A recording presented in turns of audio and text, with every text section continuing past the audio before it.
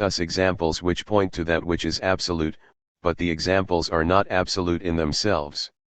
It belongs to the tragic character of all life that the Church, although it is based on the concrete absolute, continuously tends to distort its paradoxical meaning and to transform the paradox into absolutisms of a cognitive and moral character.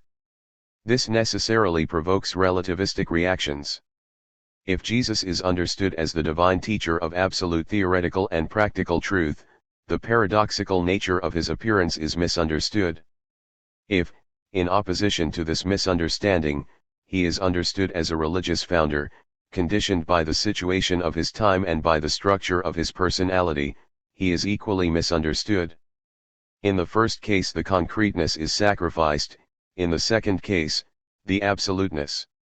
In both cases the paradox has disappeared. The new being in Jesus as the Christ is the paradox of the final revelation. The words of Jesus and the apostles point to this new being. They make it visible through stories, legends, symbols, paradoxical descriptions, and theological interpretations. But none of these expressions of the experience of the final revelation is final and absolute in itself. They are all conditioned, relative, open to change and additions. The absolute side of the final revelation, that in it which is unconditional and unchangeable, involves the complete transparency and the complete self-sacrifice of the medium in which it appears. Every concrete occurrence in the event Jesus as the Christ discloses these qualities. No situation which Jesus faced and no act through which he met it establishes an absolutism of dogmatic or moral character. Both situation and act are transparent and not binding in themselves. Although potentially absolute, they are sacrificed in the moment they occur.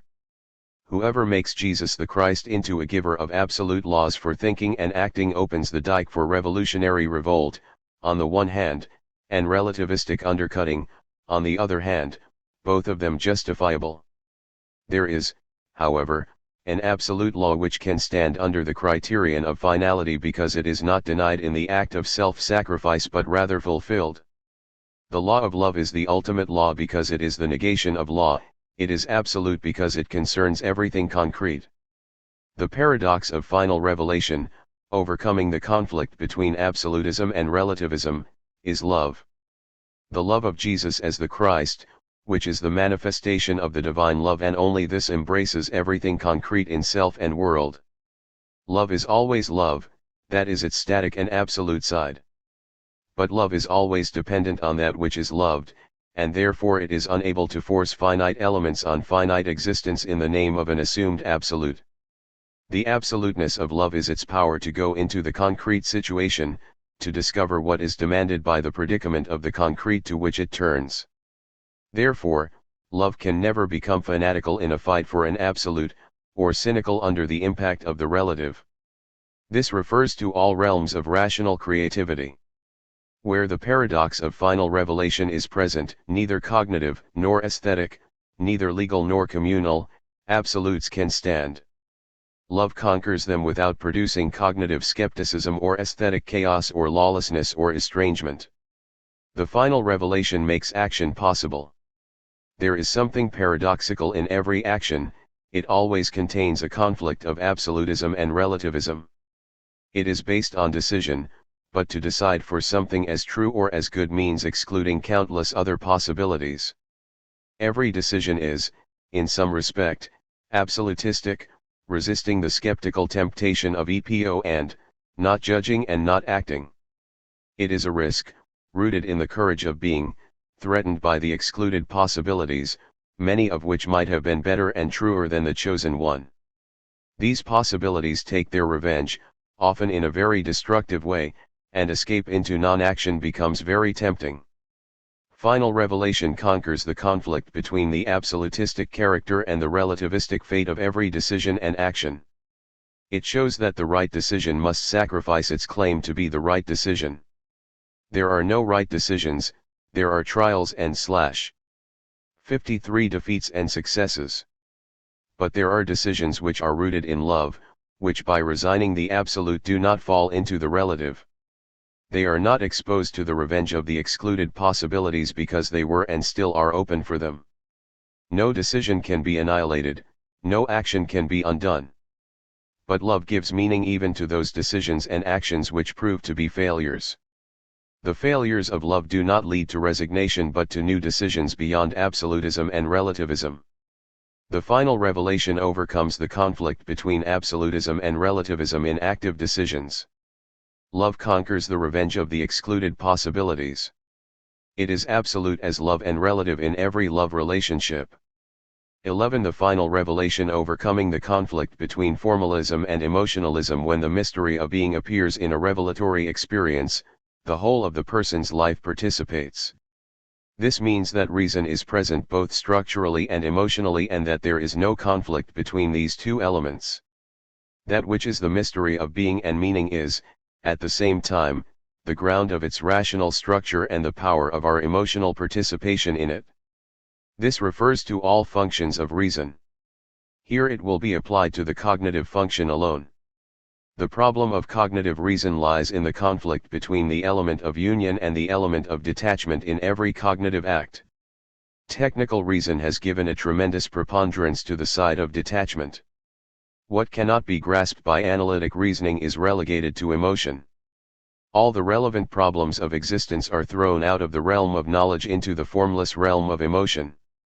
Assertions about the meaning of life and the depth of reason are denied any truth value. Not only myth and cult but also aesthetic intuitions and communal relations are excluded from reason and cognition. They are considered to be emotional effusions without validity and criteria.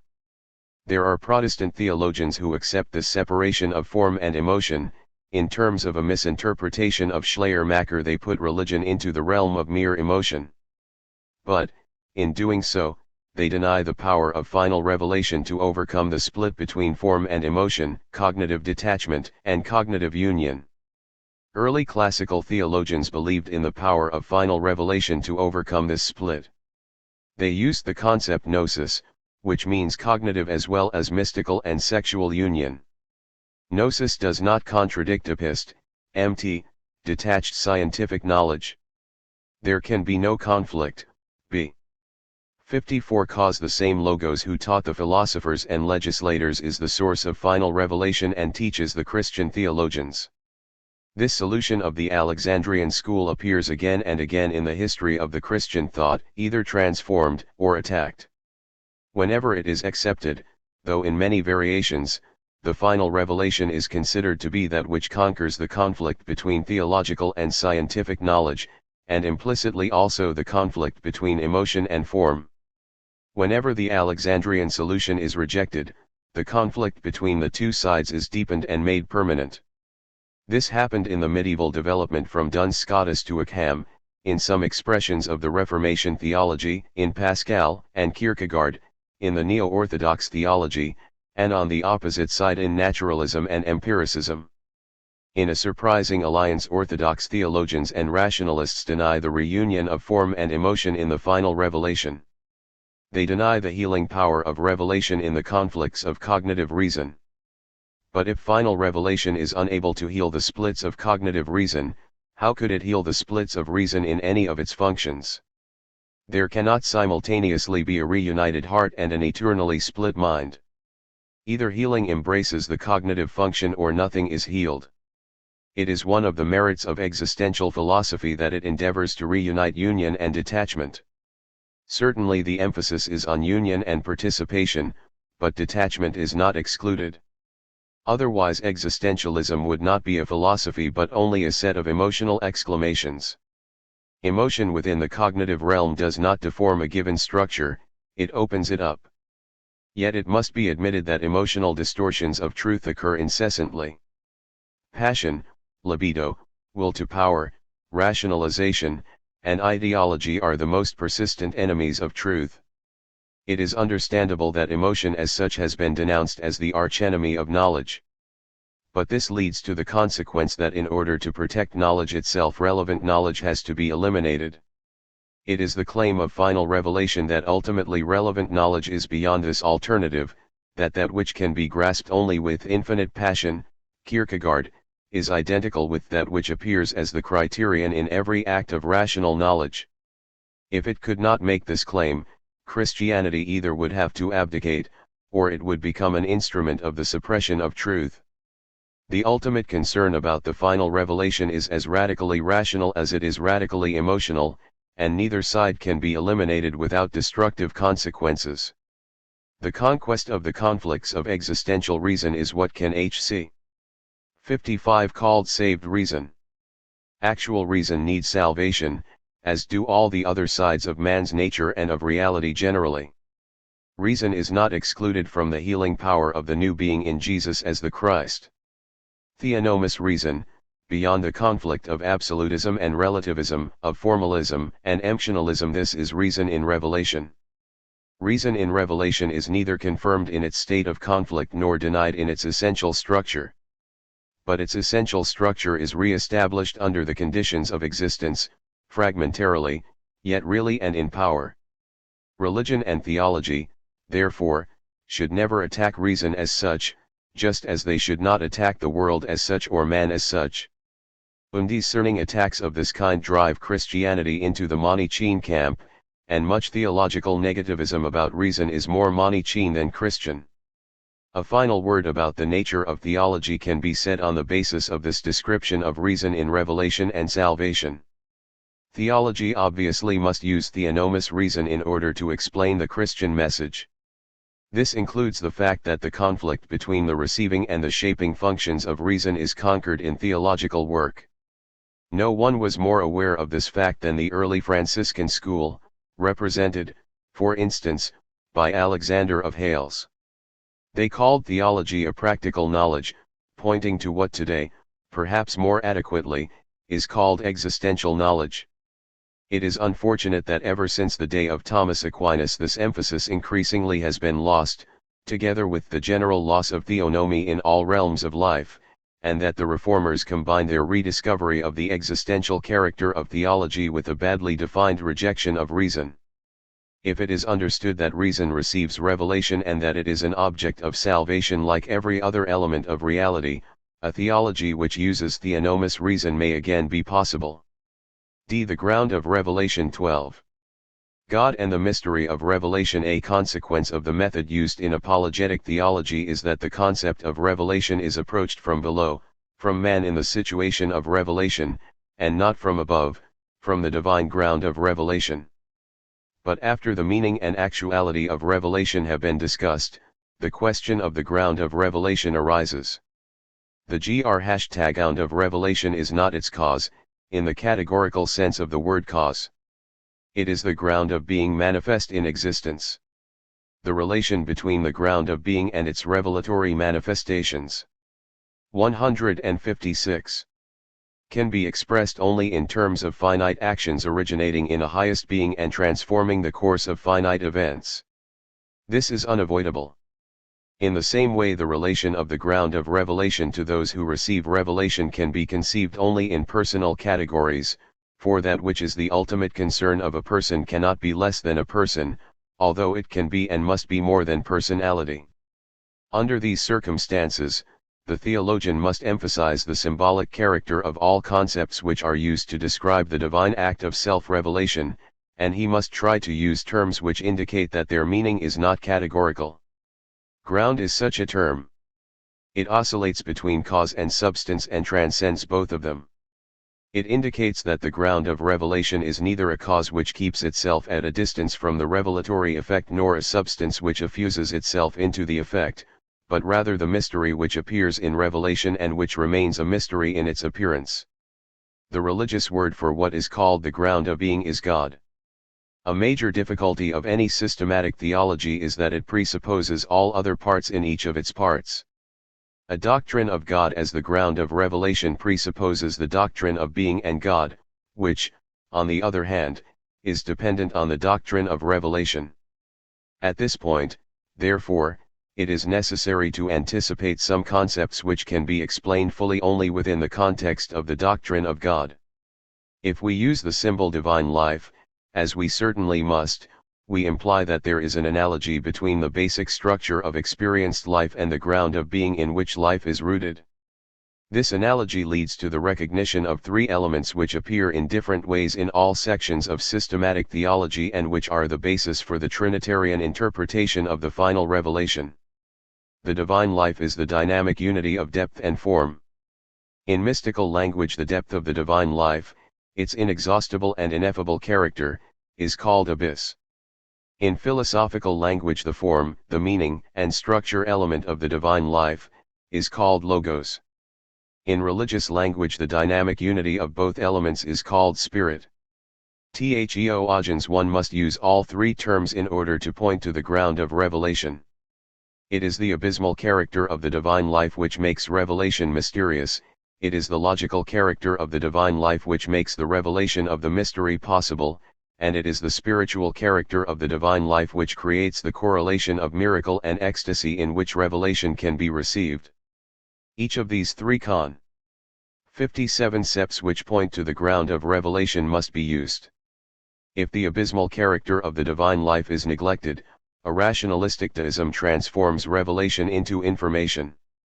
If the logical character of the divine life is neglected, an irrationalistic theism transforms revelation into heteronymous subjection. If the spiritual character of the divine life is neglected, a history of revelation is impossible. The doctrine of revelation is based on a Trinitarian interpretation of the divine life and its self-manifestation. Revelation and salvation are elements of God's directing creativity. God directs the processes of individual, social, and universal life toward their fulfillment in the kingdom of God. Revelatory experiences are embedded in general experience. They are distinguished from it but not separated from it. World history is the basis of the history of revelation, and in the history of revelation, world history reveals its mystery. 13. Final revelation and the Word of God. The doctrine of revelation has been developed traditionally as a doctrine of the Word of God. This is possible if Word is interpreted as the Logos element in the ground of being, which is the interpretation which the classical Logos doctrine gave it. But the Word of God often is understood half literally, half symbolically as a spoken word, and a theology of the Word is presented which is a theology of the spoken word. This intellectualization of revelation runs counter to the sense of the Logos Christology. The Logos Christology was not over-intellectualistic, actually it was a weapon against this danger. If Jesus as the Christ is called the Logos, Logos points to a revelatory reality, not to revelatory words. Taken seriously, the doctrine of the Logos prevents the elaboration of a theology of the spoken or the written word, which is the Protestant pitfall. The term Word of God has 6 different meanings. The Word is first of all the principle of the divine self-manifestation in the ground of being itself. The ground is not only an abyss in which every form 9. This statement is a complete reversal of the doctrine of the Ridgelian school that the reception of Christianity by the Greek mind meant an intellectualization of Christianity. 158. Disappears, it also is the source from which every form emerges. The ground of being has the character of self-manifestation, it has Logos character. This is not something added to the divine life, it is the divine life itself. In spite of its abysmal character, the ground of being is logical, it includes its own Logos. Second, the Word is the medium of creation, the dynamic spiritual word which mediates between the silent mystery of the abyss of being and the fullness of concrete, individualized, self-related beings. Creation through the Word, in contrast to a process of emanation as elaborated in Neoplatonism, points symbolically both to the freedom of creation and to the freedom of the created. The manifestation of the ground of being is spiritual, not mechanical, as it is, for instance, in Spinoza. Third, the Word is the manifestation of the divine life in the history of revelation. It is the Word received by all those who are in a revelatory correlation.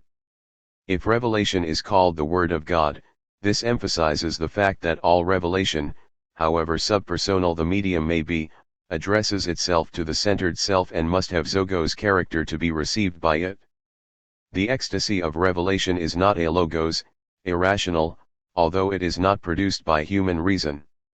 It is inspired, spiritual, it unites the abyss and the Logos elements in the manifestation of the mystery. Fourth, the Word is the manifestation of the divine life in the final revelation. The Word is a name for Jesus as the Christ. The Logos, the principle of all divine manifestation, becomes a being in history under the conditions of existence, revealing in this form the basic and determinative relation of the ground of being to us, symbolically speaking, the heart of the divine life. The Word is not the sum of the words spoken by Jesus. It is the being of the Christ, of which his words and his deeds are an expression. Here the impossibility of identifying the Word with speech is so obvious that it is hard to understand how theologians who accept the doctrines of the Incarnation can maintain this confusion. Fifth, the term Word is applied to the document of the final revelation and its special preparation, namely, the Bible. But if the Bible is called the Word of God, theological confusion is almost unavoidable. Such consequences as the dictation theory of inspiration, dishonesty in dealing with the biblical text, a monophysitic dogma of the infallibility of a book, etc., follow from such an identification. The Bible is the Word of God in two senses. It is the document of the final revelation, and it participates in the final revelation of which it is the document. Probably. 59. Nothing has contributed more to the misinterpretation of the biblical doctrine of the Word than the identification of the Word with the Bible. Sixth, the message of the Church as proclaimed in her preaching and teaching is called the Word. In so far as Word means the objective message which is given to the Church and which should be spoken to her, it is the Word in the same sense in which the biblical revelation or any other revelation is the Word. But in so far as Word means the actual preaching of the Church, it might be only words and not the Word at all, mere human speech without divine manifestation in it. The Word depends not only on the meaning of the words of preaching alone but also on the power with which they are spoken. And it depends not only on the understanding of the listener alone but also on his existential reception of the content. Nor does the Word depend on the preacher or the listener alone, but on both in correlation. These four factors and their interdependence constitute the constellation in which human words may become the Word, divine self-manifestation. They may and they may not become the Word. Therefore, no activity of the Church can be carried through with the certainty that it expresses the Word. No minister should claim more than his intention to speak the Word when he preaches. He never should claim that he has spoken it or that he will be able to speak it in the future, for, since he has no power over the revelatory constellation, he possesses no power to preach the Word. He may speak mere words, theologically correct though they may be. And he may speak the Word, though his formulations are theologically incorrect. Finally, the mediator of revelation may not be a preacher or religious teacher at all but simply someone whom we meet and whose words become the Word for us in a special constellation. The many different meanings of the term Word are all united in one meaning, namely, God manifest in himself, in creation, in the history of revelation, in the final revelation, in the Bible, in the words of the Church and her members. God manifest the mystery of the divine #e-abyss expressing itself through the divine logos. This is the meaning of the symbol, the Word of God. Part 2. Being and God.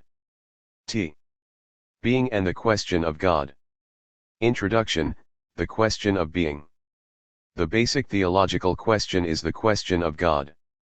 God is the answer to the question implied in being.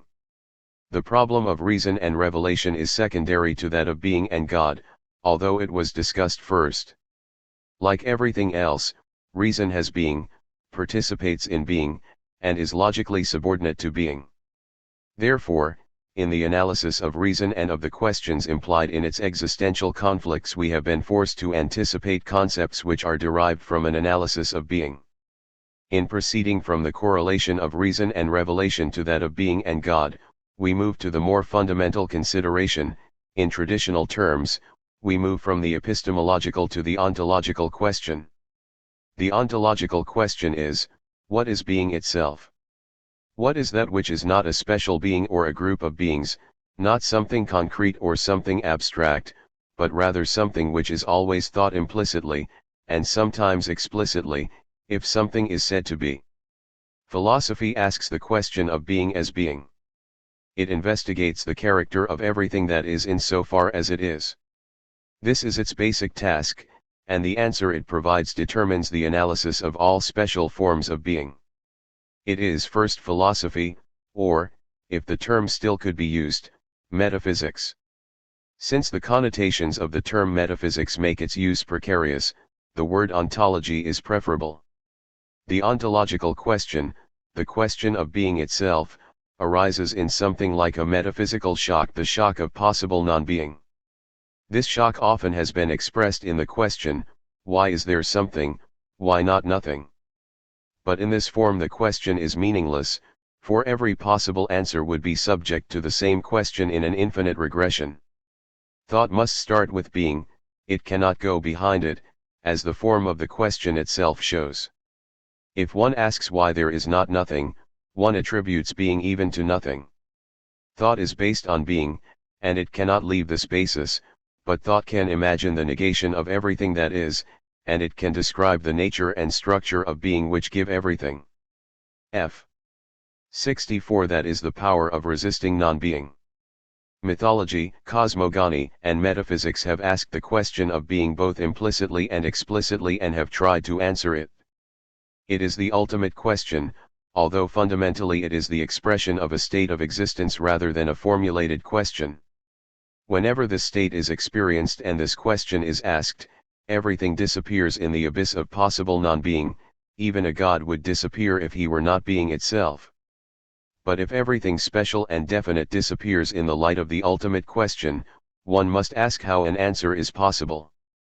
Does this not mean that ontology is reduced to the empty tautology that being is being? Is not the term structure of being a contradiction in terms, saying that that which is beyond every structure itself has a structure? Ontology is possible because there are concepts which are less universal than being but more universal than any ontic concept, that is, more universal than any concept designating a realm of beings. Such concepts have been called principles or categories or ultimate notions. The human mind has worked for thousands of years in their discovery, elaboration, and organization. But no agreement has been reached, although certain concepts reappear in almost every ontology. Systematic theology cannot, and should not, enter into the ontological discussion as such. Yet it can and must consider these central concepts from the point of view of their theological significance. Such consideration, demanded in every part of the theological system, may well influence the ontological analysis indirectly. But the arena of ontological discussion is not the theological arena, although the theologian must be familiar in it. It is possible to distinguish four levels of ontological concepts. 1. The basic ontological structure, which is the implicit condition of the ontological question. 2. The elements which constitute the ontological structure. 3. The characteristics of being, which are the conditions of existence. And 4. The categories of being and knowing. Each of these levels demands a special analysis. Only a few remarks concerning their general ontological character are necessary at this point. The ontological question presupposes an asking subject and an object about which the question is asked. It presupposes the subject-object structure of being, which in turn presupposes the self-world structure as the basic articulation of being. The self having a world to which it belongs, this highly dialectical structure logically and experientially precedes all other structures. Its analysis should be the first step in every onto 65 logical task. The second level of ontological analysis deals with the elements which constitute the basic structure of being. They share the polar character of the basic structure, and it is just their polarity that makes them principles by preventing them from becoming highest generic concepts. One can imagine a realm of nature beside or outside the realm of history, but there is no realm of dynamics without form or of individuality without universality. The converse also is true. Each pole is meaningful only in so far as it refers by implication to the opposite pole. Three outstanding pairs of elements constitute the basic ontological structure: individuality and universality, dynamics and form, freedom and destiny.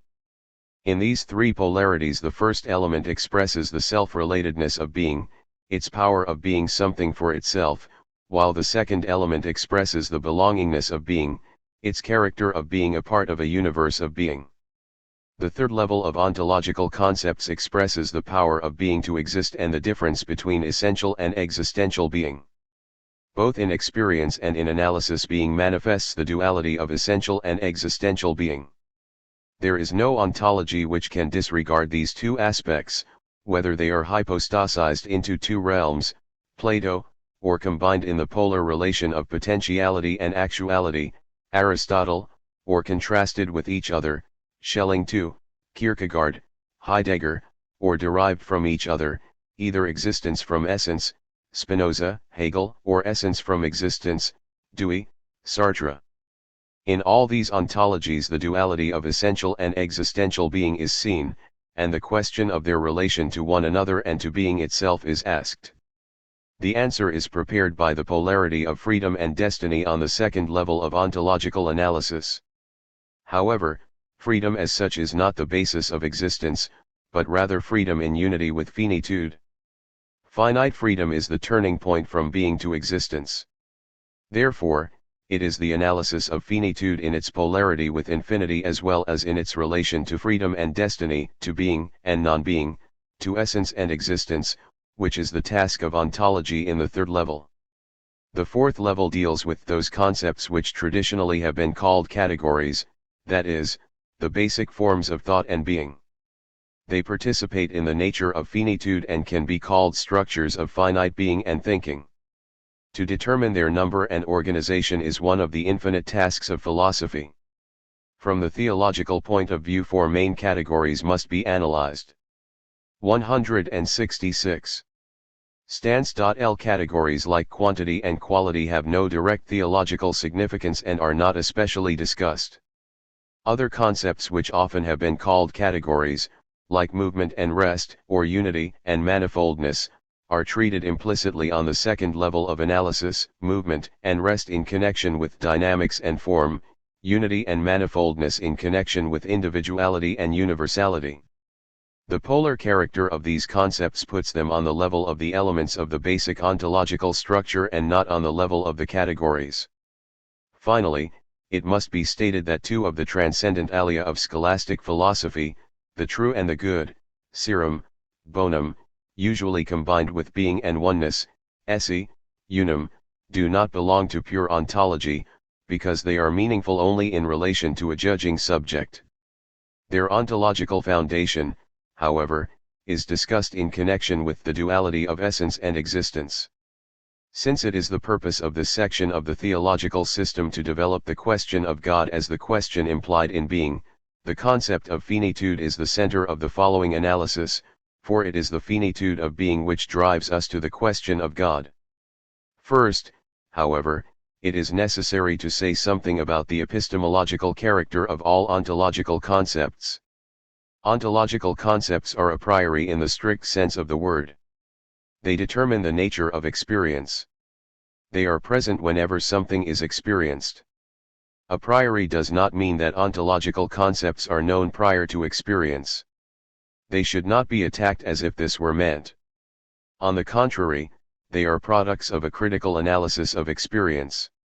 Nor does a priori mean that the ontological concepts constitute a static and unchangeable structure which, once discovered, will always be valid. The structure of experience may have changed in the past and may change in the future, but, while such a possibility cannot be excluded, there is no reason for using it as an argument against the a priori character of ontological concepts. Those concepts are a priori which are presupposed in every actual experience, since they constitute the very structure of experience itself. The conditions of experience are a priori. If these conditions change and with them the structure of experience, another set of conditions must make it possible to have experience. This situation will persist as long as it is meaningful to speak of experience at all. As long as there is experience in any definite sense of the word, there is a structure of experience which can be recognized within the process of experiencing and which can be elaborated critically. Process philosophy is justified in its attempt to dissolve into processes everything which seems to be static. But it would become absurd if it tried to dissolve the structure of process into a process. This simply would mean that what we know as process has been superseded by something else, the nature of which is unknown at present. In the meantime, every philosophy of process has an explicit or implicit ontology which is a prioristic in character.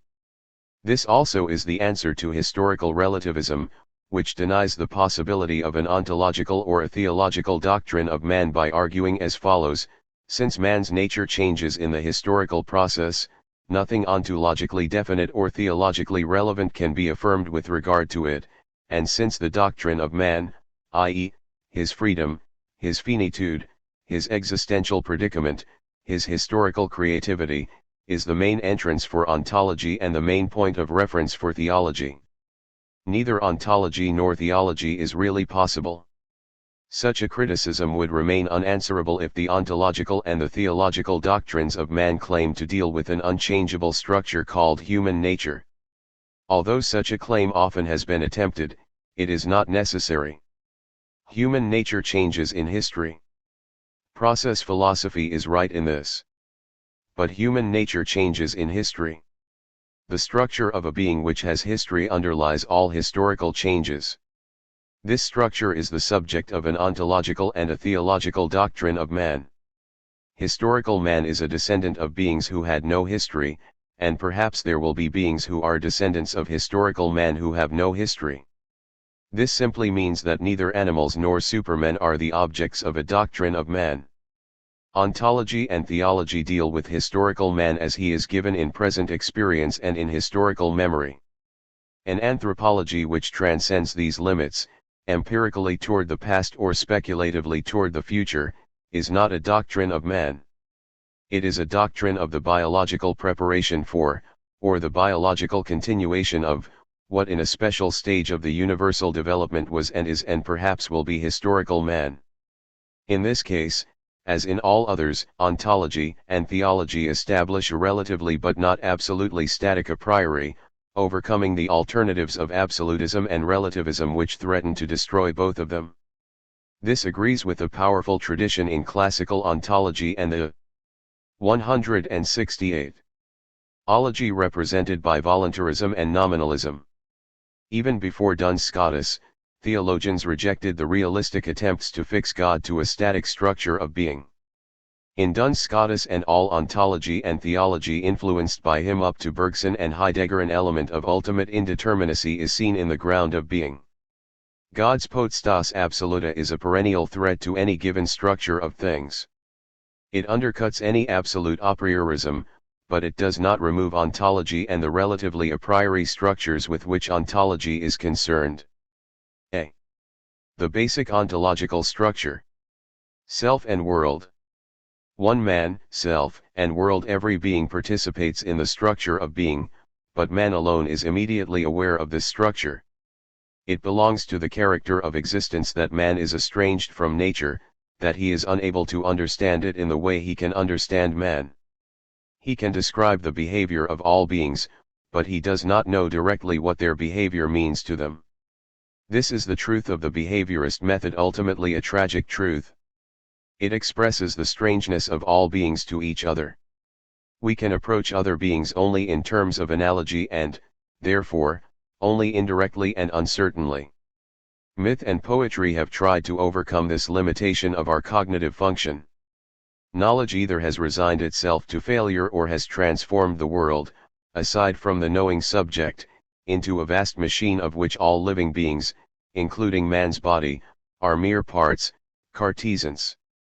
However, there is a third possibility, based on an understanding of man as that being in whom all levels of being are united and approachable.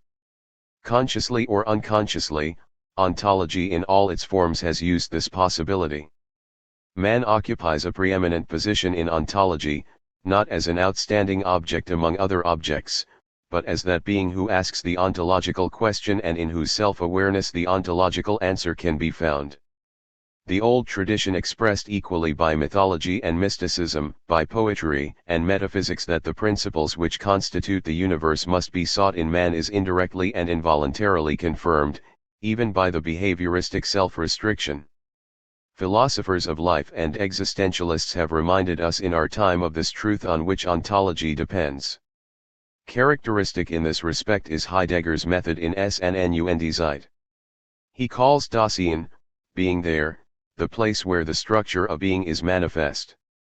But Dasein is given to man. 69 Within himself. Man is able to answer the ontological question himself because he experiences directly and immediately the structure of being and its elements. This approach must, however, be protected against a fundamental misunderstanding. It in no way assumes that man is more easily accessible as an object of knowledge, physical or psychological, than are non-human objects. Just the contrary is asserted. Man is the most difficult object encountered in the cognitive process. The point is that man is aware of the structures which make cognition possible. He lives in them and acts through them. They are immediately present to him. They are he himself. Any confusion on this point has destructive consequences. The basic structure of being and all its elements and the conditions of existence lose their meaning and their truth if they are seen as objects among objects. If the self is considered to be a thing among things, its existence is questionable. If freedom is thought to be a thing among things, its existence is questionable.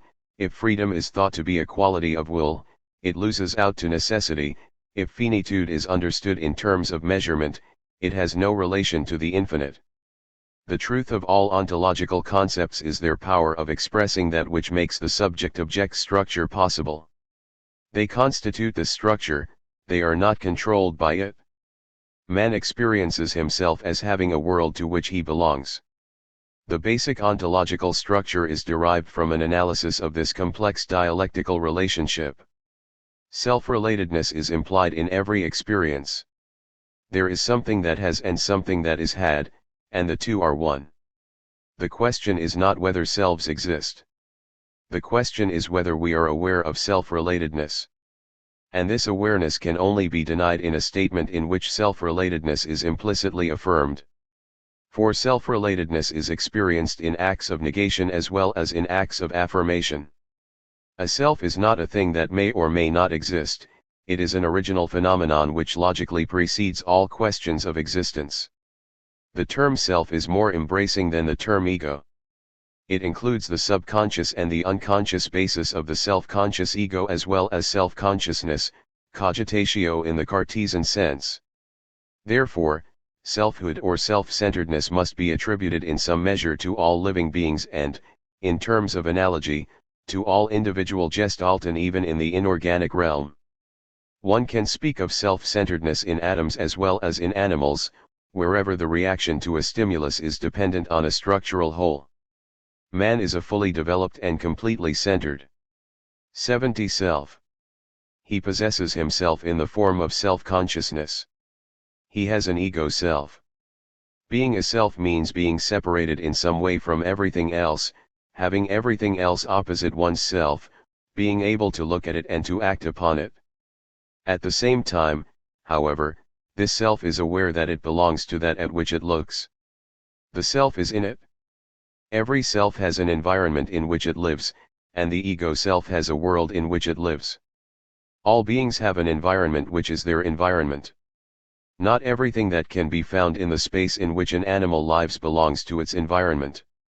Its environment consists in those things with which it has an active interrelation. Different beings within the same limited space have different environments. Each being has an environment, although it belongs to its environment. The mistake of all theories which explain the behavior of a being in terms of environment alone is that they fail to explain the special character of the environment in terms of the special character of the being which has such an environment. Self and environment determine each other. Because man has an ego self, he transcends every possible environment. Man has a world. Like environment, world is a correlative concept. Man has a world, although he is in it at the same time. World is not the sum total of all beings, an inconceivable concept. As the Greek cosmos and TL Latin universum indicate, world is a structure or a unity of manifoldness. If we say that man has a world at which he looks, from which he is separated and to which he belongs, we think of a structured whole even though we may describe this world in pluralistic terms. The whole opposite man is Ada at least in this respect, that it is related to us prospectively, however discontinuous it may be in itself. Every pluralistic philosopher speaks of the pluralistic character of the world, thus implicitly rejecting an absolute pluralism. The world is the structural whole which includes and transcends all environments, not only those of beings which lack a fully developed self, but also the environments in which man partially lives. As long as he is human, that is, as long as he has not fallen from humanity, example in intoxication or insanity, man never is bound completely to an environment. He always transcends it by grasping and shaping it according to universal norms and ideas. Even in the most limited environment man possesses the universe, he has a world. Language, as the power of universals, is the basic expression of man's transcending his environment, of having a world. The 7 ego self is that self which can speak and which by speaking trespasses the boundaries of any given situation. When man looks at his world, he looks at himself as an infinitely small part of his world. Although he is the perspective center, he becomes a particle of what is centered in him, a particle of the universe. This structure enables man to encounter himself. Without its world the self would be an empty form. Self-consciousness would have no content, for every content, psychic as well as bodily, lies within the universe. There is no self-consciousness without world consciousness, but the converse also is true. World consciousness is possible only on the basis of a fully developed self-consciousness. Man must be completely separated from his world in order to look at it as a world. Otherwise he would remain in the bondage of mere environment. The interdependence of ego self and world is the basic ontological structure and implies all the others. Both sides of the polarity are lost if either side is lost. The self without a world is empty, the world without a self is dead. The subjective idealism of philosophers like Fichte is unable to reach the world of contents unless the ego makes an irrational leap into its opposite, the non-ego. The objective realism of philosophers like Hobbes is unable to reach the form of self-relatedness without an irrational leap from the movement of things into the ego. Descartes tried desperately and unsuccessfully to reunite the empty cogitantio of the pure ego with the mechanical movement of dead bodies. Whenever the self-world correlation is cut, no reunion is possible. On the other hand, if the basic structure of self-world relatedness is affirmed, it is possible to show how this structure might disappear from cognitive view because of the subject-object structure of reason, which is rooted in the self-world correlation and which grows out of it. To the logical and the ontological object, the self-world polarity is the basis of the subject-object structure of reason. It was not possible, except by anticipation, to discuss this structure in part I before discussing the self-world polarity. The relation between the self-world polarity and the subject-object structure must now be explained. We have described the world as a structured whole, and we have called its structure objective reason. We have described the self as a structure of centeredness, and we have called this structure subjective reason. And we have stated that these correspond to each other, without, however, giving any special interpretation of the correspondence. 172. Reason makes the self a self, namely, a centered structure, and reason makes the world a world, namely, a structured whole.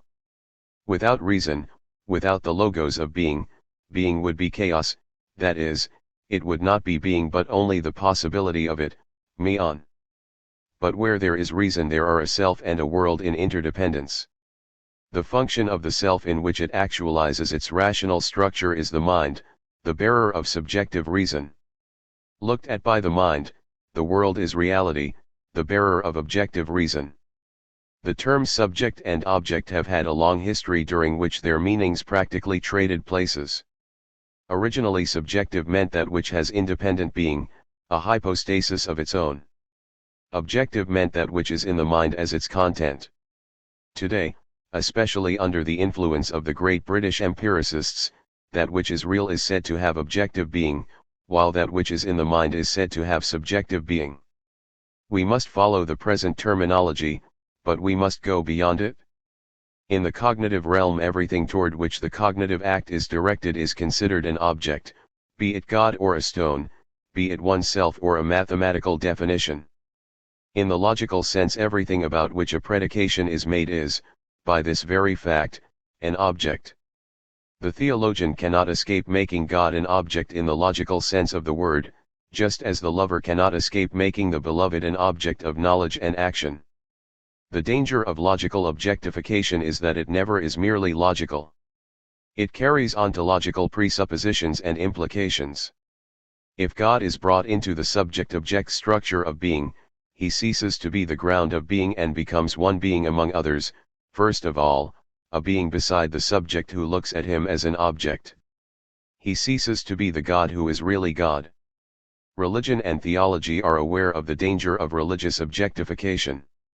They attempt to escape the unintentional blasphemy implied in this situation in several ways. Prophetic religion denies that one can see God, for sight is the most objectifying sense. If there is a knowledge of God, it is God who knows himself through man. God remains the subject, even if he becomes a logical object, cf. ICOR 13:12. Mysticism tries to overcome the objectifying scheme by an ecstatic union of man and God, analogous to the erotic relation in which there is a drive toward a moment in which the difference between lover and beloved is extinguished. Theology always must remember that in speaking of God it makes an object of that which precedes the subject-object structure, and that, therefore, it must include in 73 its speaking of God the acknowledgement that it cannot make God an object. But there is a third sense in which the objectifying scheme is used.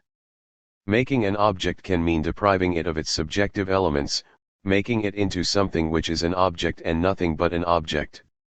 Such an object is a thing, in German a Ding, something which is altogether bedingt, conditioned. The word thing does not necessarily have this connotation, it can stand for everything that is. But it is counter to our linguistic feeling to call human beings things. They are more than things and more than mere objects. They are selves and therefore bearers of subjectivity. Metaphysical theories as well as social institutions in which selves are transformed into things contradict truth and justice, for they contradict the basic ontological structure of being, the self-world polarity in which every being participates in varying degrees of approximation to the one or the other pole. The fully developed human personality represents one pole, the mechanical tool the other. The term thing is most adequately applied to the tool. It is almost devoid of subjectivity. But not completely. Its constitutive elements, taken from inorganic nature, have some unique structures which cannot be ignored, and it itself possesses or should possess an artistic form, in which its purpose is visibly expressed. Even everyday tools are not merely things. Everything resists the fate of being considered or treated as a mere thing, as an object which has no subjectivity. This is the reason why ontology cannot begin with things and try to derive the structure of reality from them. That which is completely conditioned, which has no selfhood and subjectivity, cannot explain self and subject. Whoever attempts to do this must introduce surreptitiously into the nature of objectivity the very subjectivity which he wants to derive from it. According to Parmenides, the basic ontological structure is not being but the unity of being and the word, the logos in which it is grasped. Subjectivity is not an epiphenomenon, a derived appearance. It is an original phenomenon, although only and always in polar relation with objectivity. The way in which recent naturalism has disavowed its former reductionist methods, for example, reducing everything to physical objects and their movements, suggests an increasing insight into the impossibility of deriving subjectivity from objectivity. In the practical realm, the widespread resistance against the objectifying tendencies in industrial society, first in its capitalistic and then in its totalitarian forms, suggests that there is a realization that making man into a part of even 74 the most useful machine means dehumanization, destruction of man's essential subjectivity. Past and present existentialism, in all its varieties, is united in protesting against the theoretical and practical forms of surrendering the subject to the object, the self to the thing. An ontology which begins with the self-world structure of being and the subject-object structure of reason is protected against the danger of surrendering the subject to the object. It is also protected against the opposite danger. It is just as impossible to derive the object from the subject as it is to derive the subject from the object. Idealism in all its forms has discovered that there is no way from the absolute ego to the non-ego, from the absolute consciousness to the non-conscious, from the absolute self to the world, from the pure subject to the objective structure of reality. In each case that which is supposed to be derived is surreptitiously slipped into that from which it is to be derived. This trick of deductive idealism is the precise counterpart of the trick of reductive naturalism. The motive behind the different forms of the philosophy of identity was insight into the situation. But the insight did not go far enough. The relation of subject and object is not that of an identity from which neither subjectivity nor objectivity can be derived. The relation is one of polarity. The basic ontological structure cannot be derived. It must be accepted. The question, what precedes the duality of self and world, of subject and object, is a question in which reason looks into its own abyss, an abyss in which distinction and derivation disappear.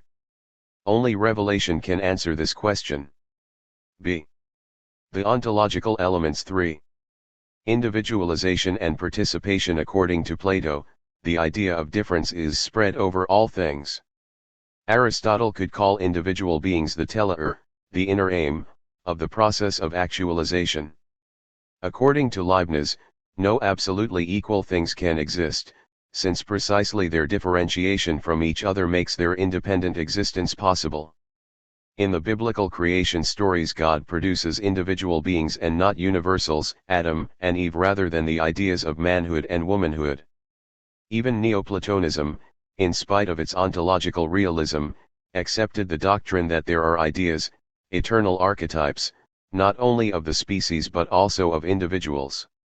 Individualization is not a characteristic of a special sphere of beings, it is an ontological element and therefore a quality of every 75 thing. It is implied in and constitutive of every self, which means that at least in an analogous way it is implied in and constitutive of every being. The very term individual points to the interdependence of self-relatedness and individualization. A self-centered being cannot be divided. It can be destroyed, or it can be deprived of certain parts out of which new self-centered beings emerge, example regeneration of structure in some lower animals. In the latter case, either the old self has ceased to exist and is replaced by new selves, or the old self remains, diminished in extension and power for the sake of the new selves. But in no case is the center itself divided. This is as impossible as the partition of a mathematical point. Selfhood and individualization are different conceptually, but actually they are inseparable. Man not only is completely self-centered, he also is completely individualized. And he is the one because he is the other. The species is dominant in all non-human beings, even in the most highly developed animals. Essentially, the individual is an exemplar, representing in an individual way the universal characteristics of the species. Although the individualization of a plant or an animal is expressed even in the smallest part of its centered whole, it is significant only in unity with individual persons or unique historical events. The individuality of a non-human being gains significance if it is drawn into the processes of human life. But only then. Man is different. Even in collectivistic societies, the individual as the bearer and, in the last analysis, the aim of the collective is significant rather than the species. Even the most despotic state claims to exist for the benefit of its individual subjects. Law, by its very nature, is based on the valuation of the individual as unique, unexchangeable, inviolable, and therefore to be protected and made responsible at the same time. The individual is a person in the sight of the law. The original meaning of the word person, persona, prosopon, points to the actor's mask, which makes him a definite character. Historically, this has not always been acknowledged by systems of law. In many cultures, the law has not recognized everyone as a person. Anatomical equality has not been considered a sufficient basis for the valuation of every man as a person. personal standing has been denied to slaves, children, women. They have not attained full individualization in many cultures because they have been unable to participate fully, and, conversely, they have been unable to participate fully because they have not been fully individualized. No process of emancipation was begun until the Stoic philosophers fought successfully for the doctrine that 176. Every human being participates in the universal logos. The uniqueness of every person was not established until the Christian Church acknowledged the universality of salvation and the potentiality of every human being to participate in it. This development illustrates the strict interdependence of individuality and participation on the level of complete individualization, which is, at the same time, the level of complete participation. The individual self participates in his environment or, in the case of complete individualization, in his world. An individual leaf participates in the natural structures and forces which act upon it and which are acted upon by it. This is the reason why philosophers like Cusanus and Leibniz have asserted that the whole universe is present in every individual, although limited by its individual limitations. There are microcosmic qualities in every being, but man alone is microcosmos. In him the world is present not only indirectly and unconsciously but directly and in a conscious encounter. Man participates in the universe through the rational structure of mind and reality. Considered environmentally, he participates in a very small section of reality. He is surpassed in some respects by migrating animals. Considered cosmically, he participates in the universe because the universal structures, forms, and laws are open to him. And with them everything which can be grasped and shaped through them is open to him. Actually, man's participation always is limited. Potentially there are no limits he could not transcend. The universals make man universal.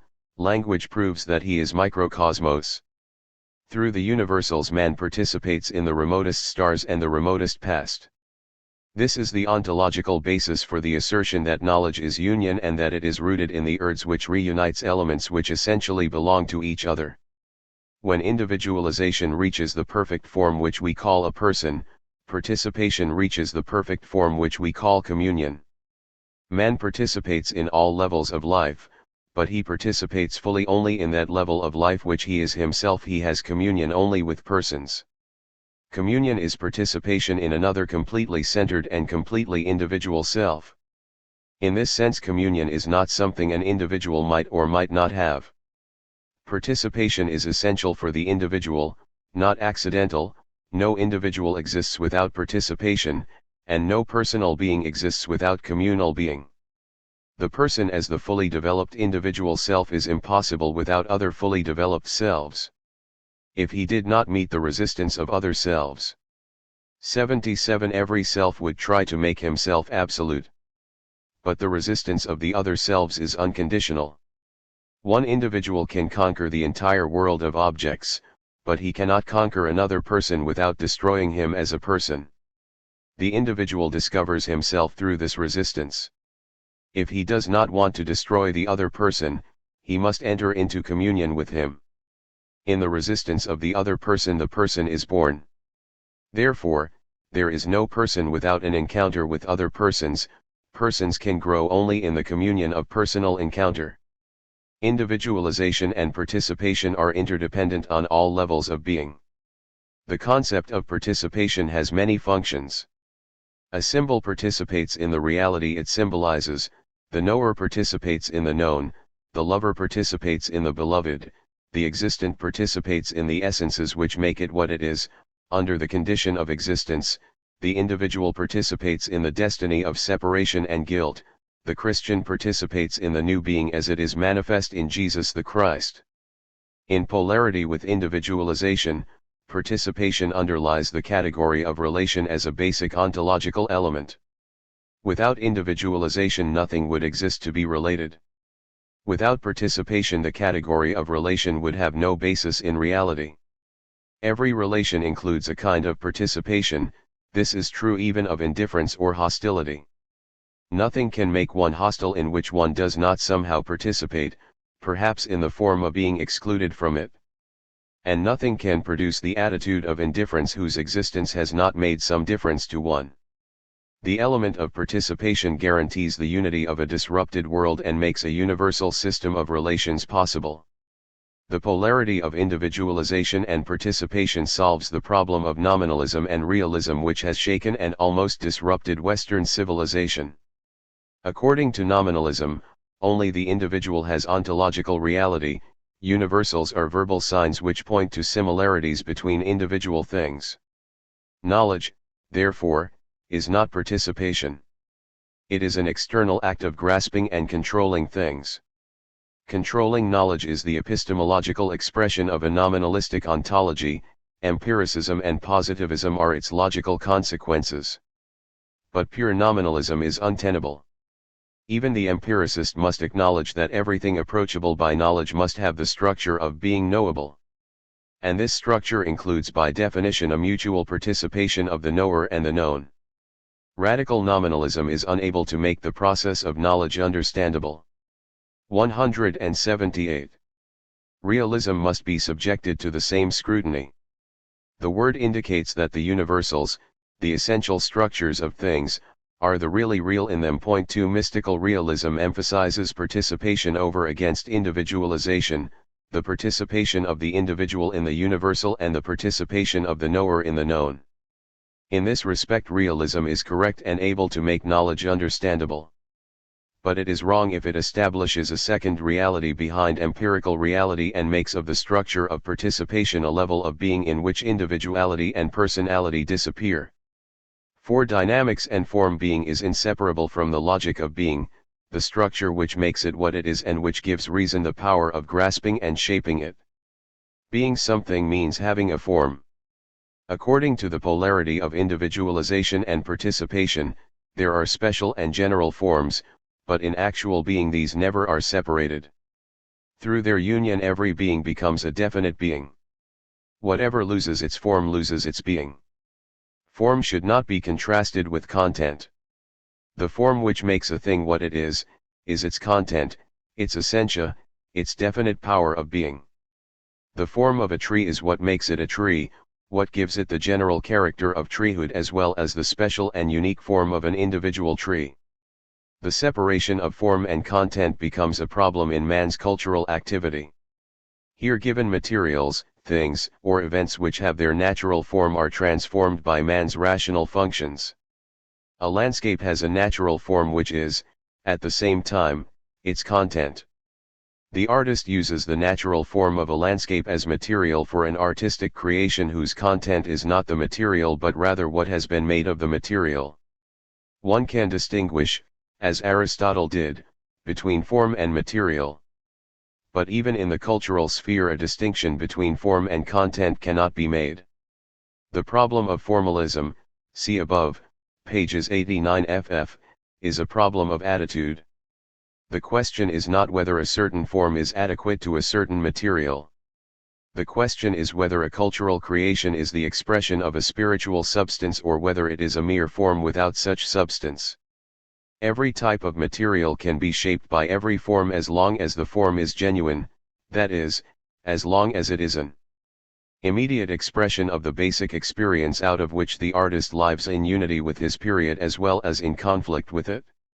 If he fails to use such forms and instead uses forms which have ceased to be expressive, the artist is a formalist irrespective of whether the forms are traditional or revolutionary. A revolutionary style can become as formalistic as a conservative style. The criterion is the expressive power of a form and not a special style. These considerations point to the other element in the polarity of form and dynamics. Every form forms something. The question is, what is this something? We have called it dynamics, a very complex concept with a rich history and many connotations and implications.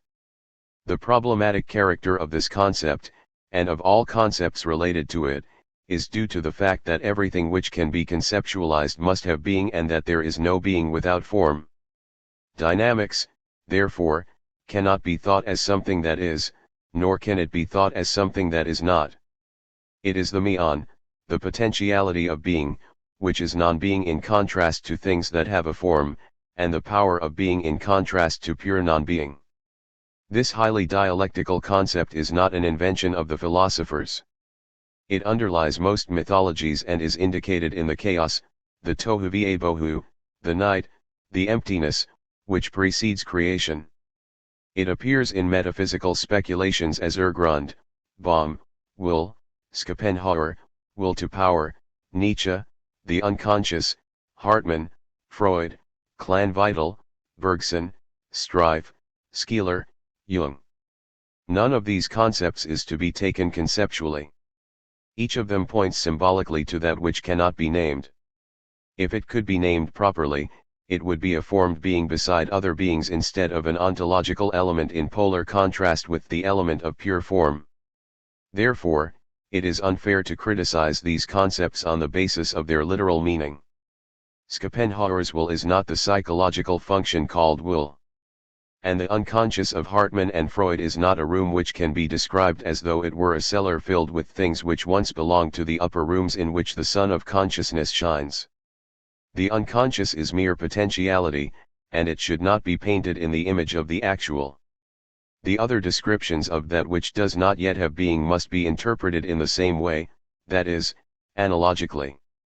In Greek philosophy non-being, or matter, was an ultimate principle of resistance against form. Christian theology, however, has had to try to deprive it of its independence and to seek a place for it. 180. In the depth of the divine life. The doctrine of God as actus purus prevented Thomism from solving the problem, but Protestant mysticism, using motifs of Duns Scotus and Luther, tried to introduce a dynamic element into the vision of the divine life. Late Romanticism as well as the philosophies of life and of process have followed this line, though always in danger of losing the divinity of the divine in their attempts to transform the static God of the axis truus into the living God. It is obvious, however, that any ontology which suppresses the dynamic element in the structure of being is unable to explain the nature of a life process and to speak meaningfully of the divine life. The polarity of dynamics and form appears in man's immediate experience as the polar structure of vitality and intentionality. Both terms need justification and explanation. Vitality is the power which keeps a living being alive and growing. Z vital is the creative drive of the living substance in everything that lives toward new forms. However, a narrower use of the term is more frequent. Ordinarily one speaks of the vitality of men, not of the vitality of animals or plants. The meaning of the word is colored by its polar contrast. Vitality, in the full sense of the word, is human because man has intentionality. The dynamic element in man is open in all directions, it is bound by no a priori limiting structure. Man is able to create a world beyond a given world, he creates the technical and the spiritual realms. The dynamics of subhuman life remain within the limits of natural necessity, notwithstanding the infinite variations it produces and notwithstanding the new forms created by the evolutionary process. Dynamics reaches out beyond nature only in man. This is his vitality, and therefore man alone has vitality in the full sense of the word. Man's vitality lives in contrast with his intentionality and is conditioned by it. On the human level, form is the rational structure of subjective reason actualized in a life process. One could call this pole rationality, but rationality means having reason, not actualizing reason. One could call it spirituality, but spirituality means the unity of dynamics and form in man's moral and cultural acts. Therefore, we recommend the use of the term intentionality, which means being related to meaningful structures, living in universals, grasping and shaping reality. In this context, intention does not mean the will to act for a purpose, it means living in tension with, and toward, something objectively valid. Man's dynamics, his creative vitality, is not indirect, chaotic, self-contained activity. It is directed, formed, it transcends itself. 181. Toward meaningful contents. There is no vitality as such and no intentionality as such. They are interdependent, like the other polar elements. The dynamic character of being implies the tendency of everything to transcend itself and to create new forms. At the same time, everything tends to conserve its own form as the basis of its self-transcendence. It tends to unite identity and difference, rest and movement, conservation and change. Therefore, it is impossible to speak of being without also speaking of becoming. Becoming is just as genuine in the structure of being as is that which remains unchanged in the process of becoming. And, vice versa, becoming would be impossible if nothing were preserved in it as the measure of change. A process philosophy which sacrifices the persisting identity of that which is in process sacrifices the process itself, its continuity, the relation of what is conditioned to its conditions, the inner aim, telos, which makes a process a whole.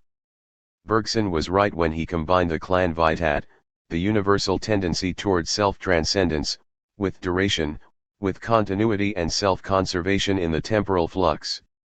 The growth of the individual is the most obvious example of self-transcendence based on self-conservation. It shows very clearly the simultaneous interdependence of the two poles. Inhibition of growth ultimately destroys the being which does not grow. Misguided growth destroys itself and that which transcends itself without self-conservation. An example of wider scope is biological evolution from lower or less complex forms of life to higher and more complex forms. It is this example, more than anything else, which has inspired the philosophy of process and of creative evolution. Self-transcendence and self-conservation are experienced immediately by man in man himself. Just as the self on the subhuman level is imperfect and in correlation with an environment, while on the human level the self is perfect and in correlation with the world, so self-transcendence on the subhuman level is limited by a constellation of conditions, while self-transcendence on the human level is limited only by the structure which makes man what he is, a complete self which has a world. On the basis of achieving self-conservation, the preservation of his humanity, man can transcend any given situation. He can transcend himself without limits in all directions just because of this basis. His creativity breaks through the biological realm to which he belongs and establishes new realms never attainable on a non-human level. Man is able to create a new world of technical tools and a world of cultural forms. In both cases something new comes into being through man's grasping and shaping. 182. Activity. Man uses the material given by nature to create technical forms which transcend nature, and he creates cultural forms which have validity and meaning. Living in these forms, he transforms himself, while originating them. He is not only a tool for their creation, he is at the same time their bearer and the result of their transforming effect upon him. His self-transcendence in this direction is indefinite, while the biological self-transcendence has reached its limits in him. Any step beyond that biological structure which makes intentionality and historicity possible would be a relapse, a false growth, and a destruction of man's power of indefinite cultural self-transcendence. Superman, in a biological sense, would be less than man, for man has freedom, and freedom cannot be trespassed biologically. 5. Freedom and destiny. The third ontological polarity is that of freedom and destiny, in which the description of the basic ontological structure and its elements reaches both its fulfillment and its turning point. Freedom in polarity with destiny is the structural element which makes existence possible because it transcends the essential necessity of being without destroying it. In view of the immense role the problem of freedom has played in the history of theology, it is surprising to see how little ontological inquiry into the meaning and nature of freedom is carried on by modern theologians, or even how little the results of previous inquiry are used by them, for a concept of freedom is just as important for theology as a concept of reason. Revelation cannot be understood without a concept of freedom. Man is man because he has freedom, but he has freedom only in polar interdependence with destiny. The term destiny is unusual in this context. Ordinarily one speaks of freedom and necessity. However, necessity is a category and not an element. Its contrast is possibility, not freedom. Whenever freedom and necessity are set over against each other, necessity is understood in terms of mechanistic determinacy and freedom is thought of in terms of indeterministic contingency. Neither of these interpretations grasps the structure of being as it is experienced immediately in the one being who has the possibility of experiencing it because he is free, that is, in man. Man experiences the structure of the individual as the bearer of freedom within the larger structures to which the individual structure belongs. Destiny points to the situation in which 83 man finds himself, facing the world to which, at the same time, he belongs. The methodological perversion of much ontological inquiry is more obvious in the doctrine of freedom than at any other point. The traditional discussion of determinism and indeterminism necessarily is inconclusive because it moves on a level which is secondary to the level on which the polarity of freedom and destiny lies. Both conflicting parties presuppose that there is a thing among other things called will, which may or may not have the quality of freedom. But by definition a thing as a completely determined object lacks freedom. The freedom of a thing is a contradiction in terms. Therefore, determinism always is right in this kind of discussion, but it is right because, in the last analysis, it expresses the tautology that a thing is a thing. Indeterminism protests against the deterministic thesis, pointing to the fact that the moral and the cognitive consciousness presupposes the power of responsible decision. However, when it draws the consequences and attributes freedom to an object or a function called will, indeterminism falls into a contradiction in terms and inescapably succumbs to the deterministic tautology. Indeterministic freedom is the negation of deterministic necessity. But the negation of necessity never constitutes experienced freedom. It asserts something absolutely contingent, a decision without motivation, an unintelligible accident which is in no way able to do justice to the moral and the cognitive consciousness for the sake of which it is invented. Both determinism and indeterminism are theoretically impossible because by implication they deny their claim to express truth. Truth presupposes a decision for the true against the false. Both determinism and indeterminism make such a decision unintelligible. Freedom is not the freedom of a function, the will, but of man, that is, of that being who is not a thing but a complete self and a rational person. It is possible, of course, to call the will the personal center and to substitute it for the totality of the self. Voluntaristic psychologies would support such a procedure. But it has proved to be very misleading, as the deadlock in the traditional controversy about freedom indicates. One should speak of the freedom of man, indicating that every part and every function which constitutes man a personal self participates in his freedom. This includes even the cells of his body, insofar as they participate in the constitution of his personal center. That which is not centered, that which is isolated from the total process of the self. 3. For further explanation see below. 84. Either by natural or by artificial separation, disease or laboratory situations, for instance, is determined by the mechanism of stimulus and response or by the dynamism of the relation between the unconscious and the conscious. However, it is impossible to derive the determinacy of the whole, including its non-separated parts, from the determinacy of isolated parts. Ontologically the whole precedes the parts and gives them their character as parts of this special whole. It is possible to understand the determinacy of isolated parts in the light of the freedom of the whole, namely, as a partial disintegration of the whole, but the converse is not possible. Freedom is experienced as deliberation, decision, and responsibility. The etymology of each of these words is revealing. Deliberation points to an act of weighing, zabur, arguments and motives. The person who does the weighing is above the motives. As long as he weighs them, he is not identical with any of the motives but is free from all of them. To say that the stronger motive always prevails is an empty tautology, since the test by which a motive is proved stronger is simply that it prevails. The self-centered person does the weighing and reacts as a whole, through his personal center, to the struggle of the motives. This reaction is called decision. The word decision, like the word incision, involves the image of cutting. A decision cuts off possibilities, and these were real possibilities, Otherwise no cutting would have been necessary. The person who does the cutting or the excluding must be beyond what he cuts off or excludes. His personal center has possibilities, but it is not identical with any of them. The word responsibility points to the obligation of the person who has freedom to respond if he is questioned about his decisions. He cannot ask anyone else to answer for him. He alone must respond, for his acts are determined neither by something outside him nor by any part of him but by the centered totality of his being. Each of us is responsible for what has happened through the center of his self, the seat and organ of his freedom.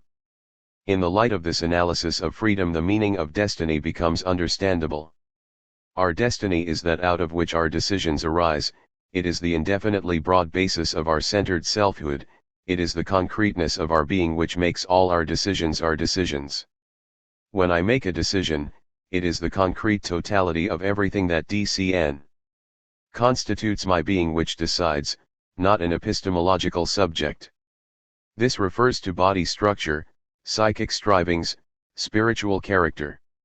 It includes the communities to which I belong, the past unremembered and remembered, the environment which has shaped me, the world which has made an impact on me. It refers to all my former decisions. Destiny is not a strange power which determines what shall happen to me. It is myself as given, formed by nature, history, and myself. My destiny is the basis of my freedom participates in shaping my destiny. Only he who has freedom has a destiny. Things have no destiny because they have no freedom. God has no destiny because he is freedom. The word destiny points to something which is going to happen to someone, it has an eschatological connotation. This makes it qualified to stand in polarity with freedom. It points not to the opposite of freedom but rather to its conditions and limits. Fatum, that which is foreseen, or schicksal, that which is sent, and their English correlate fate, designate a simple contradiction to freedom rather than a polar correlation, and therefore they hardly can be used in connection with the ontological polarity under discussion. But even the deterministic use of these words usually leaves a place for freedom. One has the possibility of accepting his fate or of revolting against it. Strictly speaking, this means that only he who has this alternative has a fate. And to have this alternative means to be free. Since freedom and destiny constitute an ontological polarity, everything that participates in being must participate in this polarity. But man, who has a complete self and a world, is the only being who is free in the sense of deliberation, decision, and responsibility. Therefore, freedom and destiny can be applied to subhuman nature only by way of analogy. This parallels the situation with respect to the basic ontological structure and the other ontological polarities. In terms of analogy, we may speak of the polarity of spontaneity and law, of which the polarity of freedom and destiny is not only the outstanding example but also the cognitive entrance. An act which originates in the acting self is spontaneous. A reaction to a stimulus is spontaneous if it comes from the centered and self-related whole of a being. This refers not only to living beings but also to inorganic gestalten which react according to their individual structure. Spontaneity is interdependent with law. Law makes spontaneity possible, and law is law only because it determines spontaneous reactions. The term law is very revealing in this respect. It is derived from the social sphere and 186. 87 designates an enforceable rule by which a social group is ordered and controlled. Natural laws are based on the rational structure of man and society, therefore, they are unconditionally valid, although the positive laws of social groups may contradict them. If the concept of natural law is applied universally to nature, it designates the structural determinateness of things and events. Nature does not obey or disobey laws the way men do. In nature, spontaneity is united with law in the way freedom is united with destiny in man. The law of nature does not remove the reactions of self-centered gestalten, but it determines the limits they cannot trespass. Each being acts and reacts according to the law of its self-centered structure and according to the laws of the larger units in which it is included. It is not, however, determined in such a way that its self-relatedness, and consequently its spontaneity, is destroyed. Except in the case of the abstract equations of macrophysics, calculation deals with chance, not with determined mechanisms. The chances of verification may be overwhelmingly great, but they are not absolute. The analogy to freedom in all beings makes an absolute determination impossible. The laws of nature are laws for self-centered units with spontaneous reactions. The polarity of freedom and destiny is valid for everything that is. See Being and Finitude 6. Being and non-being. The question of being is produced by the shock of non-being. Only man can ask the ontological question because he alone is able to look beyond the limits of his own being and of every other being. Looked at from the standpoint of possible non-being, being is a mystery. Man is able to take this standpoint because he is free to transcend every given reality. He is not bound to beingness, he can envisage nothingness, he can ask the ontological question. In doing so, however, he also must ask a question about that which creates the mystery of being, he must consider the mystery of non-being. Both questions have been joined together since the beginning of human thought, first in mythological, then in cosmogonic, and finally in philosophical terms. The way in which the early Greek philosophers, above all, Parmenides, wrestled with the question of non-being is most impressive. Parmenides realized that in speaking of non-being one gives it some kind of being which contradicts its character as the negation of being. Therefore, he excluded it from rational thought. But in doing so he rendered the realm of becoming unintelligible and evoked the atomistic solution which identifies non-being with empty space, thus giving it some kind of being. What kind of being must we attribute to non-being? This question never has ceased to fascinate and to exasperate the philosophical mind. There are two possible ways of trying to avoid the question of non-being, one logical and the other ontological. One can ask whether non-being is anything more than the content of a logical judgment, a judgment in which a possible or real assertion is denied. One can assert that non-being is a negative judgment devoid of ontological significance. To this we must reply that every logical structure which is more than merely a play with possible relations is rooted in an ontological structure. The very fact of logical denial presupposes a type of being which can transcend the immediately given situation by means of expectations which may be disappointed. An anticipated event does not occur. This means that the judgment concerning the situation has been mistaken, the necessary conditions for the occurrence of the expected event have been non-existent. Thus disappointed, expectation creates the distinction between being and non-being. But how is such an expectation possible in the first place? What is the structure of this being which is able to transcend a given situation and to fall into error? The answer is that man, who is this being, must be separated from his being in a way which enables him to look at it as something strange and questionable. And such a separation is actual because man participates not only in being but also in non-being. Therefore, the very structure which makes negative judgments possible proves the ontological character of non-being. Unless man participates in non-being, no negative judgments are possible, in fact, no judgments of any kind are possible. The mystery of non-being cannot be solved by transforming it into a type of logical judgment. The ontological attempt to avoid the mystery of non-being follows the strategy of trying to deprive it of its dialectical character. If being and nothingness are placed in absolute contrast, non-being is excluded from being in every respect, everything is excluded except being itself, i.e., the whole world is excluded. There can be no world unless there is a dialectical participation of non-being in being. It is not by chance that historically the recent rediscovery of the ontological question has been guided by pre-Socratic philosophy and that systematically there has been an overwhelming emphasis on the problem of non-being. The mystery of non-being demands a dialectical approach. The genius I-88 of the Greek language has provided a possibility of distinguishing the dialectical concept of non-being from the non-dialectical by calling the first meits and the second ok. 04 on is the nothing which has no relation at all to being, me on is the nothing which has a dialectical relation to being. The Platonic school identified meon with that which does not yet have being but which can become being if it is united with essences or ideas. The mystery of non-being was not, however, removed, for in spite of its nothingness non-being was credited with having the power of resisting a complete union with the ideas. The meantic matter of Platonism represents the dualistic element which underlies all paganism and which is the ultimate ground of the tragic interpretation of life. Christianity has rejected the concept of meantic matter on the basis of the doctrine of creatio ex nihilo. Matter is not a second principle in addition to God.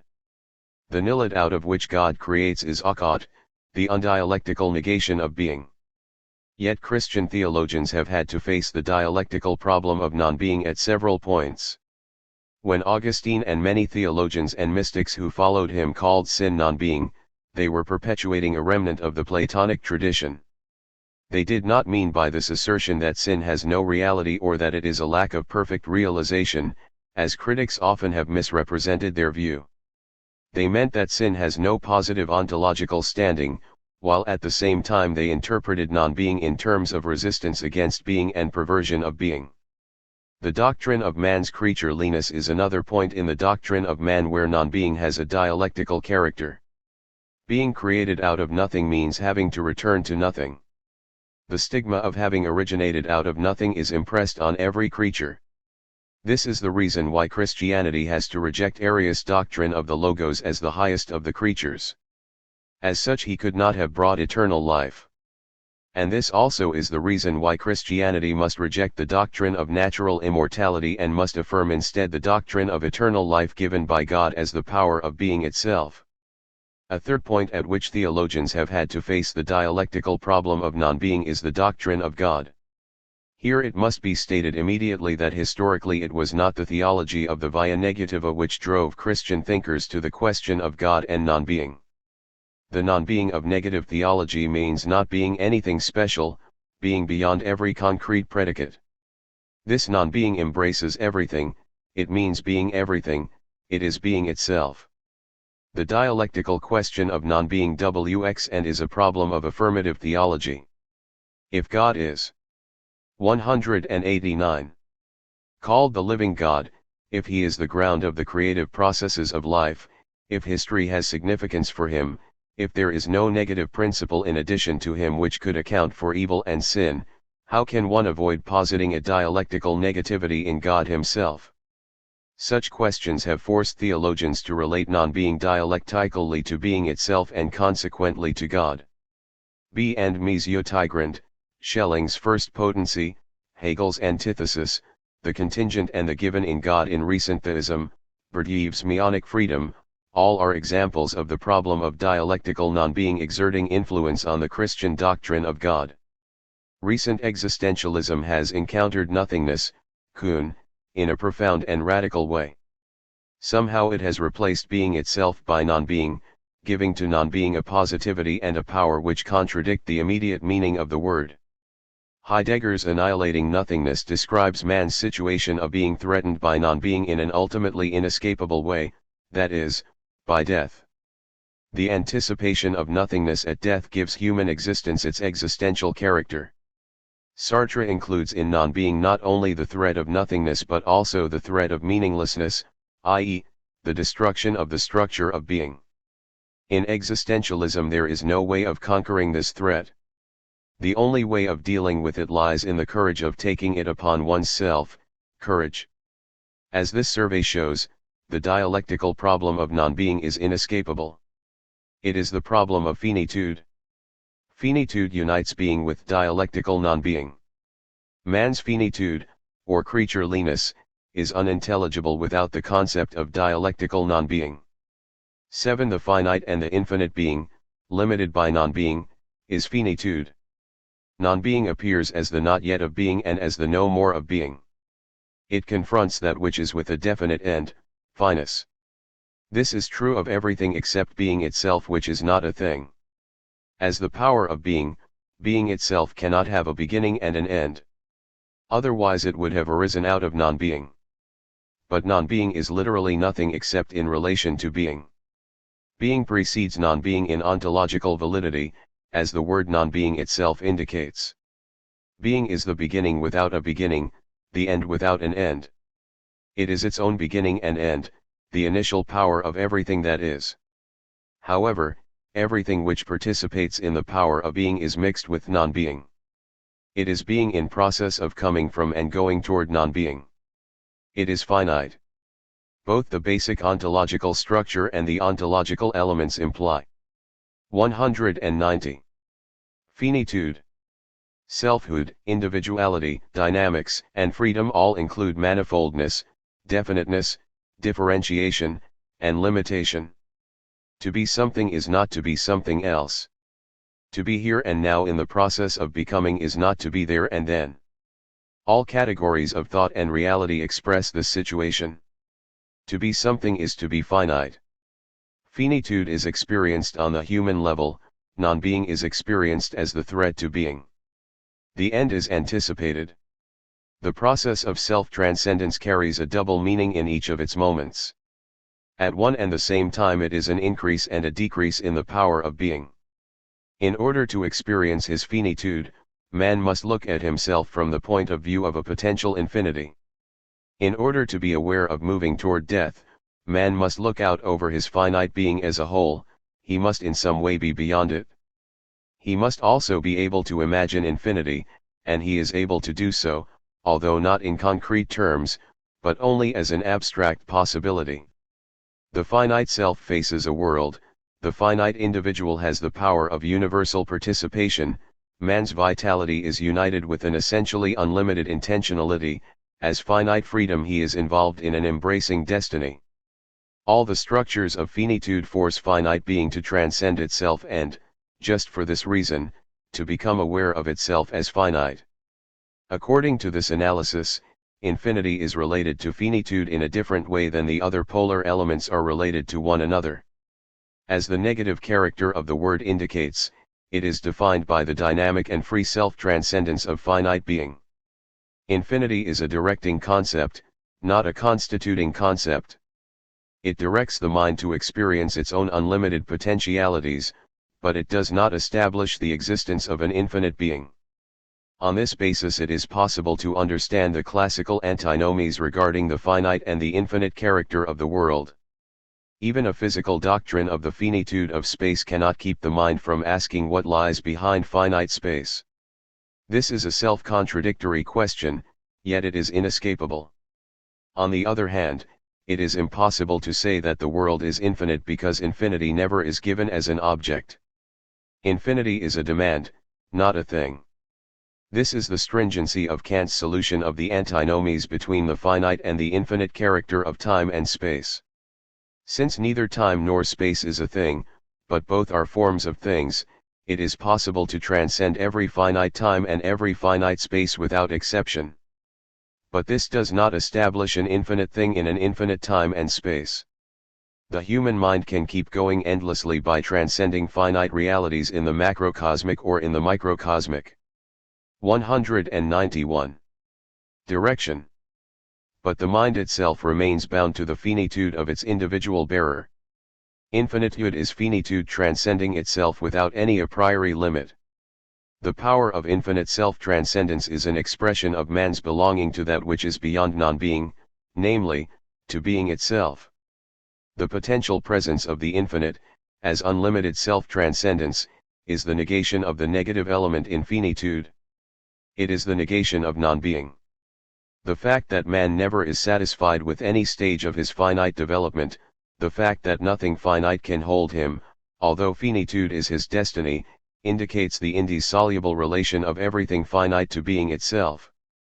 Being itself is not infinity, it is that which lies beyond the polarity of finitude and infinite self-transcendence. Being itself manifests itself to finite being in the infinite drive of the finite beyond itself. But being itself cannot be identified with infinity, that is, with the negation of finitude. It precedes the finite, and it precedes the infinite negation of the finite. Finitude in awareness is anxiety. Like finitude, anxiety is an ontological quality. It cannot be derived, it can only be seen and described. Occasions in which anxiety is aroused must be distinguished from anxiety itself. As an ontological quality, anxiety is as omnipresent as is finitude. Anxiety is independent of any special object which might produce it, it is dependent only on the thread of non-being which is identical with finitude. In this sense it has been said rightly that the object of anxiety is nothingness and nothingness is not an object. Objects are feared. A danger, a pain, an enemy, may be feared, but fear can be conquered by action. Anxiety cannot, for no finite being can conquer its finitude. Anxiety is always present, although often it is latent. Therefore, it can become manifest at any and every moment, even in situations where nothing is to be feared. The recovery of the meaning of anxiety through the combined endeavors of existential philosophy, depth psychology, neurology, and the arts is one of the achievements of the 20th century. It has become clear that fear as related to a definite object and anxiety as the awareness of finitude are two radically different concepts. Anxiety is ontological, fear, psychological. Anxiety is an ontological concept because it expresses finitude from inside. Here it must be said that there is no reason for preferring concepts taken from outside to those taken from inside. According to the self-world structure, both types are equally valid. The self being aware of itself and the self looking at its world, including itself, are equally significant for the description of the ontological structure. Anxiety is the self-awareness of the finite self as finite. The fact that it has a strongly emotional character does not remove its revealing power. The emotional element simply indicates that the totality of the finite being participates in finitude and faces the threat of nothingness. It would seem adequate, therefore, to give a description of finitude from both outside and inside, pointing to the special form of anxious awareness which corresponds to whatever special form of finitude is under consideration. 8. Finitude and the categories are the forms in which the mind grasps and shapes reality. To speak of something reasonably is to speak of it by means of the categorical forms, through ways of speaking which are also the forms of being. The categories are to be distinguished from logical forms which determine discourse but which are only indirectly related to reality itself. The logical forms are formal in that they abstract from the content to which the discourse refers. The categories, on the other hand, are forms which determine content. They are ontological, and therefore they are present in everything. The mind is not able to experience reality except through the categorical forms. These forms are used in religious as well as in secular speech. They appear implicitly or explicitly in every thought concerning God and the world, man, and nature. They are omnipresent, even in that realm from which they are excluded by definition, that is, in the realm of the unconditional. Therefore, systematic theology must deal with them, of course not in terms of a developed system of categories but in a way which shows their significance for the question of God, the question to which the entire ontological analysis leads. The categories reveal their ontological character through their double relation to being and to non-being. They express being, but at the same time they express the non-being to which everything that is subject. The categories are forms of finitude, as such they unite an affirmative and a negative element. The ontological task which prepares the way for the theological question, the question of God, is an analysis of this duality. In dealing with the four main categories time, space, causality, substance, we must in each case consider not only the positive and the negative elements from the outside, namely, in relation to the world, but we must consider them also from the inside, namely, in relation to the self.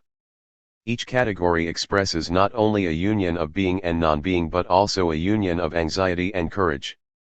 Time is the central category of finitude.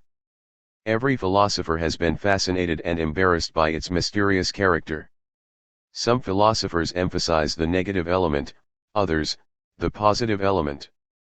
The former point to the transitoriness of everything temporal and to the impossibility of fixing the present moment within a flux of time which never stands still.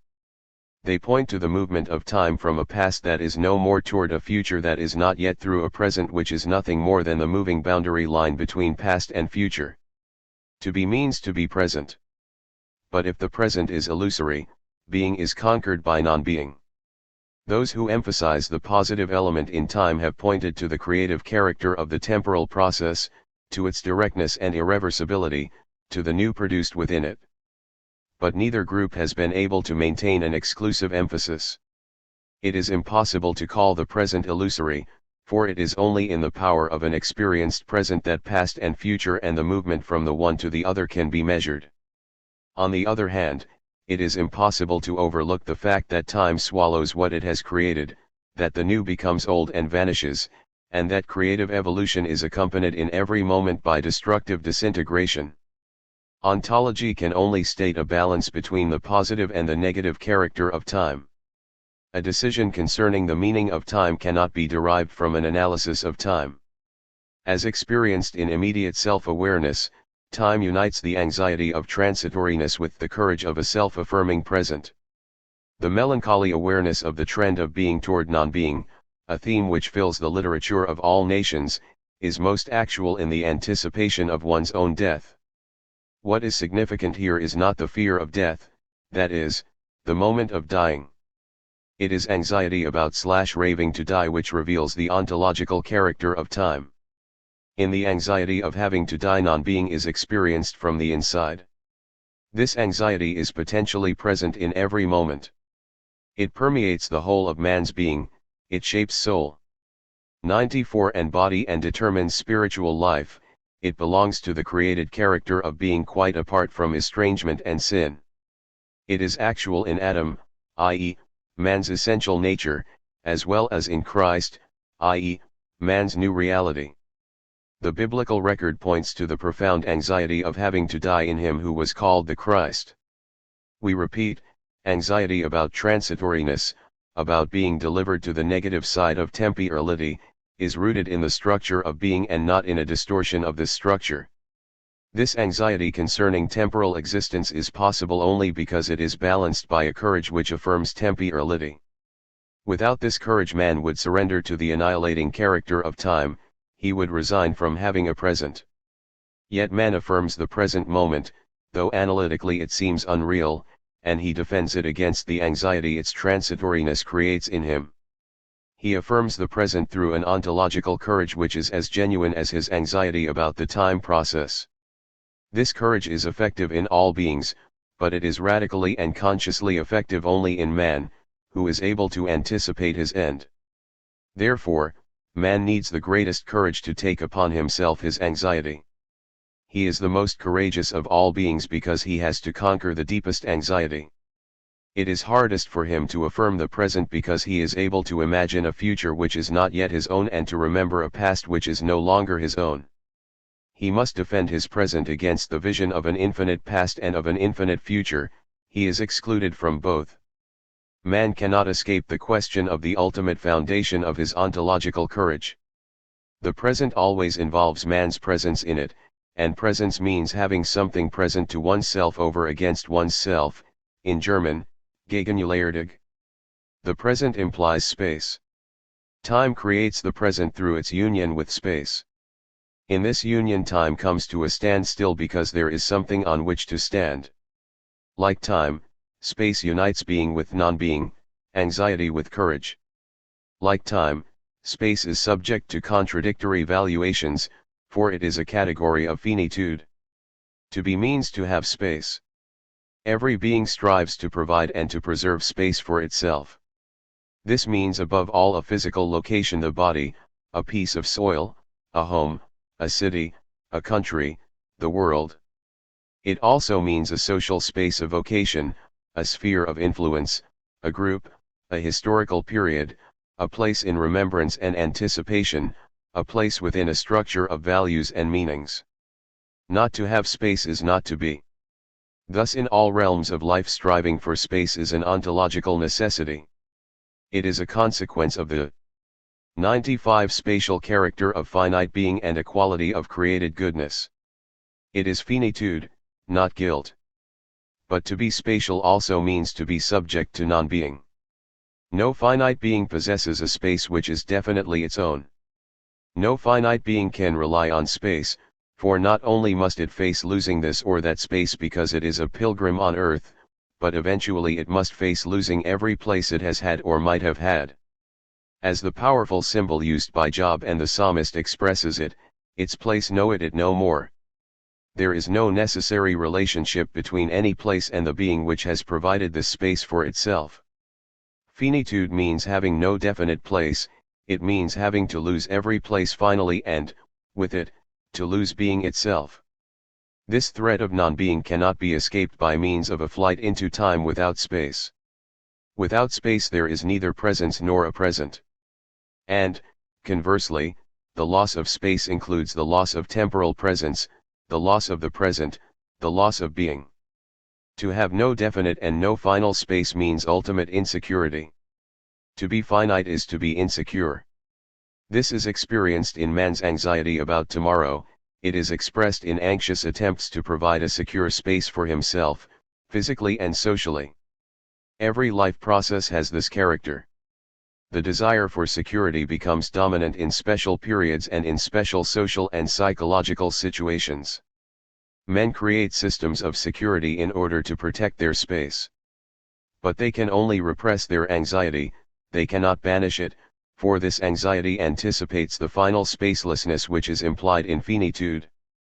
On the other hand, man's anxiety about having to lose his space is balanced by the courage with which he affirms the present and, with it, space.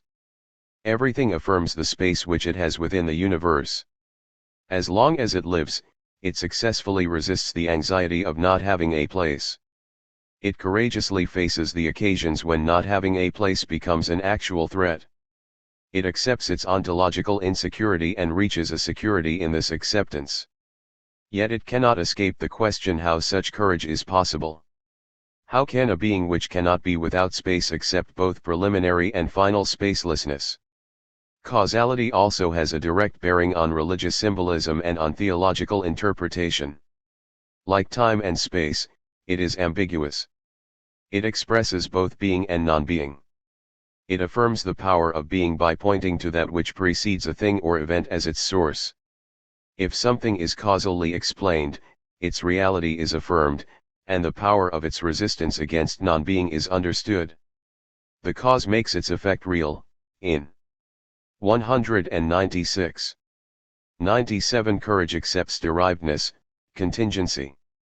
The man who possesses this courage does not look beyond himself to that from which he comes, but he rests in himself. Courage ignores the causal dependence of everything finite. Without this courage no life would be possible, but the question how this courage is possible remains. How can a being who is dependent on the causal nexus and its contingencies accept this dependence and, at the same time, attribute to himself a necessity and self-reliance which contradict this dependence? The fourth category which describes the union of being and non-being in everything finite is substance. In contrast to causality, substance points to something underlying the flux of appearances, something which is relatively static and self-contained. There is no substance without accidents. The accidents receive their ontological power from the substance to which they belong. But the substance is nothing beyond the accidents in which it expresses itself. So in both substance and accidents the positive element is balanced by the negative element. The problem of substance is not avoided by philosophers of function or process, because questions about that which as functions or about that which is in process cannot be silenced. The replacement of static notions by dynamic ones does not remove the question of that which makes change possible by not, relatively, changing itself. Substance as a category is effective in any encounter of mind and reality, it is present whenever one speaks of something. Therefore, everything finite is innately anxious that its substance will be lost. This anxiety refers to continuous change as well as to the final loss of substance. Every change reveals the relative non-being of that which changes. The changing reality lacks substantiality, the power of being, the resistance against non-being. It is this anxiety which drove the Greeks to ask insistently and ceaselessly the question of the unchangeable. To dismiss the question with the correct assertion that the static has neither a logical nor an ontological priority over the dynamic is not justifiable, for this anxiety about change is anxiety about the threat of non-being implied in change. It is manifest in all great changes of personal and social life, which produce a kind of individual or social dizziness, a feeling that the ground on which the person or group has stood is being taken away, that self-identity or group identity is being destroyed. This anxiety reaches its most radical form in the anticipation of the final loss of substance and accidents as well. The human experience of having to die anticipates the complete loss of identity with one's thought as well as in reality. To look for causes means to look for the power of being in a thing. This affirmative meaning of causality, however, is the reverse side of its negative meaning. The question of the cause of a thing or event presupposes that it does not possess its own power of coming into being. Things and events have no aseity. This is characteristic only of God. Finite things are not self-caused, they have been thrown into being, Heidegger. The question, where from, is universal. Children as well as philosophers ask it. But it cannot be answered, for every answer, every statement, about the cause of something is open to the same question in endless regression. It cannot be stopped even by a God who is supposed to be the answer to the entire series.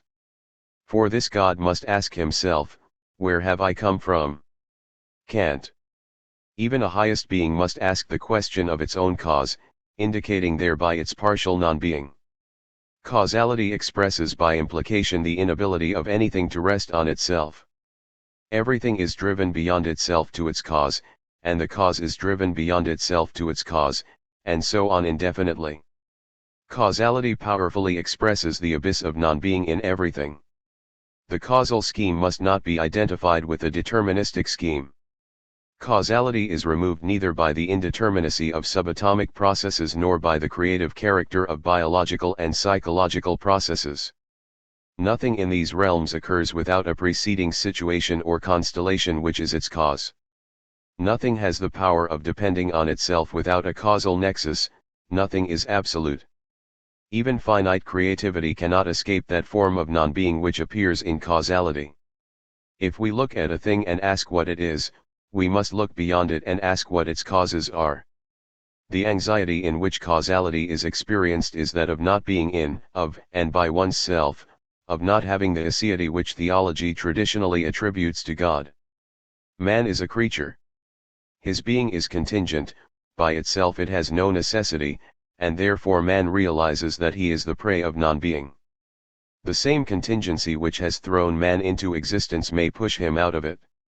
In this respect causality and contingent being are the same thing.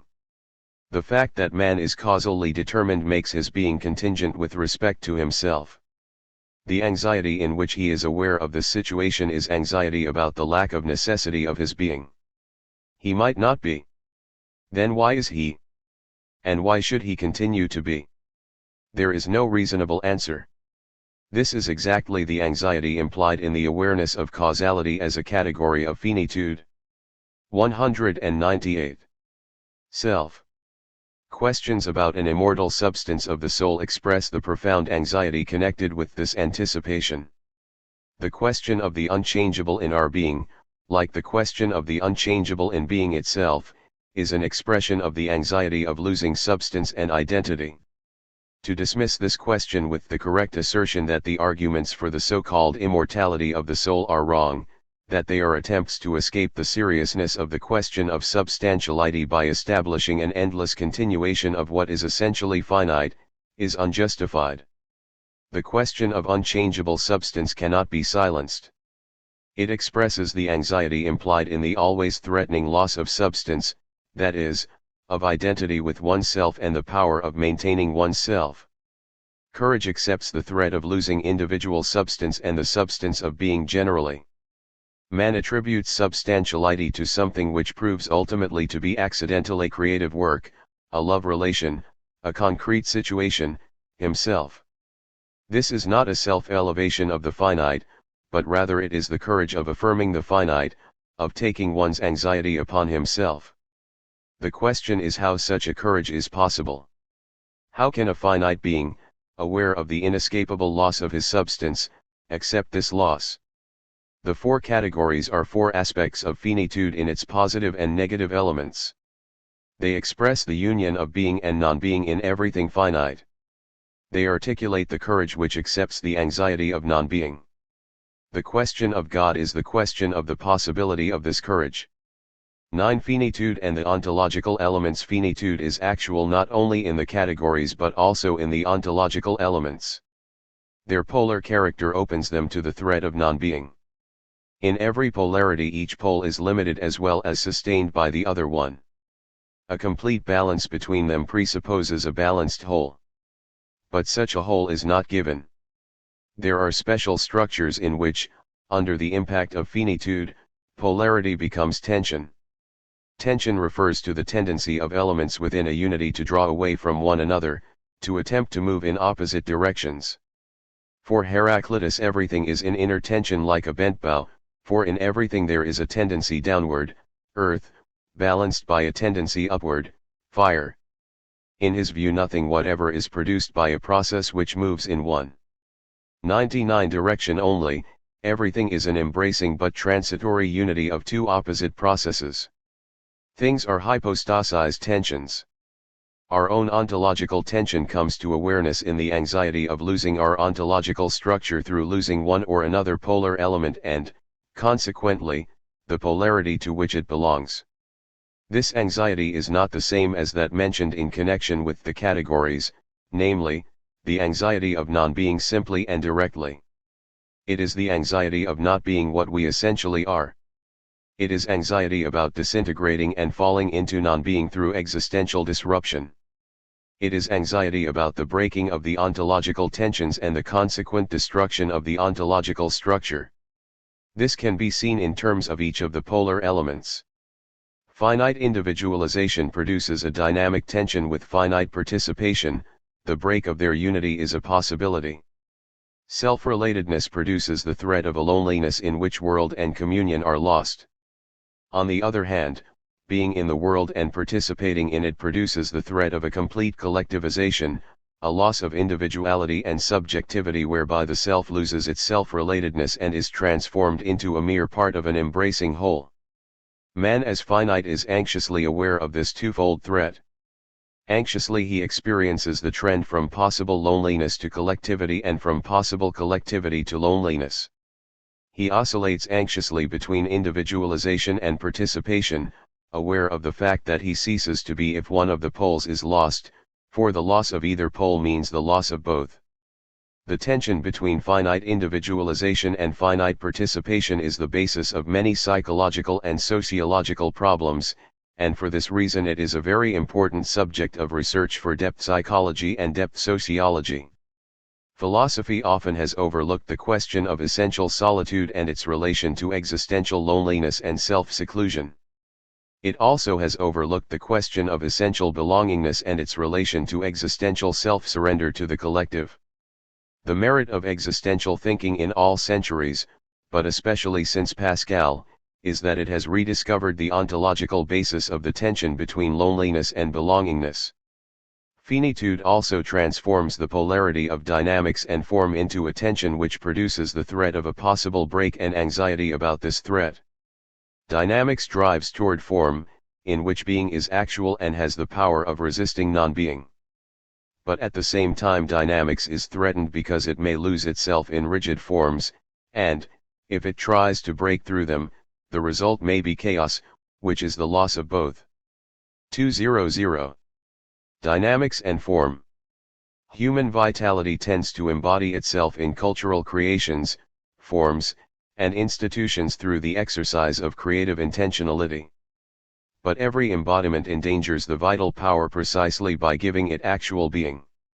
Man is anxious about the threat of a final form in which his vitality will be lost, and he is anxious about the threat of a chaotic formlessness in which both vitality and intentionality will be lost. There is abundant witness to this tension in literature from Greek tragedy to the present day, but it has not been given sufficient attention in philosophy except in the philosophy of life or in theology except by some Protestant mystics. Philosophy has emphasized the rational structure of things but has neglected the creative process through which things and events come into being. Theology has emphasized the divine law and has confused creative vitality with the destructive separation of vitality from intentionality. Philosophical rationalism and theological legalism have prevented a full recognition of the tension between dynamics and form.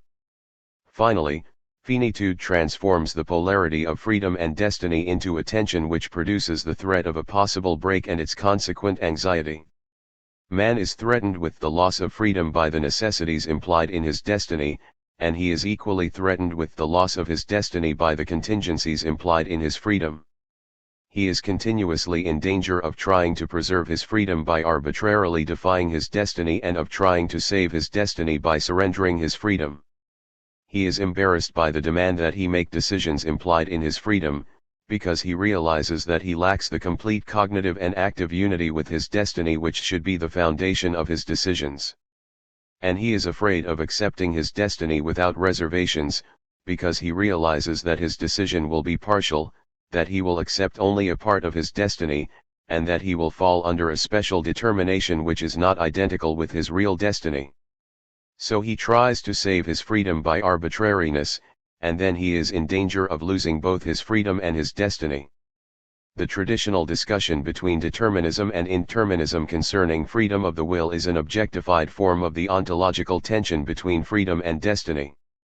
Both partners in this discussion defend an ontological element without which being could not be conceived. Therefore, they are right in what they affirm but wrong in what they negate. The determinist does not see that the very affirmation of determinism as true presupposes the freedom of decision between true 201 and false, and the indeterminist does not see that the very potentiality of making decisions presupposes a personality structure which includes destiny. Speaking pragmatically, people always act as if they consider one another to be free and to be destined simultaneously. No one ever treats a man either as a mere locus of a series of contingent actions or as a mechanism in which calculable effects follow from calculated causes. Man always considers man including himself in terms of a unity of freedom and destiny. The fact that finite man is threatened with the loss of one side of the polarity and consequently with the loss of the other, since loss of either side destroys the polarity as a whole, only confirms the essential character of the ontological structure. To lose one's destiny is to lose the meaning of one's being. Destiny is not a meaningless fate. It is necessity united with meaning. The threat of possible meaninglessness is a social as well as an individual reality. There are periods in social life, as well as in personal life, during which this threat is especially acute. Our present situation is characterized by a profound and desperate feeling of meaninglessness. Individuals and groups have lost any faith they may have had in their destiny as well as any love of it. The question, what for, is cynically dismissed. Man's essential anxiety about the possible loss of his destiny has been transformed into an existential despair about destiny as such. Accordingly, freedom has been declared an absolute, separate from destiny, Sartre. But absolute freedom in a finite being becomes arbitrariness and falls under biological and psychological necessities. The loss of a meaningful destiny involves the loss of freedom also. Finitude is the possibility of losing one's ontological structure and, with it, one's self. But this is a possibility, not a necessity. To be finite is to be threatened. But a threat is possibility, not actuality. The anxiety of finitude is not the despair of self-destruction. Christianity sees in the picture of Jesus as the Christ a human life in which all forms of anxiety are present but in which all forms of despair are absent.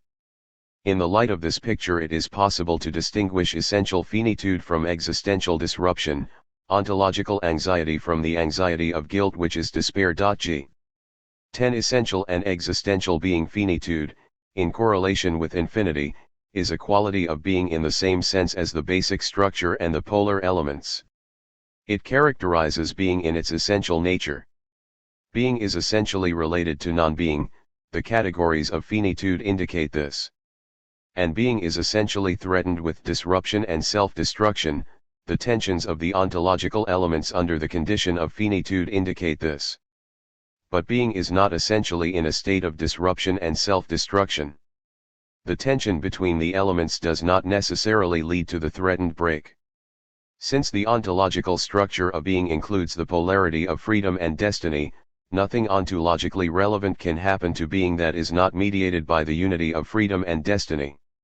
Of course, the breaking of the ontological tensions is not a matter of accident, it is universal and is dependent on destiny. But, on the other hand, it is not a matter of structural necessity, it is mediated by freedom. Philosophical and theological thought, therefore, cannot escape making a distinction between essential and existential being. In every philosophy there is an indication, sometimes only implicit, of an awareness of this distinction. Whenever the ideal is held against the real, truth against error, good against evil, a distortion of essential being is presupposed and is judged by essential being. It does not matter how the appearance of such a distortion is explained in terms of causality. If it is acknowledged as distortion, and even the most radical determinist accuses his opponent of an unconscious distortion of the truth which he himself defends, the question of the possibility of such a distortion is raised in ontological terms. How can being, including within it the whole of its actuality, contain its own distortion? This question is always present even though it is not always asked. But, if it is asked, every answer openly or secretly points to the classical distinction between the essential and the existential. Both of these terms are very ambiguous. Essence can mean the nature of a thing without any valuation of it, it can mean the universals which characterize a thing, it can mean the ideas in which existing things participate, it can mean the norm by which a thing must be judged, it can mean the original goodness of everything created, and it can mean the patterns of all things in the divine mind. The basic ambiguity, however, lies in the oscillation of the meaning between an empirical and evaluating sense. Essence as the nature of a thing, or as the quality in which a 203 thing participates, or as a universal, has one character. Essence as that from which being has fallen, the true and undistort nature of things, has another character. In the second case essence is the basis of value judgments, while in the first case essence is a logical ideal to be reached by abstraction or intuition without the interference of valuations. How can the same word cover both meanings? Why has this ambiguity persisted in philosophy since Plato? The answer to both questions lies in the ambiguous character of existence, which expresses being and at the same time contradicts it. Essence as that which makes a thing what it is, ousiou, has a purely logical character. Essence as that which appears in an imperfect and distorted way in a thing carries the stamp of value. Essence empowers and judges that which exists. It gives it its power of being, and, at the same time, it stands against it as commanding law. Where essence and existence are united, there is neither law nor judgment. But existence is not united with essence, therefore, law stands against all things, and judgment is actual in self-destruction. Existence also is used with different meanings. It can mean the possibility of finding a thing within the whole of being, it can mean the actuality of what is potential in the realm of essences, it can mean the fallen world, and it can mean a type of thinking which is aware of its existential conditions or which rejects essence entirely. Again, an unavoidable ambiguity justifies the use of this one word in these different senses. Whatever exists, that is, stands out of mere potentiality, is more than it is in the state of mere potentiality and less than it could be in the power of its essential nature. In some philosophers, notably Plato, the negative judgment on existence prevails. The good is identical with the essential, and existence does not add anything. In other philosophers, notably Occam, the positive judgment prevails. All reality exists, and the essential is nothing more than the reflex of existence in the human mind. The good is the self-expression of the highest existent God, and it is imposed on the other existence from outside them. In a third group of philosophers, notably Aristotle, a mediating attitude prevails. The actual is the real, but the essential provides its power of being, and in the highest essence potentiality and actuality are one. Christian theology always has used the distinction between essential and existential being, and predominantly in a way which is nearer to Aristotle than to Plato or Occam. This is not surprising. In contrast to Plato, Christianity emphasizes existence in terms of creation through God, not through a demiurge. Existence is the fulfillment of creation. A. 204. Existence gives creation its positive character. In contrast to Occam, Christianity has emphasized the split between the created goodness of things and their distorted existence. But the good is not considered an arbitrary commandment imposed by an all-powerful existent on the other existence. It is the essential structure of reality. Christianity must take the middle road wherever it deals with the problem of being. And it must deal with the problem of being, for, although essence and existence are philosophical terms, the experience and the vision behind them precede philosophy. They appeared in mythology and poetry long before philosophy dealt with them rationally. Consequently, theology does not surrender its independence when it uses philosophical terms which are analogous to terms which religion has used for ages in pre-rational, imaginative language. The preceding considerations are preliminary and definitory, only by implication are they more than this. A complete discussion of the relation of essence to existence is identical with the entire theological system. The distinction between essence and existence, which religiously speaking is the distinction between the created and the actual world, is the backbone of the whole body of theological thought. It must be elaborated in every part of the theological system. De Human Finitude and the Question of God 11. The possibility of the question of God and the so-called ontological argument. It is a remarkable fact that for many centuries leading theologians and philosophers were almost equally divided between those who attacked and those who defended the arguments for the existence of God. Neither group prevailed over the other in a final way. This situation admits only one explanation: the one group did not attack what the other group defended. They were not divided by a conflict over the same matter. They fought over different matters which they expressed in the same terms. Those who attacked the arguments for the existence of God criticized their argumentative form, those who defended them accepted their implicit meaning. There can be little doubt that the arguments are a failure in so far as they claim to be arguments. Both the concept of existence and the method of arguing to a conclusion are inadequate for the idea of God.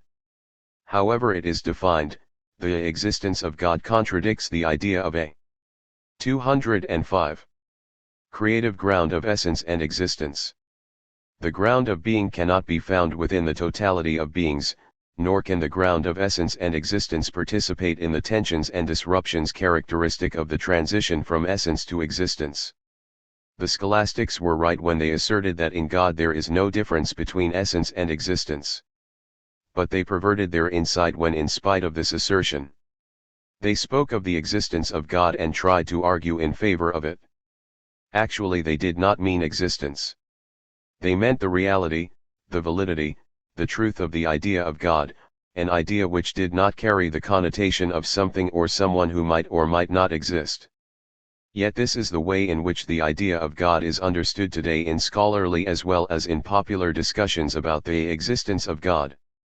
It would be a great victory for Christian apologetics if the words God and existence were very definitely separated, except in the paradox of God becoming manifest under the conditions of existence, that is, in the Christological paradox. God does not exist. He is being itself beyond essence and existence. Therefore, to argue that God exists is to deny him. The method of arguing through a conclusion also contradicts the idea of God. Every argument derives conclusions from something that is given about something that is sought. In arguments for the existence of God, the world is given and God is sought. Some characteristics of the world make the conclusion God necessary. God is derived from the world. This does not mean that God is dependent on the world. Thomas Aquinas is correct when he rejects such an interpretation and asserts that what is first in itself may be last for our knowledge.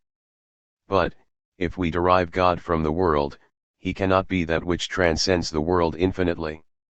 He is the missing link, discovered by correct conclusions. He is the uniting force between the res cogitans and the residential extensa, Descartes, or the end of the causal regression in answer to the question, where from? Thomas Aquinas, or the teleological intelligence directing the meaningful processes of reality if not identical with these processes, Whitehead. In each of these cases God is world, a missing part of that from which he is derived in terms of conclusions. This contradicts the idea of God as thoroughly as does the concept of existence. The arguments for the existence of God neither are arguments nor are they proof of the existence of God. They are expressions of the question of God which is implied in human finitude. This question is their truth, every answer they give is untrue. This is the sense in which theology must deal with these arguments, which are the solid body of any natural. 206. Theology. It must deprive them of their argumentative character, and it must eliminate the combination of the words existence and God. If this is accomplished, natural theology becomes the elaboration of the question of God, it ceases to be the answer to this question. The following interpretations are to be understood in this sense. The arguments for the existence of God analyze the human situation in such a way that the question of God appears possible and necessary. The question of God is possible because an awareness of God is present in the question of God. This awareness precedes the question. It is not the result of the argument but its presupposition. This certainly means that the argument is no argument at all. The so-called ontological argument points to the ontological structure of finitude. It shows that an awareness of the infinite is included in man's awareness of finitude. Man knows that he is finite, that he is excluded from an infinity which nevertheless belongs to him. He is aware of his potential infinity while being aware of his actual finitude. If he were what he essentially is, if his potentiality were identical with his actuality, the question of the infinite would not arise.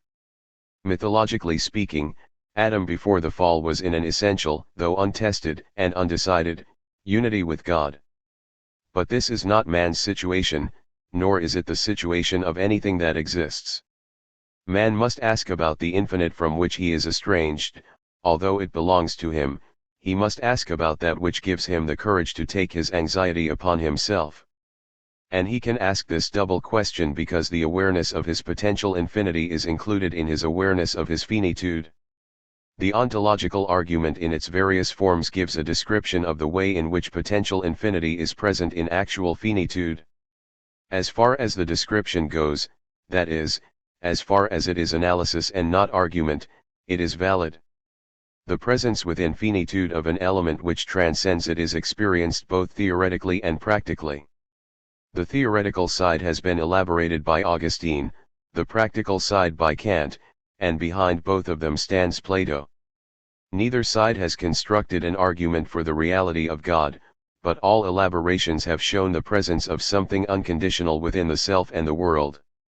Unless such an element were present, the question of God never could have been asked, nor could an answer, even the answer of revelation, have been received. The unconditional element appears in the theoretical, receiving, functions of reason as Euro 7 and ipsum, the true itself as the norm of all approximations to truth. The unconditional element appears in the 207. Practical, shaping, functions of reason as bonum ipsum, the good itself as the norm of all approximations to goodness. Both are manifestations of esse ipsum, being itself as the ground and abyss of everything that is. Augustine, in his refutation of skepticism, has shown that the skeptic acknowledges and emphasizes the absolute element in truth in his denial of the possibility of a true judgment. He becomes a skeptic precisely because he strives for an absoluteness from which he is excluded. Veritas ipsa is acknowledged and sought for by no one more passionately than by the skeptic. Kant has shown in an analogous way that relativism with respect to ethical content presupposes an absolute respect for ethical form, the categorical imperative, and an acknowledgement of the unconditional validity of the ethical command. Bonum ipsum is independent of any judgment about the bona. Up to this point Augustine and Kant cannot be refuted, for they do not argue, they point to the unconditional element in every encounter with reality. But both Augustine and Kant go beyond this safe analysis. They derive from it a concept of God which is more than esse ipsum, verum ipsum, and bonum ipsum, more than an analytical dimension in the structure of reality. Augustine simply identifies serum ipsum with the God of the Church, and Kant tries to derive a lawgiver and a guarantor of the coordination between morality and happiness from the unconditional character of the ethical command. In both cases the starting point is right, but the conclusion is wrong. The experience of an unconditional element in man's encounter with reality is used for the establishment of an unconditional being, a contradiction in terms, within reality.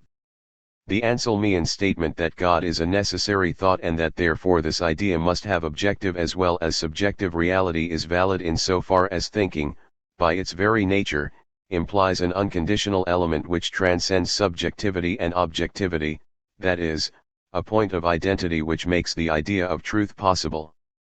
However, the statement is not valid if this unconditional element is understood as a highest being called God. The existence of such a highest being is not implied in the idea of truth. The same must be said of the many forms of the moral argument.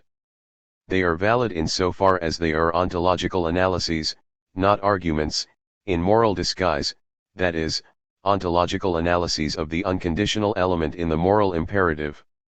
The concept of the moral world order which often has been used in this connection tries to express the unconditional character of the moral command in the face of the processes of 208. Nature and history which seem to contradict it. It points to the foundation of the moral principles in the ground of being, in being itself. But no divine coordinator can be derived in this way. The ontological basis of the moral principles and their unconditional character cannot be used for the establishment of a highest being. Bonum ipsum does not imply the existence of a highest being. The limits of the ontological argument are obvious. But nothing is more important for philosophy and theology than the truth it contains, the acknowledgement of the unconditional element in the structure of reason and reality. The idea of a theonomous culture, and with it the possibility of a philosophy of religion, is dependent on this insight. A philosophy of religion which does not begin with something unconditional never reaches God. Modern secularism is rooted largely in the fact that the unconditional element in the structure of reason and reality no longer was seen and that therefore the idea of God was imposed on the mind as a strange body. This produced first heteronymous subjection and then autonomous rejection. The destruction of the ontological argument is not dangerous. What is dangerous is the destruction of an approach which elaborates the possibility of the question of God. This approach is the meaning and truth of the ontological argument. 12. The necessity of the question of God and the so-called cosmological arguments. The question of God can be asked because there is an unconditional element in the very act of asking any question. The question of God must be asked because the threat of non-being, which man experiences as anxiety, drives him to the question of being conquering non-being and of courage conquering anxiety. This question is the cosmological question of God. The so-called cosmological and teleological arguments for the existence of God are the traditional and inadequate form of this question. In all their variations these arguments move from special characteristics of the world to the existence of a highest being. They are valid insofar as they give an analysis of reality which indicates that the cosmological question of God is unavoidable. They are not valid insofar as they claim that the existence of a highest being is the logical conclusion of their analysis, which is as impossible logically, as it is impossible existentially to derive courage from anxiety. The cosmological method of arguing for the existence of God has 209. Taken two main paths. It has moved from the finitude of being to an infinite being, the cosmological argument in the narrower sense, and it has moved from the finitude of meaning to a bearer of infinite meaning, the teleological argument in the traditional sense. In both cases the cosmological question comes out of the element of non-being in beings and meanings. No question of God would arise if there were no logical and neological, relating to meaning, threat of non-being, for then being would be safe, religiously speaking, God would be present in it. The first form of the cosmological argument is determined by the categorical structure of finitude. From the endless chain of causes and effects it arrives at the conclusion that there is a first cause, and from the contingency of all substances it concludes that there is a necessary substance. But cause and substance are categories of finitude. The first cause is a hypostasized question, not a statement about a being which initiates the causal chain. Such a being would itself be a part of the causal chain and would again raise the question of cause. In the same way, a necessary substance is a hypostasized question, not a statement about a being which gives substantiality to all substances. Such a being would itself be a substance with accidents and would again open the question of substantiality itself. When used as material for arguments, both categories lose their categorical character. First cause and necessary substance are symbols which express the question implied in finite being, the question of that which transcends finitude and categories, the question of being itself embracing and conquering non-being, the question of God. The cosmological question of God is the question about that which ultimately makes courage possible, a courage which accepts and overcomes the anxiety of categorical finitude. We have analyzed the label balance between anxiety and courage in relation to time, space, causality, and substance. In each case we finally have come face to face with the question how the courage which resists the threat of non-being implied in these categories is possible. Finite being includes courage, but it cannot maintain courage against the ultimate threat of non-being. It needs a basis for ultimate courage. Finite being is a question mark. It asks the question of the eternal now in which the temporal and the spatial are simultaneously accepted and overcome. It asks the question of the ground of being in which the causal and the substantial are simultaneously confirmed and negated. The cosmological approach cannot 210 answer these questions, but it can and it must analyze their roots in the structure of finitude. The basis for the so-called teleological argument for the existence of God is the threat against the finite structure of being, that is, against the unity of its polar elements. The telos, from which this argument has received its name, is the inner aim, the meaningful, understandable structure of reality. This structure is used as a springboard to the conclusion that finite teloi imply an infinite cause of teleology, that finite and threatened meanings imply an infinite and unthreatened cause of meaning. In terms of logical argument, this conclusion is as invalid as the other cosmological arguments. As the statement of a question, it is not only valid but inescapable and, as history shows, most impressive. Anxiety about meaninglessness is the characteristically human form of ontological anxiety. It is the form of anxiety which only a being can have in whose nature freedom and destiny are united. The threat of losing this unity drives man toward the question of an infinite, unthreatened ground of meaning. It drives him to the question of God. The teleological argument formulates the question of the ground of meaning, just as the cosmological argument formulates the question of the ground of being. In contrast to the ontological argument, however, both are in the larger sense cosmological and stand over against it. The task of a theological treatment of the traditional arguments for the existence of God is twofold: to develop the question of God which they express and to expose the impotency of the arguments, their inability to answer the question of God. These arguments bring the ontological analysis to a conclusion by disclosing that the question of God is implied in the finite structure of being. In performing this function, they partially accept and also partially reject traditional natural theology, and they drive reason to the quest for revelation. A. The meaning of God 1. A phenomenological description. A. God and man's ultimate concern. God is the answer to the question implied in man's finitude. He is the name for that which concerns man ultimately. This does not mean that first there is a being called God and then the demand that man should be ultimately concerned about him. It means that whatever concerns a man ultimately becomes God for him, and, conversely, it means that a man can be concerned ultimately only about that which is God for him. The phrase being ultimately concerned points to a tension in human experience. On the one hand, it is impossible to be concerned about something which cannot be encountered concretely, be it in the realm of reality or in the realm of imagination. Universals can become matters of ultimate concern only through their power of representing concrete experiences.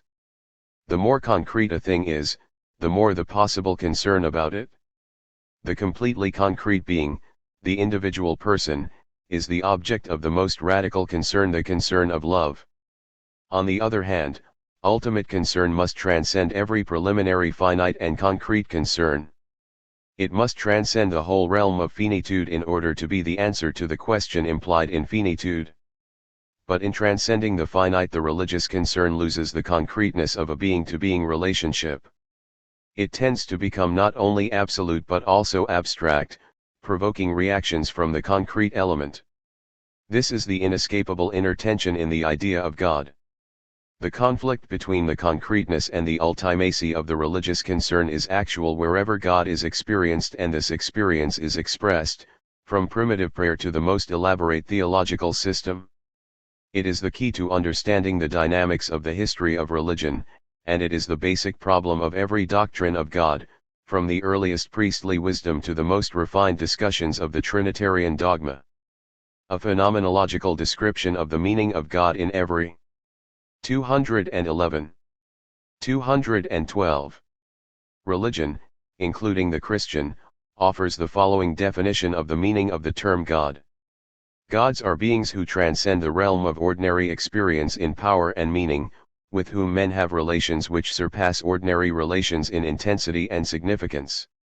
A discussion of each element of this basic description will give a full phenomenological picture of the meaning of God, and this will be the tool with which an interpretation of the nature and the development of the phenomena which are called religious may be fashioned.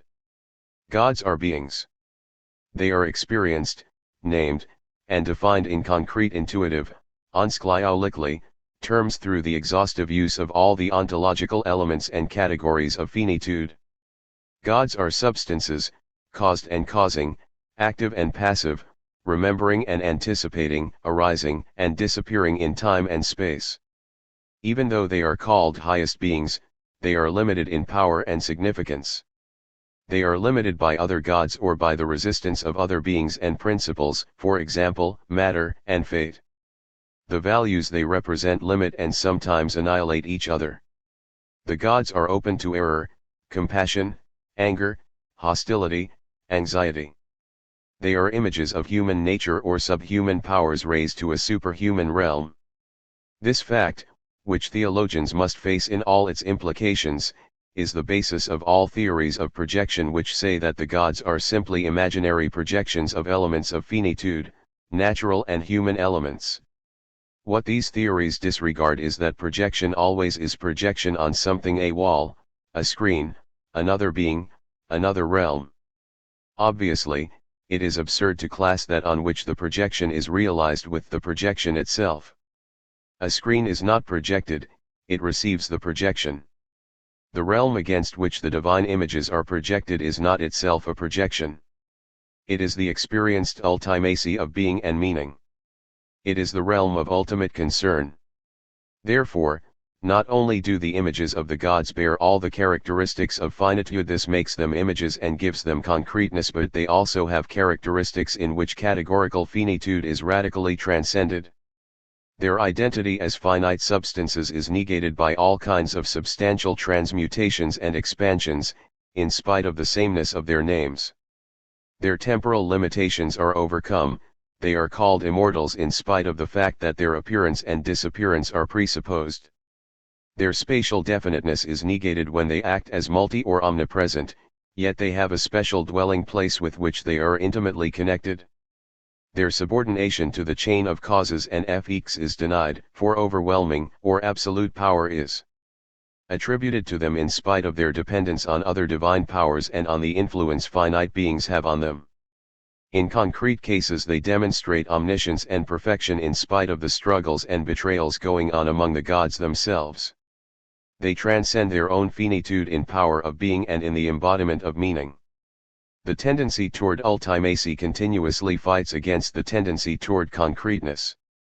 The history of religion is full of human attempts to participate in divine power and to use it for human purposes. This is the point at which the magic worldview enters religious practice and offers technical tools for an effective use of divine power. Magic itself is a theory and practice concerning the relation of finite beings to each other. It assumes that there are direct, physically unmediated sympathies and influences between beings on the psychic level, that is, on the level which comprises the vital, the subconscious, and the emotional. Insofar as the gods are beings, magic relations in both directions are possible from man to the gods and from the gods to man, and they are the basis for human participation in divine power. Non-magical, personalistic worldviews lead to a person-to-person relationship to divine power, which is appropriated through prayer, that is, through an appeal to the personal center of the divine being. The God answers in a free decision. He might or he might not use his power to fulfill the content of the prayer. In any case, he remains free, and attempts to force him to act in a particular way are considered magic.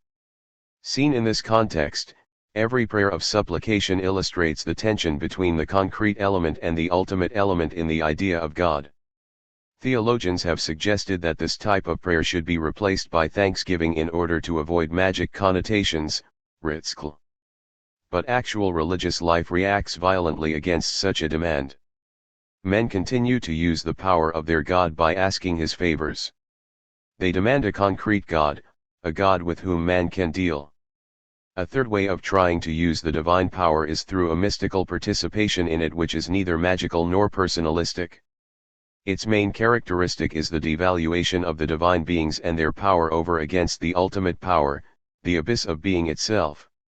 The Hindu doctrine that the gods tremble when a saint exercises radical asceticism is another illustration of the tension between the gods as beings with a higher, though limited, power and the ultimate power which they express and conceal at the same time.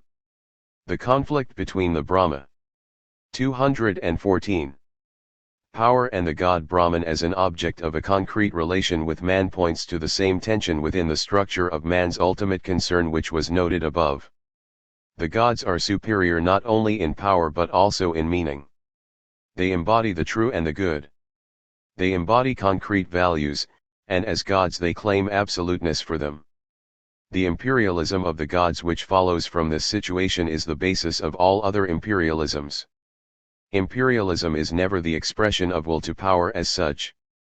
It always is a struggle for the absolute victory of a special value or system of values, represented by a special god or hierarchy of gods. The ultimacy of the religious concern drives toward universality in value and in meaning. The concreteness of the religious concern drives toward particular meanings and values. The tension is insoluble. The coordination of all concrete values removes the ultimacy of the religious concern. The subordination of concrete values to any one of them produces anti-imperialistic reactions on the part of the others. The drowning of all concrete values in an abyss of meaning and value evokes anti-mystical reactions on the part of the concrete element in man's ultimate concern. The conflict between these elements is present in every act of creedal confession, in every missionary task, in every claim to possess final revelation. It is the nature of the gods which creates these conflicts, and it is man's ultimate concern which is mirrored in the nature of the gods. We have discussed the meaning of God in terms of man's relation to the divine, and we have taken this relationship into the phenomenological description of the nature of the gods. This underlines the fact that the gods are not objects within the context of the universe.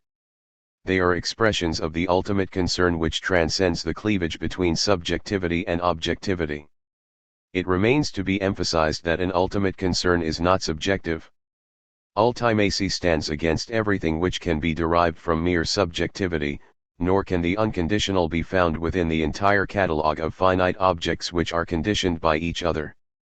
If the word existential points to a participation which transcends both subjectivity and objectivity, then man's relation to the gods is rightly called existential. Man cannot speak of the gods in detachment. The moment he tries to do so, he has lost the God and has established just one more object within the world of objects. Man can speak of the gods only on the basis of his relation to them. This relation oscillates between the concreteness of a give and take attitude, in which the divine beings 215 easily become objects and tools for human purposes, and the absoluteness of a total surrender on the side of man. The absolute element of man's ultimate concern demands absolute intensity, infinite passion, Kierkegaard, in the religious relation. The concrete element drives men toward an unlimited amount of relative action and emotion in the cult in which the ultimate concern is embodied and actualized, and also outside it. The Catholic system of relativities represents the concrete element most fully, while Protestant radicalism predominantly emphasizes the absolute element. The tension in the nature of the gods, which is the tension in the structure of man's ultimate concern, and which, in the last analysis, is the tension in the human situation, determines the religions of mankind in all their major aspects. 6. God and the ideas of the holy. The sphere of the gods is the sphere of holiness. A sacred realm is established wherever the divine is manifest. Whatever is brought into the divine sphere is consecrated. The divine is the holy. Holiness is an experienced phenomenon, it is open to phenomenological description. Therefore, it is a very important cognitive doorway to understanding the nature of religion, for it is the most adequate basis we have for understanding the divine.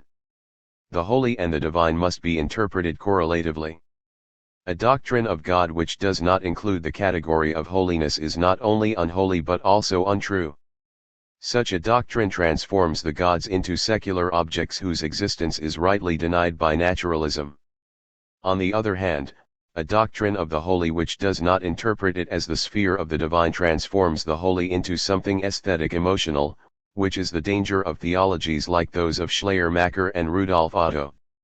Both mistakes can be avoided in a doctrine of God which analyzes the meaning of ultimate concern and which derives from it both the meaning of God and the meaning of the holy. The holy is the quality of that which concerns man ultimately. Only that which is holy can give man ultimate concern, and only that which gives man ultimate concern has the quality of holiness.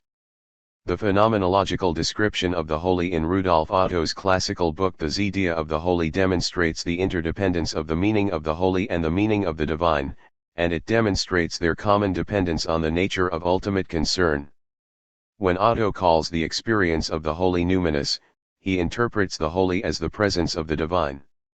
When he points to the mysterious character of 216 holiness, he indicates that the holy transcends the subject-object structure of reality. When he describes the mystery of the holy as tremendum and fascinatun, he expresses the experience of the ultimate in the double sense of that which is the abyss and that which is the ground of man's being. This is not directly asserted in Otto's merely phenomenological analysis, which, by the way, never should be called psychological. However, it is implicit in his analysis, and it should be made explicit beyond Otto's own intention. Such a concept of the holy opens large sections of the history of religion to theological understanding, by explaining the ambiguity of the concept of holiness at every religious level. Holiness cannot become actual except through holy objects. But holy objects are not holy in and of themselves. They are holy only by negating themselves in pointing to the divine of which they are the mediums. If they establish themselves as holy, they become demonic.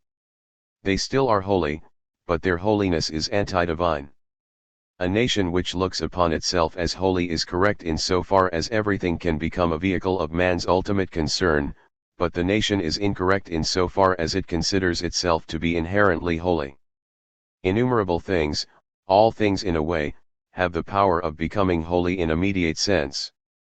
They can point to something beyond themselves.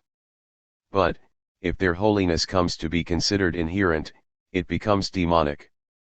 This happens continually in the actual life of most religions. The representations of man's ultimate concern, holy objects, tend to become his ultimate concern. They are transformed into idols. Holiness provokes idolatry. Justice is the criterion which judges idolatry's holiness. The prophets attack demonic forms of holiness in the name of justice. The Greek philosophers criticize a demonically distorted cult in the name of Dike. In the name of the justice which God gives, the reformers destroy a system of sacred things and acts which has claimed holiness for itself. In the name of social justice, modern revolutionary movements challenge sacred institutions which protect social injustice. In all these cases it is demonic holiness, not holiness as such, which comes under attack. However, it must be said with regard to each of these cases that to the degree to which the anti-demonic struggle was successful historically, the meaning of holiness was transformed.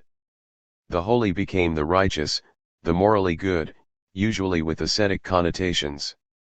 The divine command to be holy as God is holy was interpreted as a requirement of moral perfection. And since moral perfection is an ideal and not a reality, 2:7 the notion of actual holiness disappeared, both inside and outside the religious sphere. The fact that there are no saints in the classical sense on Protestant soil supported this development in the modern world. One of the characteristics of our present situation is that the meaning of holiness has been rediscovered in liturgical practice as well as in theological theory, although in popular language holiness still is identified with moral perfection. The concept of the holy stands in contrast with two other concepts, the unclean and the secular.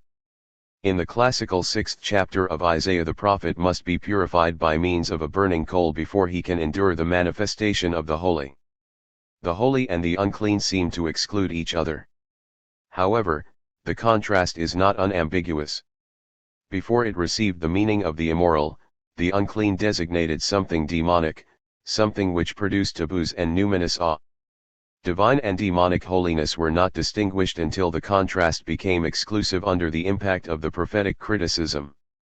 But if the holy is completely identified with the clean, and if the demonic element is completely rejected, then the holy approximates the secular. Moral law replaces the tramentum and fascinosum of holiness. The holy loses its depth, its mystery, its numinous character. This is not true of Luther and many of his followers. The demonic elements in Luther's doctrine of God, his occasional identification of the wrath of God with Satan, the half-divine half-demonic picture he gives of God's acting in nature and history, all this constitutes the greatness and the danger of Luther's understanding of the holy. The experience he describes certainly is numinous, tremendous, and fascinating, but it is not safeguarded against demonic distortion and against the resurgence of the unclean within the holy. In Calvin and his followers the opposite trend prevails. Fear of the demonic permeates Calvin's doctrine of the divine holiness. An almost neurotic anxiety about the unclean develops in later Calvinism. The word Puritan is most indicative of this trend. The holy is the clean, cleanliness becomes holiness.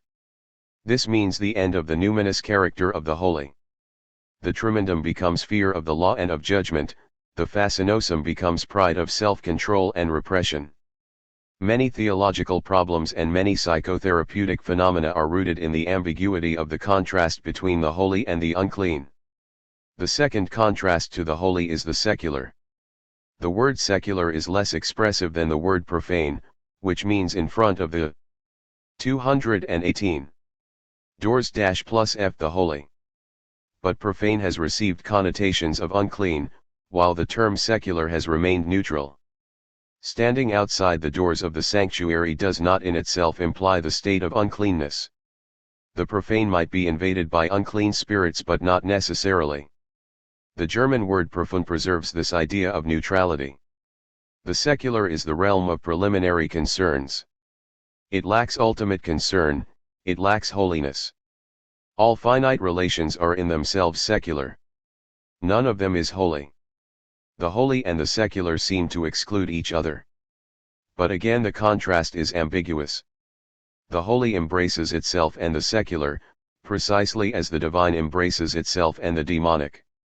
Everything secular is implicitly related to the holy.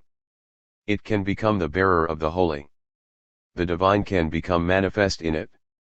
Nothing is essentially and inescapably secular. Everything has the dimension of depth, and in the moment in which the third dimension is actualized, holiness appears. Everything secular is potentially sacred, open to consecration. Furthermore, the holy needs to be expressed and can be expressed only through the secular, for it is through the finite alone that the infinite can express itself. It is through holy objects that holiness must become actual. The holy cannot appear except through that which in another respect is secular. In its essential nature the holy does not constitute a special realm in addition to the secular. The fact that under the conditions of existence it establishes itself as a special realm is the most striking expression of existential disruption. The very heart of what classical Christianity has called sin is the unreconciled duality of ultimate and preliminary concerns, of the finite and that which transcends finitude, of the secular and the holy. Sin is a state of things in which the holy and the secular are separated, struggling with each other and trying to conquer each other. It is the state in which God is not all in all, the state in which God is in addition to all other things. The history of religion and culture is a continuous confirmation of this analysis of the meaning of holiness and of its relation to the unclean and to the secular. 2 Typological considerations. A. Typology and the history of religion. The ultimate can become actual only through the concrete, through that which is preliminary and transitory. This is the reason why the idea of God has a history, and why this history is the basic element in the history of religion, simultaneously determining it and being determined by it. In order to understand the 219 idea of God, the theologian must look into its history, even though he derives his doctrine of God from what he considers to be the final revelation, for the final revelation presupposes some insight into the meaning of God on the part of those by whom it is received. The theologian must clarify and interpret this meaning in the light of the final revelation, BPT also. At the same time, he must interpret it on the basis of the material given by the history of religion, including Christianity insofar as it is a religion, and the history of human culture insofar as it has a religious substance. Systematic theology cannot produce a survey of the history of religion. Neither can it sketch a general line of religious progress in human history. There is no such line. In the history of religion, as in the history of culture, each gain in one respect is accompanied by a loss in another respect. When speaking of final revelation, the theologian naturally considers its appearance real progress over preparatory revelation, but he does not, or should not, call the receiving revelation in which he personally stands progress over the final revelation, for final revelation is an event which is prepared by history and is received in history, but it cannot be derived from history. It stands over against progress and regress, judging the one as severely as the other. Therefore, if the theologian speaks of elements of progress in the history of religion, he must refer to those developments in which the contradiction between the ultimate element and the concrete element in the idea of God is fragmentarily overcome. Such developments occur always and everywhere, producing the different types of expression in which the meaning of God is grasped and interpreted. Since these developments are fragmentary, progress and regress are ambiguously mixed in them, and no progressivistic interpretation of the history of religion can be derived from them. What is possible is a description of typical processes and structures. Types are ideal structures which are approximated by concrete things or events without ever being attained. Nothing historical completely represents a particular type, but everything historical is nearer to or farther away from a particular type. Every special event is opened up for our understanding by the type to which it belongs. Historical understanding oscillates between the intuition of the special and the analysis of the typical. The special cannot be described without reference to the type. The type is unreal without the special event in which it appears. Typology cannot replace historiography. Historiography cannot describe anything without typology. 221. Elaborated and compared with the typical structures appearing in Christianity as a historical religion. This is the only fair and methodologically adequate way of dealing systematically with the history of religion. After this has been done, the final step can be taken. Both Christianity and the non-Christian religions can and must be subjected to the criterion of final revelation. It is regrettable and altogether unconvincing if Christian apologetics begins with a criticism of the historical religions without attempting to understand the typological analogies between them and Christianity, and without emphasizing the element of universal preparatory revelation which they carry within them. L. 220. The development of the meaning of God has two interdependent causes: the tension within the idea of God and the general factors determining the movement of history, example economic, political, and cultural factors. The development of the idea of God is not a dialectical thread spun out of the implications of ultimate concern, independent of universal history. On the other hand, neither the rise nor the development of the idea of God can be explained in terms of social and cultural factors independent of the given structure of ultimate concern which logically precedes each of its historical manifestations and every particular notion of God. Historical forces determine the existence of the idea of God, not its essence; they determine its variable manifestations, not its invariable nature. The social situation of a period conditions the idea of God, but it does not produce it. A feudal order of society, for example, conditions the experience and adoration and doctrine of God hierarchically. But the idea of God is present in history before and after the feudal period.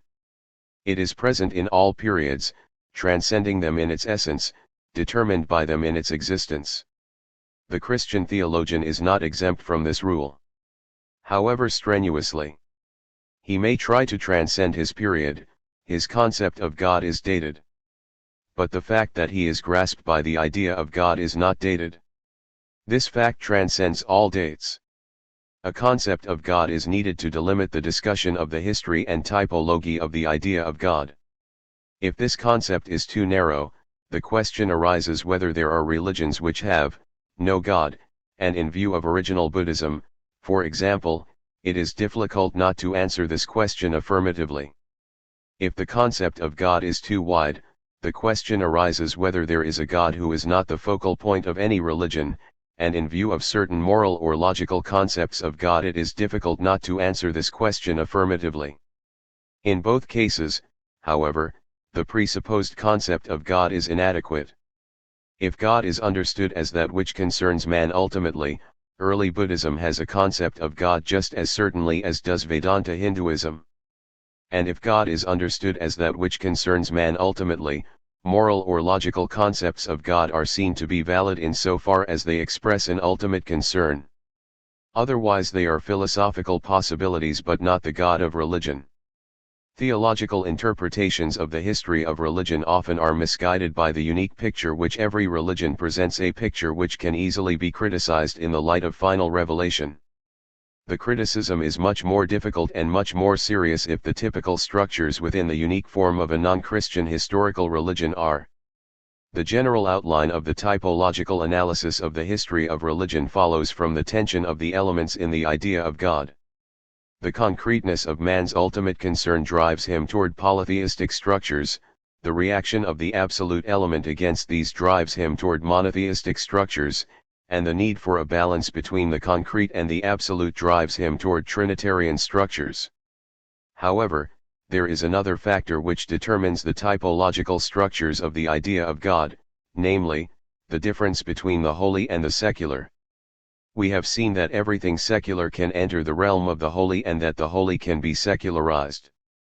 On the one hand, this means that secular things, events, and realms can become matters of ultimate concern, become divine powers, and, on the other hand, this means that divine powers can be reduced to secular objects, lose their religious character.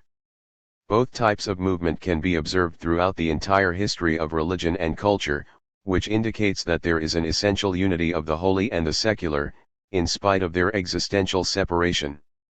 This means that the secular ultimates, the ontological concepts, and the sacred ultimates, the conceptions of God, are interdependent. Every ontological concept has a typical manifestation of man's ultimate concern in its background, although now it has been transformed into a definite concept. And every conception of God discloses special ontological assumptions in the categorical material it uses. Therefore, Systematic theologians must analyze the religious substance of the basic ontological concepts and the secular implications of the different types of one. Cf. Example Brunner's way of dealing with the history of religion in his book, Rootation and Reason. 222. The idea of God. The religious typology must be pursued in its secular transformations and implications. B. Types of polytheism. Polytheism is a qualitative and not a quantitative concept. It is not the belief in a plurality of gods but rather the lack of a uniting and transcending ultimate which determines its character. Each of the polytheistic divine powers claims ultimacy in the concrete situation in which it appears. It disregards similar claims made by other divine powers in other situations. This leads to conflicting claims and threatens to disrupt the unity of self and world. The demonic element in polytheism is rooted in the claim of each of the divine powers to be ultimate, although none of them possesses the universal basis for making such a claim. An absolute polytheism is impossible.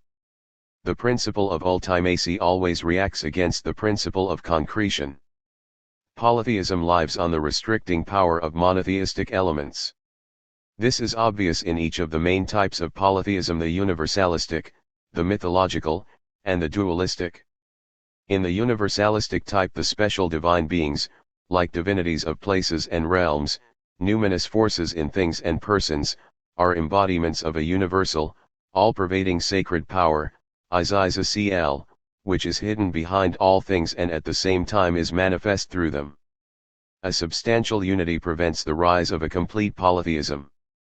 But this unity is not a real unity. It does not transcend the manifoldness into which it is split, and it cannot control its innumerable appearances. It is dispersed among these appearances and contradicts itself in them. Some forms of pansacramentalism, romanticism, and pantheism are the offspring of this universalistic type of polytheism. It highlights the tension between the concrete and the ultimate, but it reaches neither down to full concreteness nor up to full ultimacy. In the mythological type of polytheism, divine power is concentrated in individual deities of a relatively fixed character who represent broad realms of being and value. The mythological gods are self-related, they transcend the realm they control, and they are related to other gods of the same character in terms of kinship, hostility, love, and struggle. This type of polytheism is characterized by the great mythologies for which this type alone gives the adequate presuppositions. In the universalistic type, the divine beings are not sufficiently fixed and individualized to become the subjects of stories, while in the dualistic type the myth is transformed into a dramatic interpretation of history. In all monotheistic types the myth is broken by the radical emphasis on the element of 223. Ultimacy in the idea of God. It is true that the broken myth is still a myth, and it is true that there is no way of speaking about God except in mythological terms, but the mythical as a category of religious intuition is different from the unbroken mythology of a special type of the idea of God. The tension in the idea of God is reflected in the mythological imaginings concerning the nature of the gods, especially in the imagination of those who embrace the mythological type. Concrete concern impels the religious imagination to personify the divine powers, for man is radically concerned only about that which can encounter him on equal terms. Therefore, the person-to-person relationship between God and man is constitutive for religious experience. Man cannot be ultimately concerned about something which is less than he is, something impersonal.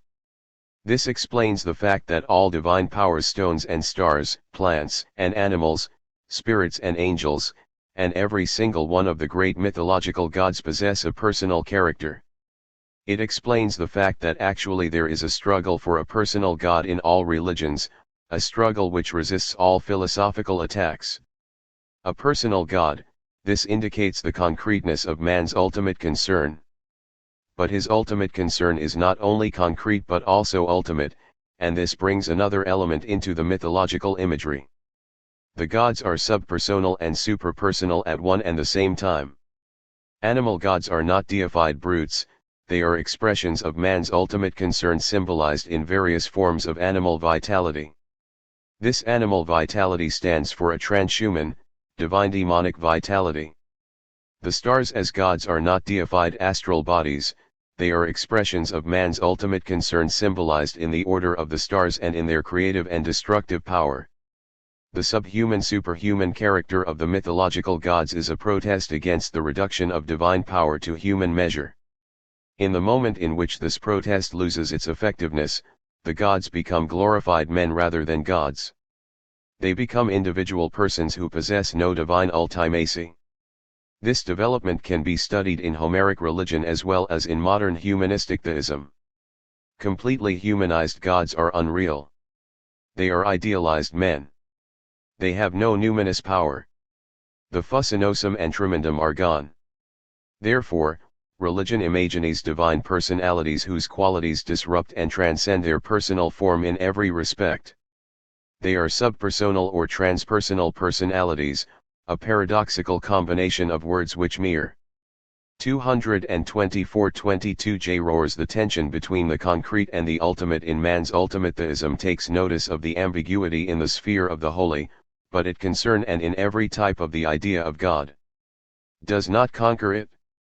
Prophets and philosophers have attacked the immorality of many myths. These attacks are only partially justified.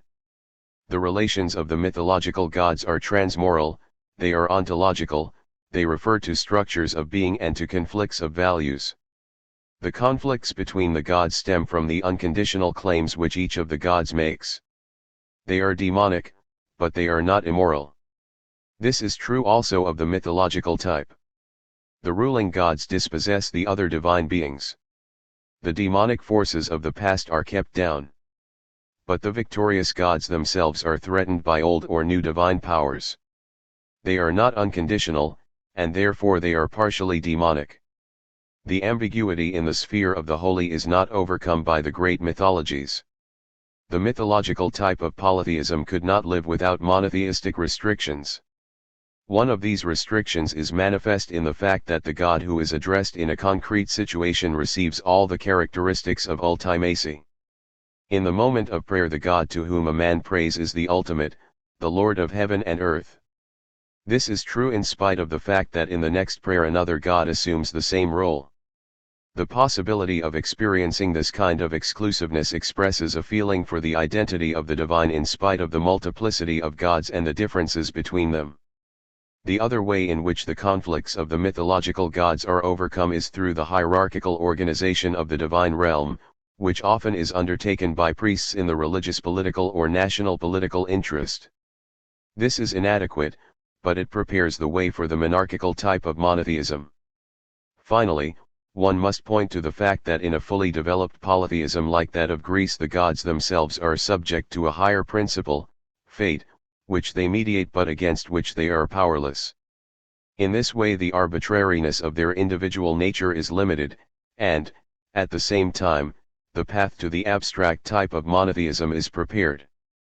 The most radical attempt to separate the divine from the demonic is religious dualism. Although its classic expression is the religion of Zoroaster and, in a derived and rationalized form, Manichaeism, dualistic structures appear in many other religions, including Christianity. Religious dualism concentrates divine holiness in one realm and demonic holiness in another realm. Both gods are creative, and different sections of reality belong to one or the other realm. Some things are evil in their essential nature, because they are created by the evil god or because they are dependent on an ultimate principle of evil. The ambiguity in the realm of holiness has become a radical split. The third type of polytheism is the dualistic, which is based on the ambiguity in the concept of the holy and on the conflict between divine and demonic holiness. In the universalistic type, the danger involved in approaching the holy discloses awareness of an element of destructiveness in the nature of the divine. The tremendum, as well as the fus and nosum, however, can indicate creativity as well as destructiveness. The divine fire produces life as well as ashes. When the religious consciousness distinguishes between good and evil spirits, it introduces a dualism into the sphere of the holy through which it attempts to overcome the ambiguity of the numinous beings. But, as bearers of divine power, the evil spirits are not merely evil, and, as individuals with a divine claim, the good spirits are not merely good. The universalistic type of poly. However, this type of polytheism is even less able than the others to exist without monotheistic elements. The very fact that the one God is called good gives him a divine character superior to that of the evil God, for God as the expression of man's ultimate concern is supreme not only in power but also in value. The evil God is God only according to half the nature of divinity, and even this half is limited. Dualism envisages the ultimate victory of the divine holiness over the demonic holiness. This presupposes that divine holiness is essentially superior or, as later Parsiism has taught, that there is an ultimate principle above the struggling realms, namely, the good embracing itself and its opposite. In this form dualistic monotheism has foreshadowed the God of history, the God of exclusive and Trinitarian monotheism. C. Types of monotheism. Polytheism could not exist unless it included monotheistic elements. But in all types of polytheism the concrete element in the idea of God prevails over the element of ultimacy. In monotheism the opposite is the case. The divine powers of polytheism are subjected to a highest divine power. However, just as there is no absolute polytheism, so there is no absolute monotheism. The concrete element in the idea of God cannot be destroyed. Monarchic monotheism lies on the boundary line between polytheism and monotheism. The god-monarch rules over the hierarchy of inferior. 226. Gods and godlike beings. He represents the power and value of the hierarchy. His end would be the end of all those ruled by him. The conflicts between the gods are reduced by his power, he determines the order of values. Therefore, he can easily be identified with the ultimate in being and value, which is what the Stoics, for example, did when they identified Zeus with the ontological ultimate. On the other hand, he is not secure against attacks from other divine powers. Like every monarch, he is threatened by revolution or by outside attack. Monarchic monotheism is too deeply involved in polytheism to be liberated from it. Nevertheless, there are elements of monarchic monotheism not only in many non-Christian religions but also in Christianity itself. The Lord of hosts of whom the Old Testament and Christian liturgy often speak is a monarch who rules over heavenly beings, angels, and spirits. Several times during Christian history some members of these hosts have become dangerous for the sovereignty of the highest God. The second type of monotheism is the mystical. Mystical monotheism transcends all realms of being and value, and their divine representatives, in favor of the divine ground and abyss from which they come and in which they disappear. All conflicts between the gods, between the divine and the demonic, between gods and things, are overcome in the ultimate which transcends all of them. The element of ultimacy swallows the element of concreteness. The ontological structure, with its polarities which are applied to the gods in all forms of polytheism, has no validity for the transcendent one, the principle of mystical monotheism. The imperialism of the mythological gods collapses, no demonic claims can be made by anything finite.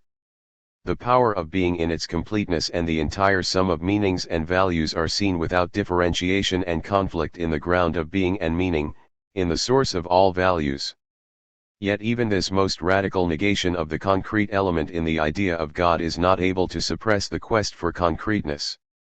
Mystical monotheism does not exclude divine powers in which the ultimate embodies itself temporally. And, once admitted, the gods can regain their lost significance, especially for people who are unable to grasp the ultimate in its purity and abstraction from everything concrete. The history of mystical monotheism in India and in Europe has shown that it is wide open for polytheism and that it is easily overpowered by it among the masses of the people. 2. Cf. the warning against the cult of angels in the New Testament. 227. Monotheism is able to resist polytheism radically only in the form of exclusive monotheism, which is created by the elevation of a concrete God to ultimacy and universality without the loss of his concreteness and without the assertion of a demonic claim. Such a possibility contradicts every expectation which can be derived from the history of religion. It is the result of an astounding constellation of objective and subjective factors in Israel, especially in the prophetic line of its religion. Theologically speaking, exclusive monotheism belongs to final revelation, for it is a direct preparation for it. The God of Israel is the concrete God who has led his people out of Egypt, the God of Abraham, Isaac, and Jacob. At the same time, he claims to be the God who judges the gods of the nations, before whom the nations of the world are as a drop in a bucket. This God who is concrete and absolute at the same time is a jealous God. He cannot tolerate any divine claim beside his own. Of course, such a claim could be what we have called demonic, the claim of something conditioned to be unconditioned. But this is not true in Israel. Yahweh does not claim universality in the name of a particular quality or in the name of his nation and its particular qualities. His claim is not imperialistic, for it is made in the name of that principle which implies ultimacy and universality, the principle of justice. The relation of the God of Israel to his nation is based on a covenant. The covenant demands justice, namely, the keeping of the commandments, and it threatens the violation of justice with rejection and destruction. This means that God is independent of his nation and of his own individual nature. If his nation breaks the covenant, he still remains in power. He proves his universality by destroying his nation in the name of principles which are valid for all nations, the principles of justice. This undercuts the basis of polytheism. It breaks through the demonic implications of the idea of God, and it is the critical guardian which protects the holy against the temptation of the bearers of the holy to claim absoluteness for themselves. The Protestant principle is the restatement of the prophetic principle as an attack against a self-absolutizing and, consequently, demonically distorted church. Both prophets and reformers announced the radical implications of exclusive monotheism. Like the God of mystical monotheism, the God of exclusive monotheism is in danger of losing the concrete element in the idea of God. His ultimacy and universality tend to swallow his character as a living God. The personal traits in his picture are removed as anthropomorph. 228. Phisms which contradict his ultimacy, and the historical traits of his character are forgotten as accidental factors which contradict his universality. He can be amalgamated with the God of mystical monotheism or with the transformation of this God into the philosophical absolute. But one thing cannot happen. There can be no relapse into polytheism. While mystical monotheism and its philosophical transformations are inclusive of everything finite because they are reached by elevation above it, exclusive monotheism excludes the finite against whose demonic claims it has protested. Nevertheless, exclusive monotheism needs an expression of the concrete element in man's ultimate concern. This posits the Trinitarian problem. Trinitarian monotheism is not a matter of the number 3. It is a qualitative and not a quantitative characterization of God. It is an attempt to speak of the living God, the God in whom the ultimate and the concrete are united. The number 3 has no specific significance in itself, although it comes nearest to an adequate description of life processes. Even in the history of the Christian doctrine of the Trinity there have been vacillations between Trinitarian and Binitarian emphasis, the discussion about the position of the Holy Ghost, and between Trinity and Quaternity, the question about the relation of the Father to the common divine substance of the three personae. The Trinitarian problem has nothing to do with the trick question how one can be 3 and 3 be 1. The answer to this question is given in every life process. The Trinitarian problem is the problem of the unity between ultimacy and concreteness in the living God. Trinitarian monotheism is concrete monotheism, the affirmation of the living God. The Trinitarian problem is a perennial feature of the history of religion. Each type of monotheism is aware of it and gives implicit or explicit answers. In monarchical monotheism the highest God makes himself concrete in manifold incarnations, in the sending of lower divinities, and in the procreation of half-gods. All this is not paradoxical, for the highest gods of monarchic monotheism are not ultimate. In some cases monarchical monotheism reaches quasi-trinitarian formulas, a father divinity, a mother divinity, and a child divinity are united in the same myth and in the same cult.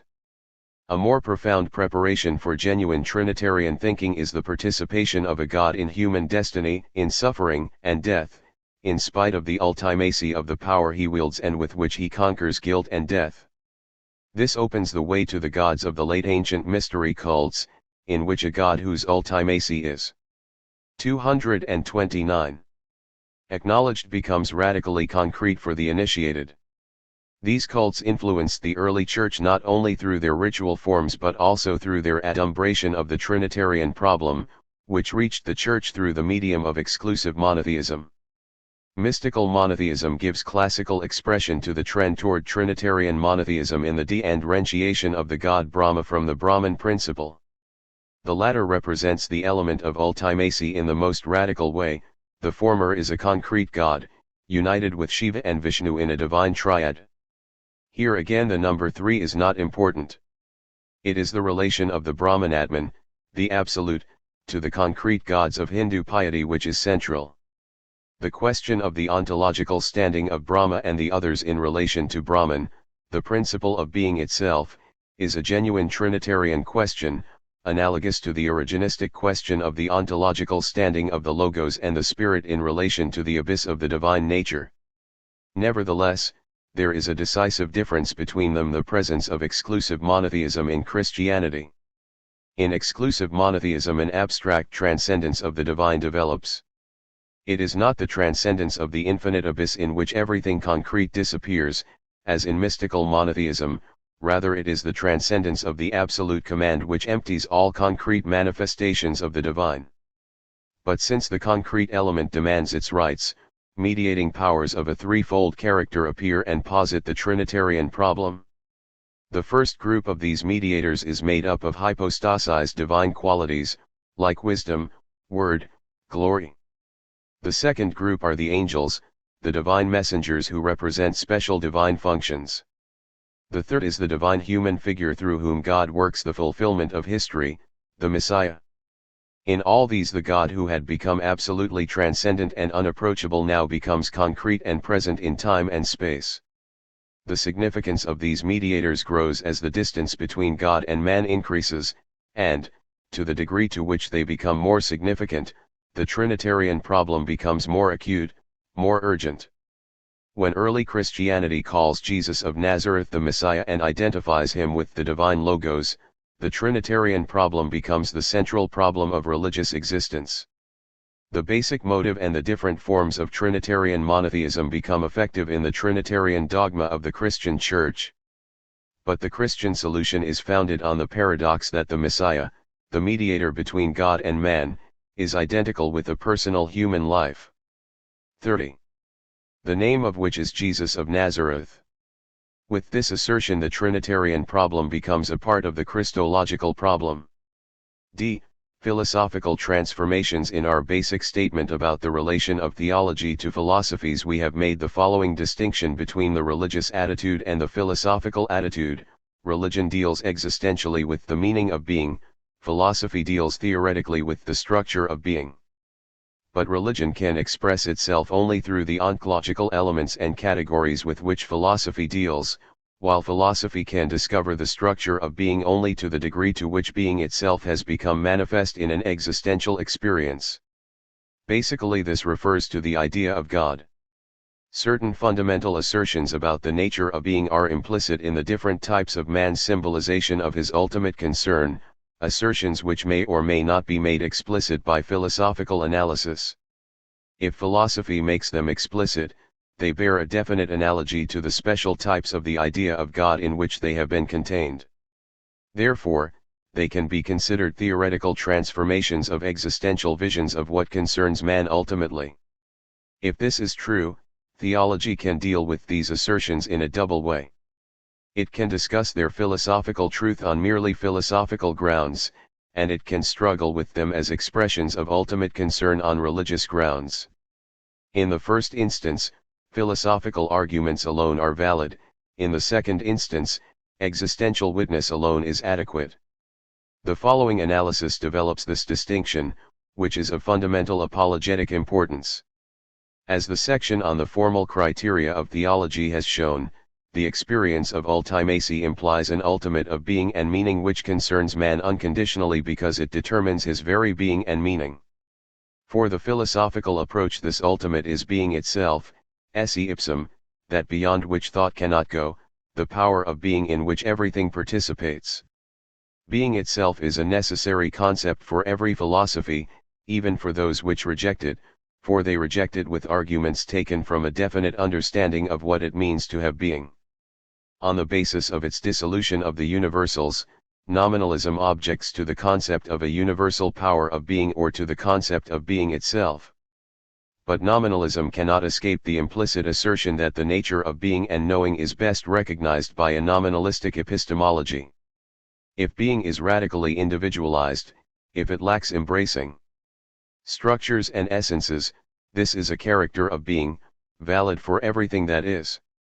The question then is not whether one can speak of being itself but what its nature is and how it can be approached cognitively. The same argument is valid against the attempts of some logical positivists to take the question of being away from philosophy and to surrender it to emotion and to poetic expression. Logical positivism presupposes that its prohibitions against philosophy and its rejection of all but a few preceding philosophers are not based on arbitrary preferences, that they have a fundamentum in RC. The hidden assumption is that being itself cannot be approached cognitively except in those of its manifestations which are open to scientific analysis and verification.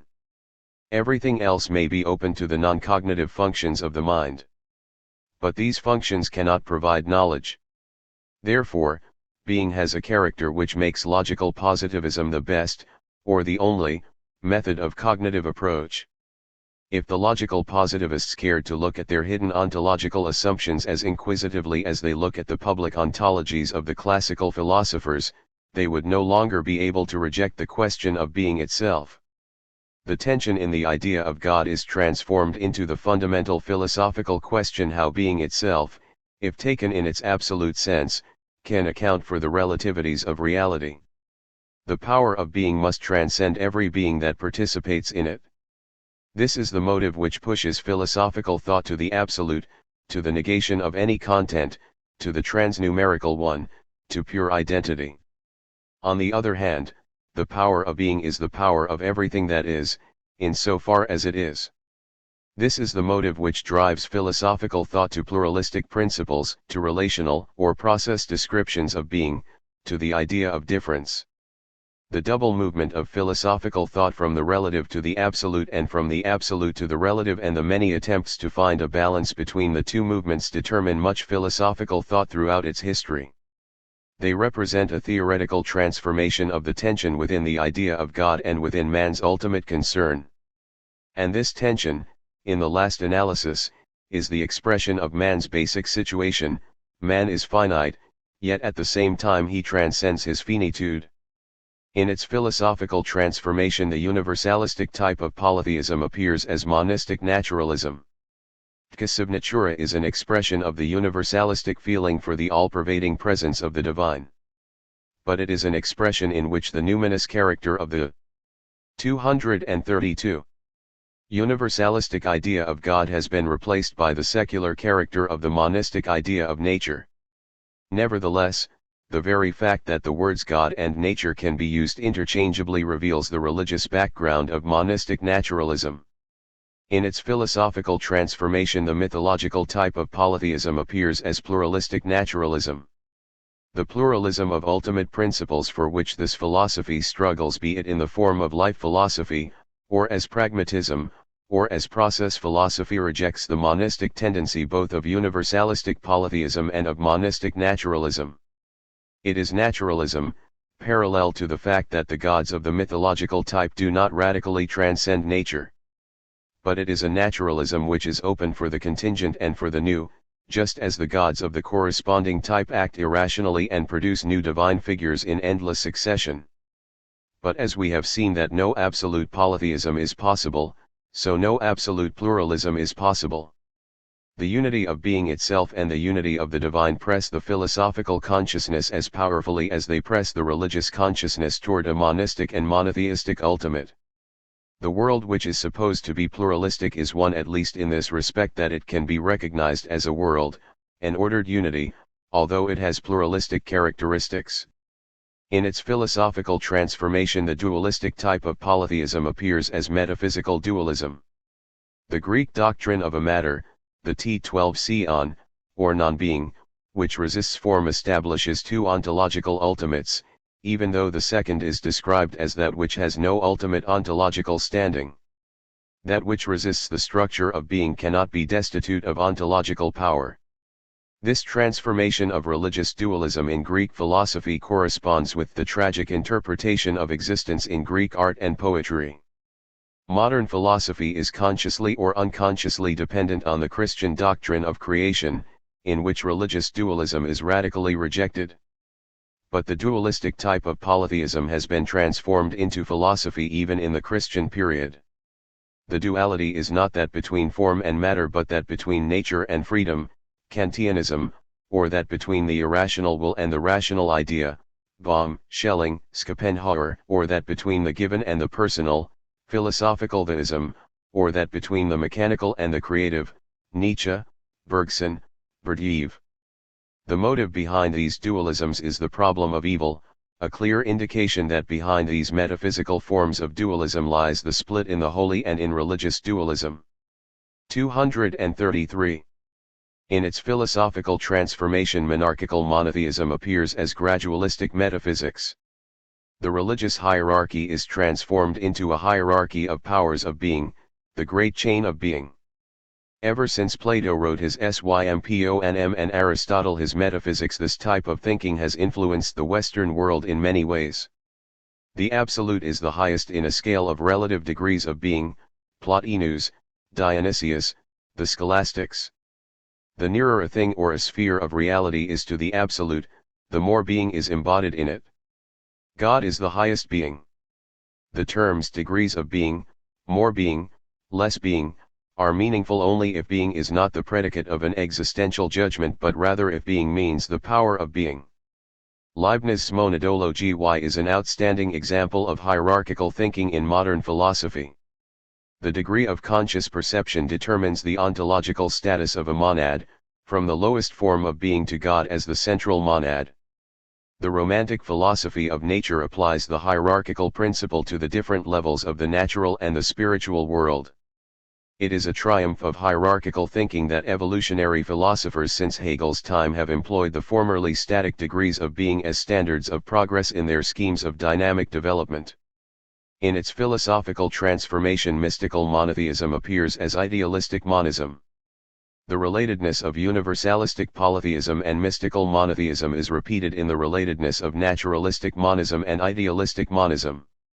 The difference is that in idealistic monism the unity of being is seen in its ground, in the basic identity in which all manifoldness disappears, while in naturalistic monism the process itself, including all its variety, is considered the ultimate unity.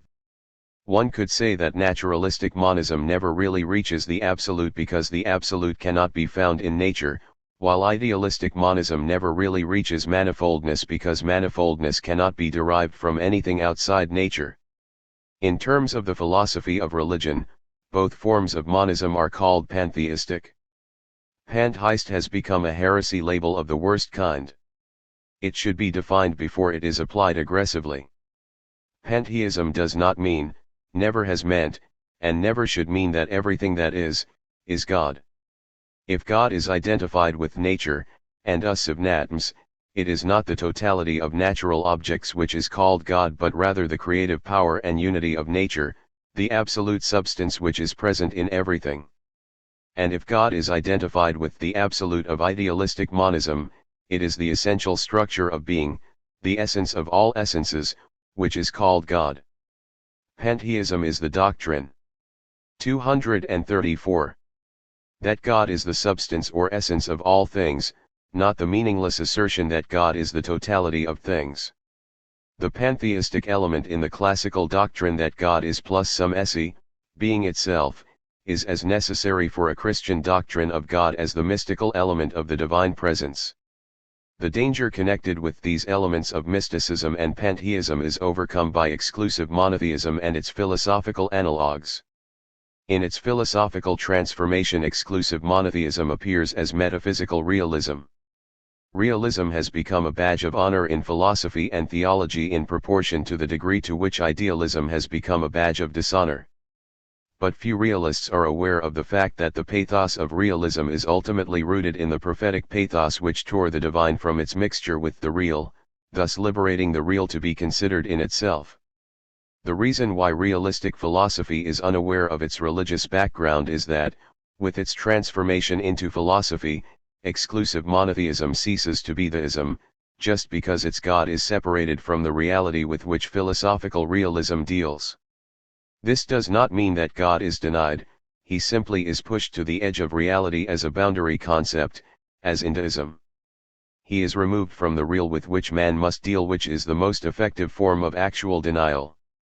Realism does not deny the realm of essences from which idealism sell out, but it considers them mere tools for dealing realistically with reality in thought and action.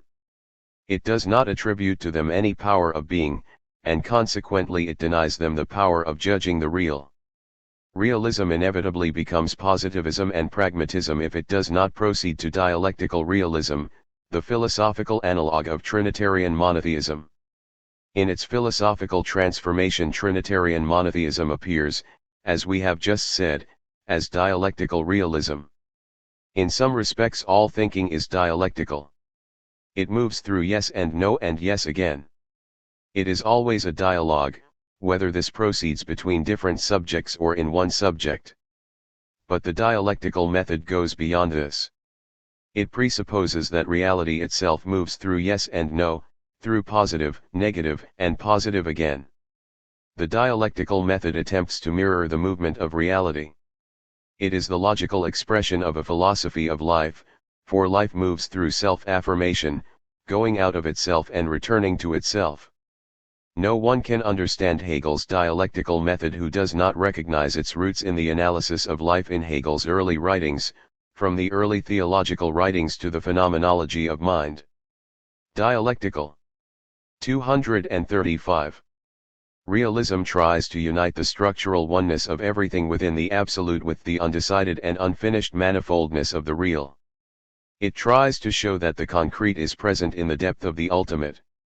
These brief indications are designed to demonstrate the fact that the tension in man's ultimate concern and the different types of the idea of God in which it is expressed are the permanent background, visible or hidden, of the way in which philosophical absolutes are conceived. Transformation does not mean conscious acts whereby religious symbols are changed into philosophical concepts. It means that the openness of being itself, which is given in the basic religious experience, is the foundation for the philosophical grasp of the structure of being. This origin of the ultimate philosophical notions explains the fact that they have had and still have tremendous influence on the development of the religious ideas of God, both supporting them and conflicting with them, and affecting religious experience as well as theological conceptualization. They form an element in the history of religion because their own foundation is religious. Theology must deal with philosophical absolutes in both respects. It must ascertain their theoretical validity, which is a philosophical question, and it must seek their existential significance, which is a religious question. B. The actuality of God. 3. God as being a, God us being and finite being. The being of God is being itself. The being of God cannot be understood as the existence of a being alongside others or above others. If God is ci being, he is subject to the categories of finitude, especially to space and substance.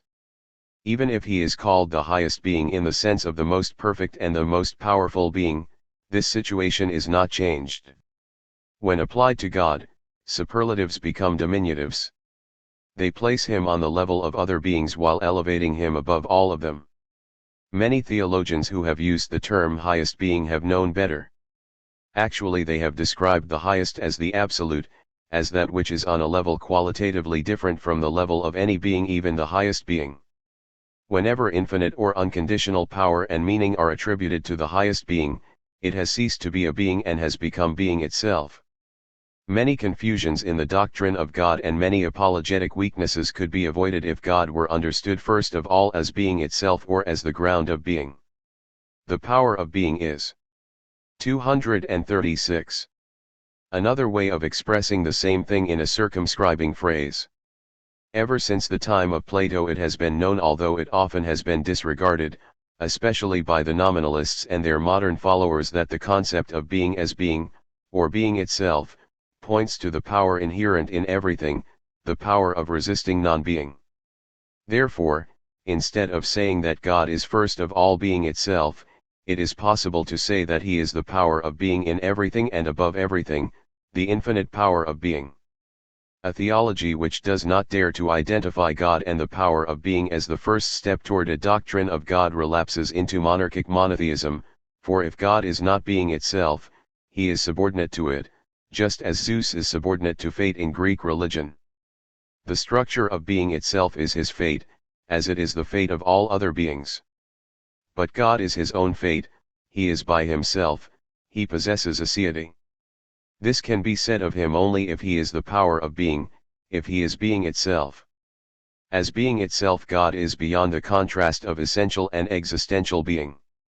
We have spoken of the transition of being into existence, which involves the possibility that being will contradict and lose itself.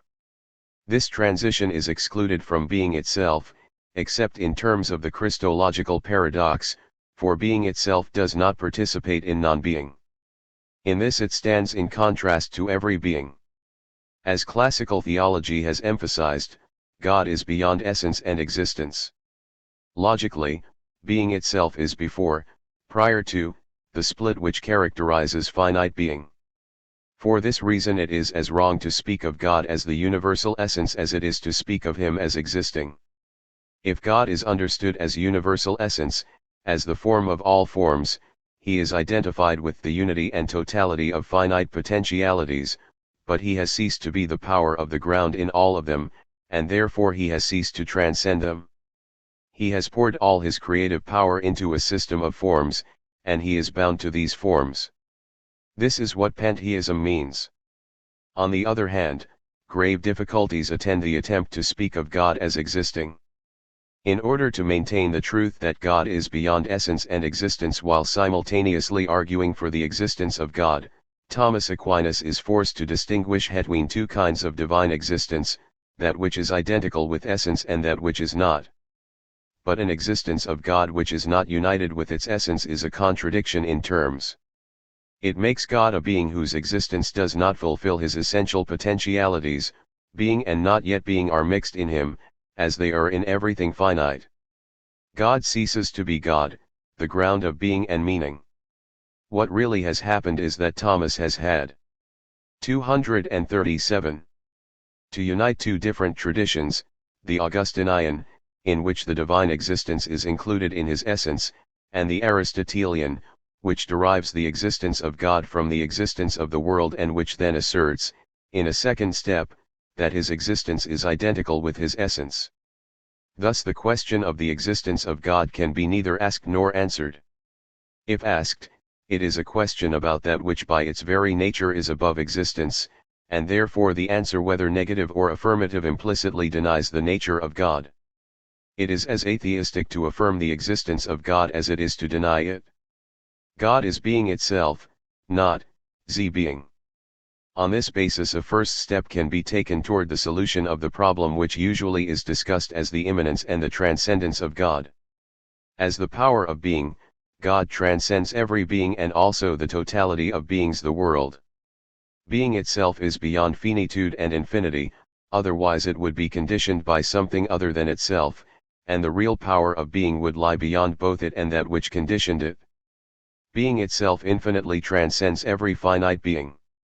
There is no proportion or gradation between the finite and the infinite. There is an absolute break, an infinite jump. On the other hand, everything finite participates in being itself and in its infinity. Otherwise it would not have the power of being. It would be swallowed by non-being, or it never would have emerged out of non-being. This double relation of all beings to being itself gives being itself a double characteristic. In calling it creative, we point to the fact that everything participates in the infinite power of being.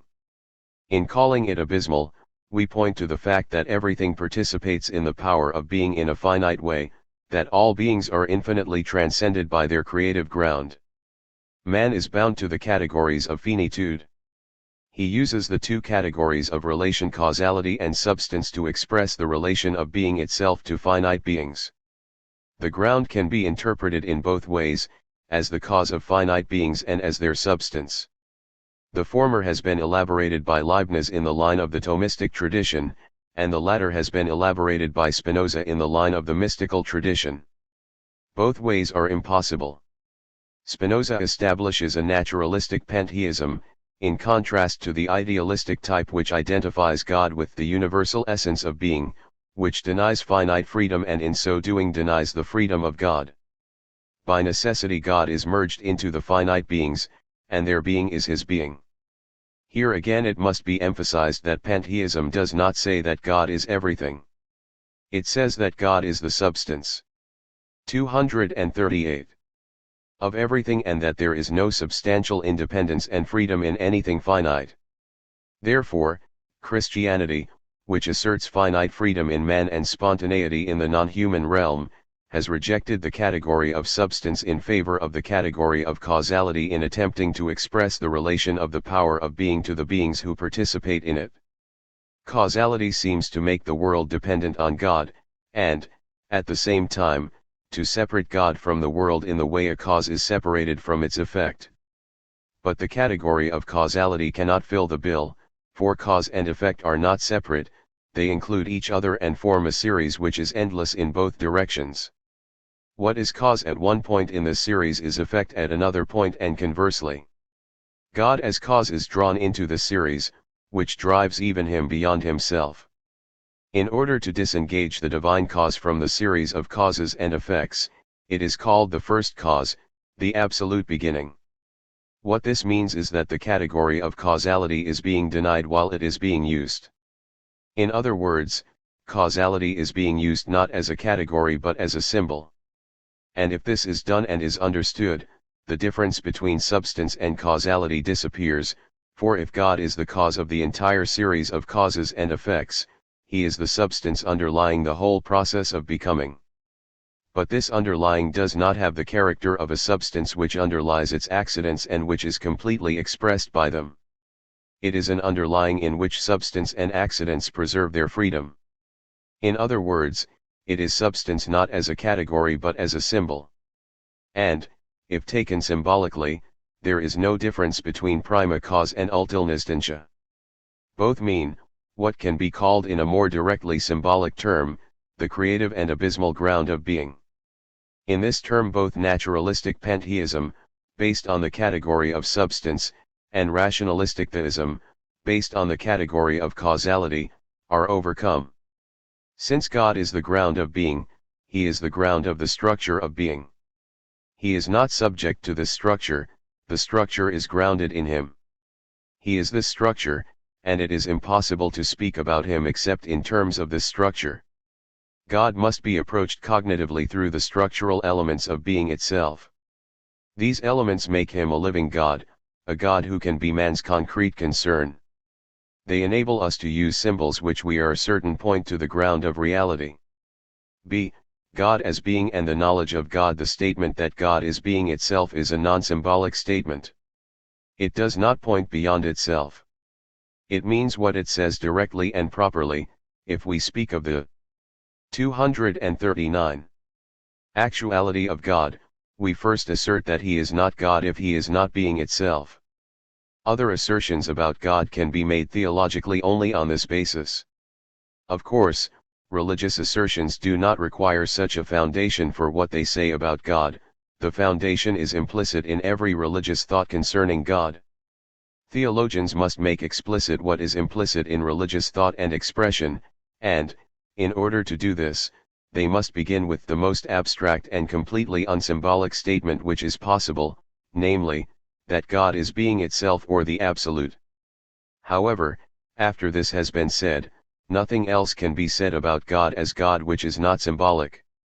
As we already have seen, God as being itself is the ground of the ontological structure of being without being subject to this structure himself. He is the structure, that is, he has the power of determining the structure of everything that has being.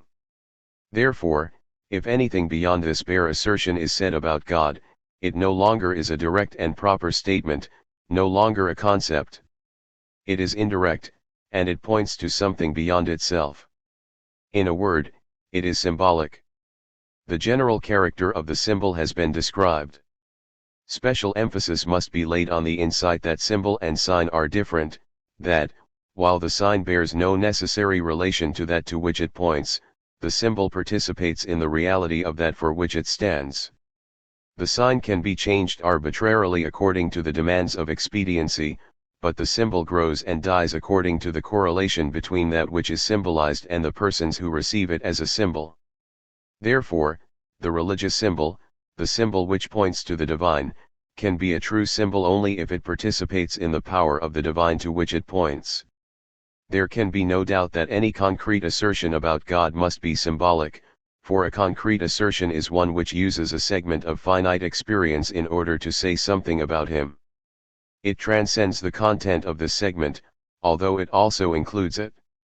The segment of finite reality which becomes the vehicle of a concrete assertion about God is affirmed and negated at the same time. It becomes a symbol, for a symbolic expression is one whose proper meaning is negated by that to which it points. And yet it also is affirmed by it, and this affirmation gives the symbolic expression an adequate basis for pointing beyond itself. The crucial question must now be faced. Can a segment of finite reality become the basis for an assertion about that which is infinite? The answer is that it can, because that which is infinite is being itself and because everything participates in being itself. The analogia and is not. 240. The property of a questionable natural theology which attempts to gain knowledge of God by drawing conclusions about the infinite from the finite.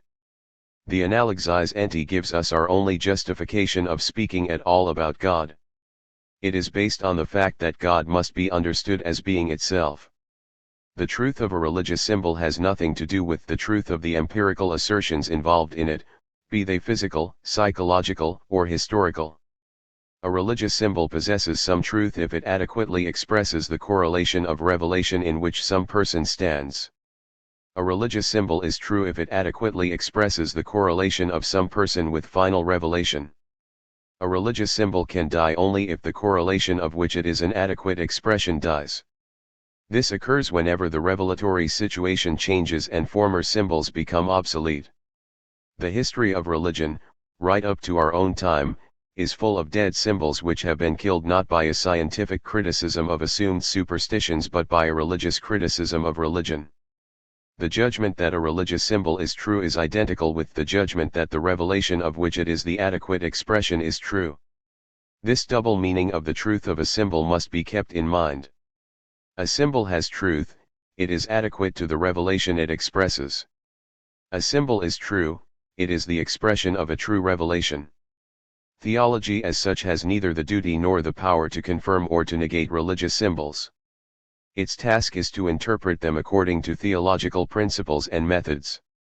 In the process of interpretation, however, two things may happen. Theology may discover contradictions between symbols within the theological circle, and theology may speak not only as theology but also as religion. In the first case, theology can point out the religious dangers and the theological errors which follow from the use of certain symbols. In the second case, theology can become prophecy, and in this role it may contribute to a change in the revelatory situation. Religious symbols are double-edged. They are directed toward the infinite which they symbolize and toward the finite through which they symbolize it. They force the infinite down to finitude and the finite up to infinity. They open the divine for the human and the human for the divine. For instance, if God is symbolized as Father, he is brought down to the human relationship of father and child. But at the same time this human relationship is consecrated into a pattern of the divine human relationship. If Father is employed as a symbol for God, Father. 241. Hood is seen in its theonomous, sacramental depth. One cannot arbitrarily make a religious symbol out of a segment of secular reality. Not even the collective unconscious, the great symbol-creating source, can do this. If a segment of reality is used as a symbol for God, the realm of reality from which it is taken is, so to speak, elevated into the realm of the holy. It no longer is secular. It is theonomous. If God is called the King, something is said not only about God but also about the holy character of kinghood.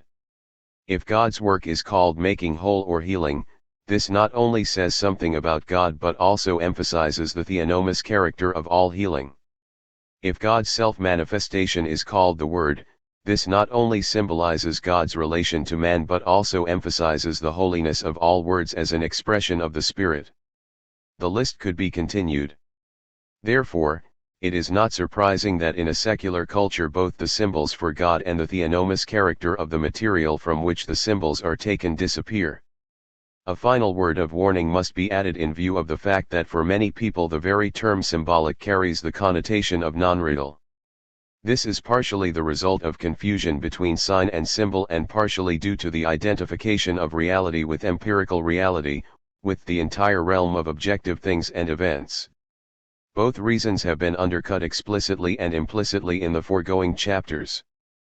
But one reason remains, namely, the fact that some theological movements, such as Protestant Hegelianism and Catholic modernism, have interpreted religious language symbolically in order to dissolve its realistic meaning and to weaken its seriousness, its power, and its spiritual impact. This was not the purpose of the classical essays on the divine names, in which the symbolic character of all affirmations about God was strongly emphasized and explained in religious terms, nor was it a consequence of these essays. Their intention and their result was to give to God and to all his relations to man more reality and power than a non-symbolic and therefore easily superstitious interpretation could give them. In this sense symbolic interpretation is proper and necessary, it enhances rather than diminishes the reality and power of religious language, and in so doing it performs an important function. 4. God as LMNQU, God us being and God us zewing life is the process in which potential being becomes actual being. It is the actualization of the structural elements of being in their unity and in their tension. These ELE 242 ments move divergently and convergently in every life process, they separate and reunite simultaneously. Life ceases in the moment of separation without union or of union without separation. Both complete identity and complete separation negate life. If we call God the living God, we deny that he is a pure identity of being as being, and we also deny that there is a definite separation of being from being in him. We assert that he is the eternal process in which separation is posited and is overcome by reunion. In this sense, God lives. Few things about God are more emphasized in the Bible, especially in the Old Testament, than the truth that God is a living God. Most of the so-called anthropomorphisms of the biblical picture of God are expressions of his character as living. His actions, his passions, his remembrances and anticipations, his suffering and joy, his personal relations and his plans, all these make him a living God and distinguish him from the pure absolute, from being itself. Life is the actuality of being, or, more exactly, it is the process in which potential being becomes actual being. But in God as God there is no distinction between potentiality and actuality. Therefore, we cannot speak of God as living in the proper or non-symbolic sense of the word life. We must speak of God as living in symbolic terms. Yet every true symbol participates in the reality which it symbolizes. God lives in so far as he is the ground of life. Anthropomorphic symbols are adequate for speaking of God religiously. Only in this way can he be the living God for man. But even in the most primitive intuition of the divine a feeling should be, and usually is, present that there is a mystery about divine names which makes them improper, self-transcending, symbolic. Religious instruction should deepen this feeling without depriving the divine names of their reality and power. One of the most surprising qualities of the prophetic utterances in the Old Testament is that, on the one hand, they always appear concrete and anthropomorphic and that, on the other hand, they preserve the mystery of the divine ground. They never deal with being as being or with the absolute as the absolute, nevertheless, they never make God a being alongside others, into something conditioned by something else which also is conditioned.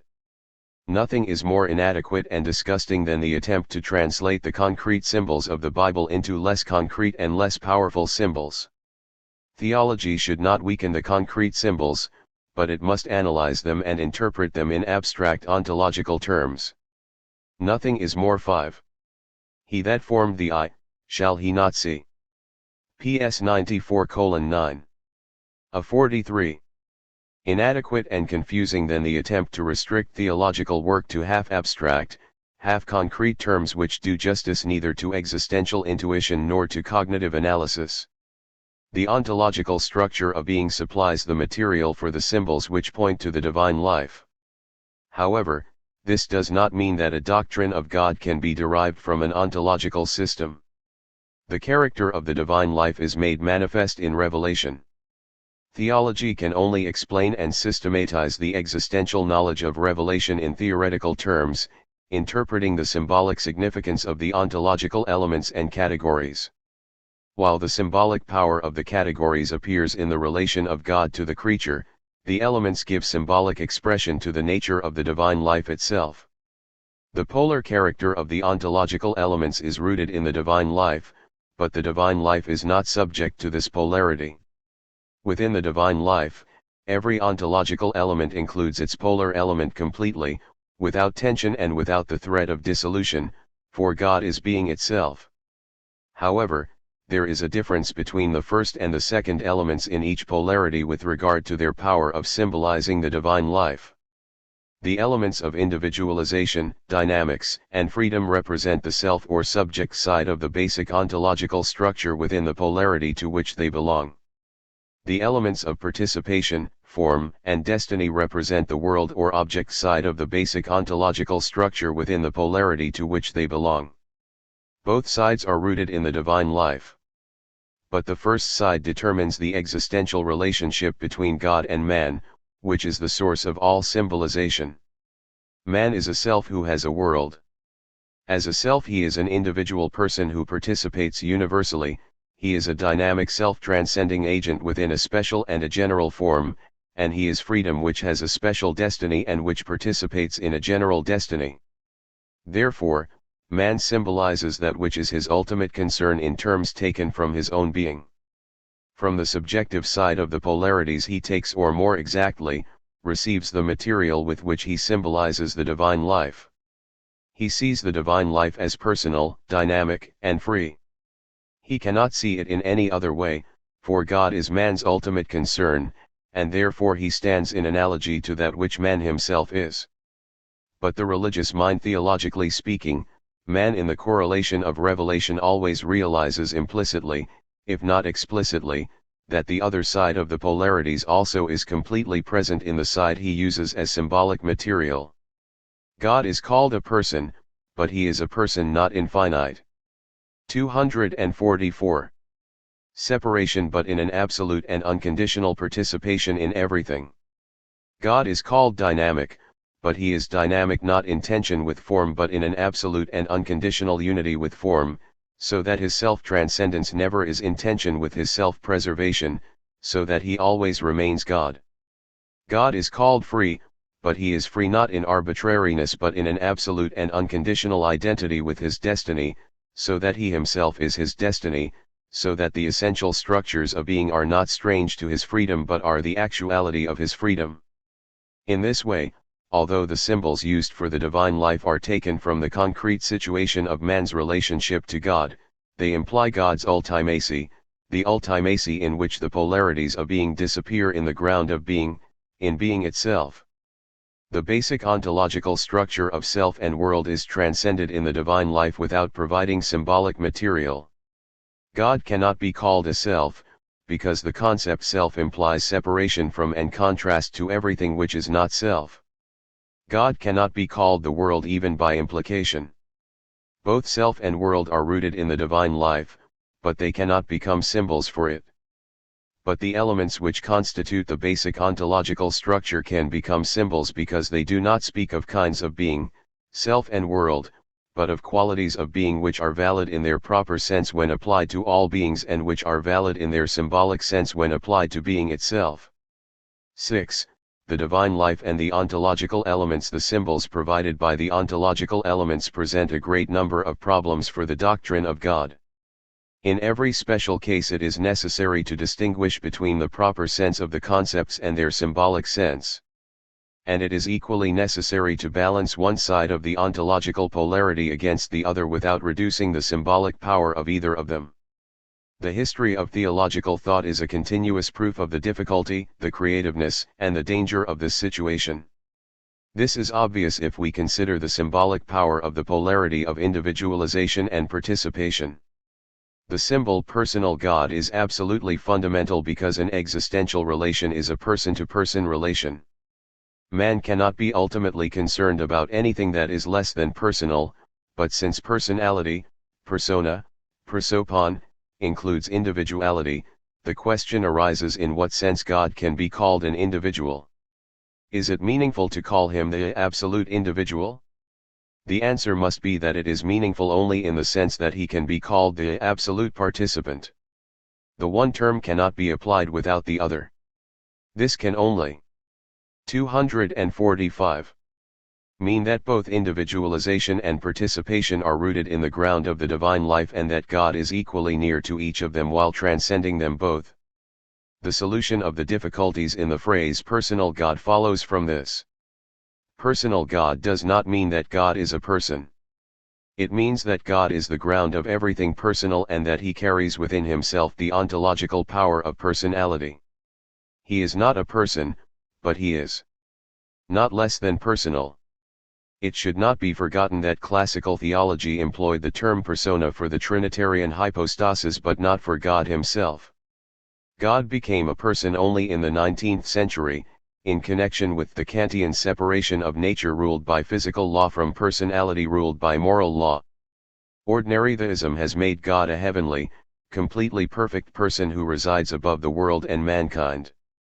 The protest of atheism against such a highest person is correct. There is no evidence for his existence, nor is he a matter of ultimate concern. God is not God without universal participation. Personal God is a confusing symbol. God is the principle of participation as well as the principle of individualization. The divine life participates in every life as its ground and aim. God participates in everything that is, he has community with it, he shares in its destiny. Certainly such statements are highly symbolic. They can have the unfortunate logical implication that there is something alongside God in which he participates from the outside. But the divine participation creates that in which it participates. Plato uses the word parousia for the presence of the essences in temporal existence. This word later becomes the name for the preliminary and final presence of the transcendent Christ in the Church and in the world. Paroanda means being by, being with but on the basis of being absent, of being separated. In the same way God's participation is not a spatial or temporal presence. It is meant not categorically but symbolically. It is the parousia, the being with of that which is neither here nor there. If applied to God, participation and community are not less symbolic than individualization and personality. While active religious communication between God and man depends on the symbol of the personal God, the symbol of universal participation expresses the passive experience of the divine parousia in terms of the divine omnipresence. The polarity of dynamics and form supplies the material basis for a group of symbols which are central for any present-day doctrine of God. Potentiality, vitality, and self-transcendence are indicated in the term. 246. Dynamics, while the term form embraces actuality, intentionality, and self-preservation. Potentiality and actuality appear in classical theology in the famous formula that God is acros purus, the pure form in which everything potential is actual, and which is the eternal self-intuition of the divine fullness, chroma. In this formula the dynamic side in the dynamics form polarity is swallowed by the form side. Pure actuality, that is, actuality free from any element of potentiality, is a fixed result, it is not alive. Life includes the separation of potentiality and actuality. The nature of life is actualization, not actuality. The God who is actus purus is not the living God. It is interesting that even those theologians who have used the concept of actus purus normally speak of God in the dynamic symbols of the Old Testament and of Christian experience. This situation has induced some thinkers, partly under the influence of Luther's dynamic conception of God and partly under the impact of the problem of evil, to emphasize the dynamics in God and to depreciate the stabilization of dynamics in pure actuality. They try to distinguish between two elements in God, and they assert that, insofar as God is a living God, these two elements must remain in tension.